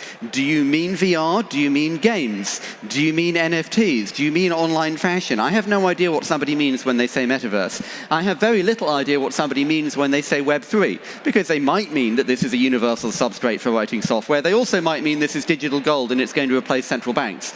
So there's a kind of a whole wide difficulty in just knowing what people are talking about. I probably don't have to tell people in this room that there's been a little bit of volatility in the crypto markets lately. It turns out that if you reward your early adopters by giving them equity, then you also turn them into speculators, and you get speculative bubbles, like go figure. We got another rerun of the dot-com bubble. And we kind of had a microcosm of this, I think, in NFTs, which is sort of a bubble within a bubble and kind of a layers of bullshit within layers of bullshit. There was a very brief moment when people were theoretically trading $5 billion of monkey JPEGs, and even at the time, it's like, is that really what people are doing? I have absolutely no problem with the idea that people would express their identity in digital forms, and that you might buy digital goods to do that, and that placing them on a blockchain and making them unique might be interesting and valuable. I just don't think that was actually what anybody was doing in this chart. They were just speculating on another speculative asset. Meanwhile, of course, we have this kind of slightly entertaining spectacle that every smart contract is now a self-administering bug bounty. So you don't actually have to phone up the company and say, hey, I found a bug, you can just take the money. And so we've had these sort of multiple waves of theft and hacks and so on happening within crypto. I haven't obviously updated this chart to include FTX, but I actually don't think FTX constitutes somebody hacking into a system. It just consists of people wiring the money somewhere they weren't supposed to wire, which sounds like a slightly simpler form of fraud. I think that's covered by the Glass-Steagall Act, if it's covered by anything else. Meanwhile, of course, we have a backlash against Metaverse, mainly focused on just the sense of how far away it is and how much it's going to cost. So this is what Facebook is investing in Reality Labs versus what Apple was investing in building the iPhone. And of course, again, this isn't a comparison that is unfair but relevant, because there was actually a lot less that Apple had to do, but this is also kind of the point. It's very, very unclear what this would look like, and it's unclear how long it would take, and it's unclear what it would mean. And so I think if one kind of steps back from all of the noise around both of these questions, you kind of have to ask, well, what questions should you be asking, and what would you have to believe? So, could a blockchain be useful? What would you build with it? Could you build real applications on it? If you did, how would that work? And how long is it going to take before that becomes possible to build a scaled consumer application? The same thing with VR and AR. The hardware will get much better. That's not an interesting question. The interesting question is, once the hardware is much better, will anybody care? How useful will this be? How generalizable will it be? Or will this just be a subset of games consoles? And I don't think you can kind of, you can know these questions. You can have opinions, but the only way to know is to come back in 10 years and find out what happened, like the character in The Hitchhiker's Guide to the Galaxy who spends a year dead for tax purposes. We should all just sort of spend 10 years dead and then come back and see what happened. And 10 years is kind of a useful number here. This stuff can take a lot longer than you think. I started my career in the dot-com bubble, looking at mobile internet, and it did take 10 years from the point that people were excited about mobile internet for this stuff to actually start happening at any kind of scale. And I think we should probably think about Web3 and indeed VR and AR on that kind of timeline as well. Meanwhile, something else to think about, which I did mention very briefly in 10-point text on an earlier slide, and that's to think about AI. And so I always like this kind of image. This is kind of the kind of image that went around in sort of 2013 with the ImageNet moment when machine learning suddenly started working. And so you would show people machine learning demos, and people would say, well, that's cool, but so what? What's this useful for? Okay, you can do image recognition, so what? You can do pattern recognition. Oh, like what? What patterns? How is this useful? And I think we all kind of understand now that machine learning generalized very, very broadly beyond recognizing pictures of chihuahuas and muffins, and it generalized very broadly beyond image recognition. It turned it into a kind of an extremely useful general purpose technology that's basically remaking every company in the tech industry. And it wasn't entirely obvious that that was going to happen in 2013. There's a similar point now, I think, around generative networks. Again, you show people the demo, and they go, OK, that's kind of cool, I guess, but what's that for? Why is this useful? And then you show people demos like this, and you go, oh, OK, this is kind of cool now. But what's that for other than making the cover of a young adult sci-fi novel? Like, what else do you do with this? How do you generalize this beyond this kind of imagery? Can you generalize this beyond imagery at all? Can you generalize it into something else? And so we've got, some hackers, some creative energy now, a lot of the same creative energy actually that you see around crypto, in people actually try thinking, well, what could you do with this that would be useful? But I think more interesting, this is interesting, but a more general question is, what can you do with this that isn't imaging? What other parts of technology does this expand into in the same way that the ImageNet breakthroughs expanded? Either way, I think it is probably kind of healthy that we've shifted from trading monkey JPEGs to making monkey JPEGs. At least we're making things again. So a conclusion, with 50 seconds left on the clock. I said I wasn't going to talk about everything, and there's a lot of other interesting stuff happening in tech that I haven't talked about, particularly semiconductors or payment or bio, autonomous driving. The least interesting thing in this chart is Twitter, which I would have put in the smallest bubble, except obviously it didn't fit. But I thought it would be kind of interesting to zoom out again and think about the tech industry today relative to some other big important industries. General Motors was 15% of the net income in the entire US stock market back in the 1950s. Even IBM was a much bigger company than Microsoft or Apple is today. And so we think about, if we look at the impact of technology today, I often compare this to the impact of cars, in the sense that the first 50 years of the car industry was what's a car, and the second 50 years was what happens when everybody has a car. And that was what General Motors was. That was, let's give everybody a car, but that became less important than what happens when everyone has one, and no one cares about General Motors today. I think the same thing is happening with big tech companies. There are questions around what we build next. There are big tech companies today deploying all the ideas we've had in the past, but I think what's much more interesting and important is what is everybody else going to build? What are all the other companies that we can create, all the new channels we can find, and the new businesses that we can use to change all of those channels? With that, I will say thank you.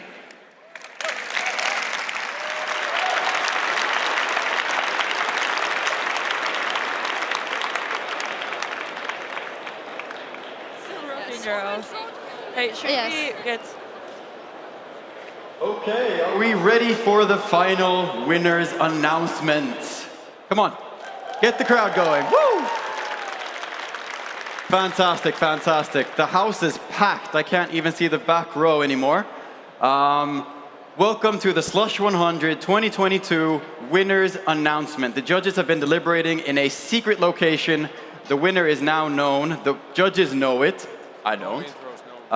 So let's introduce one by one the finalists, and then we're going to bring in the judges as well. As is the final piece of thing that we're going to do, I ask that when they come on stage, let's really ramp up the volume in the building. Get everything out of you, okay? Let's introduce the finalists, all three at once. Zili, Sociability, and Immigram. Come on, here we go, here we go.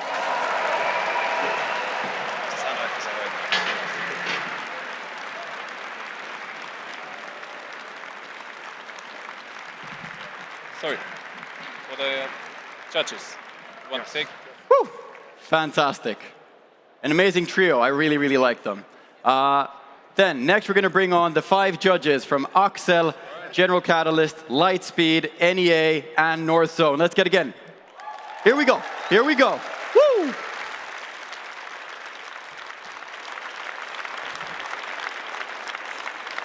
We're going to keep clapping until they come. Come on. Bring up the volume. Bring up the volume. Woo!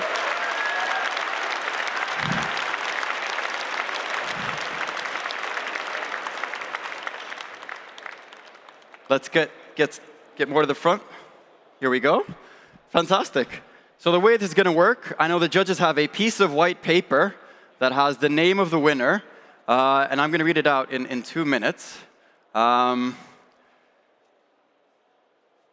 Yikes. This paper weighs €1 million right now. Fantastic. Are we ready, Slush? Fantastic. Okay. For 2022, the Slush 100 winner is Immigram. Woo! Well done. Well done. Well done. You okay?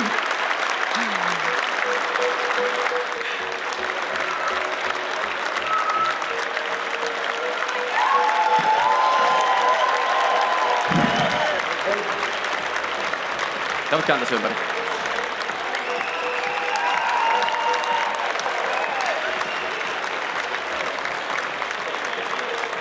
Well done. Well done.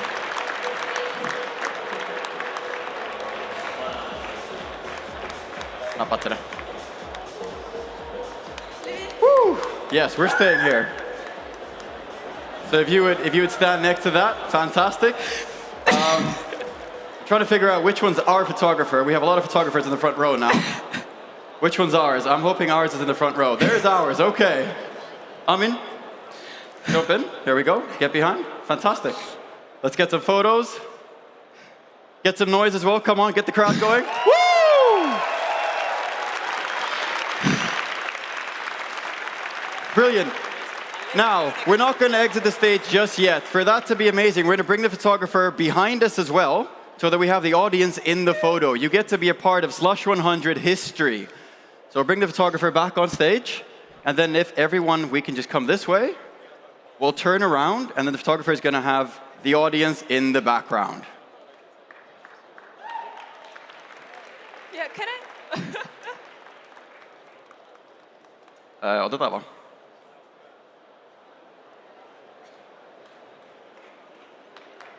Woo!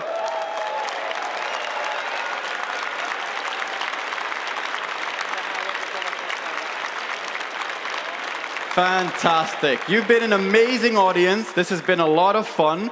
I think we're going to give one final round of applause for the whole Slush 100, for the judges, for Immigram. Thank you, everyone. It's been amazing.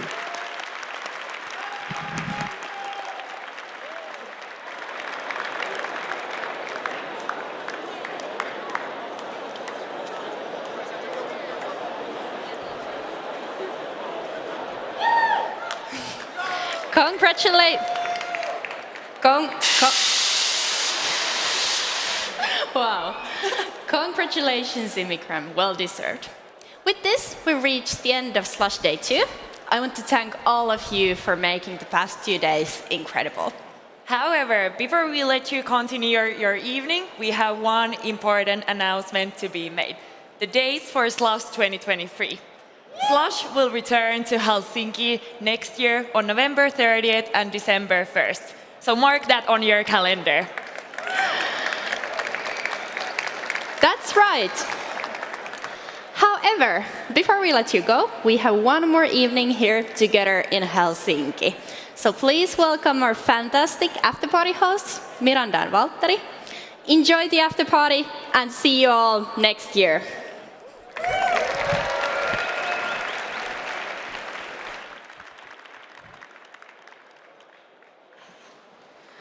Oh my gosh, what an excitement, right? Give applause again for the winner.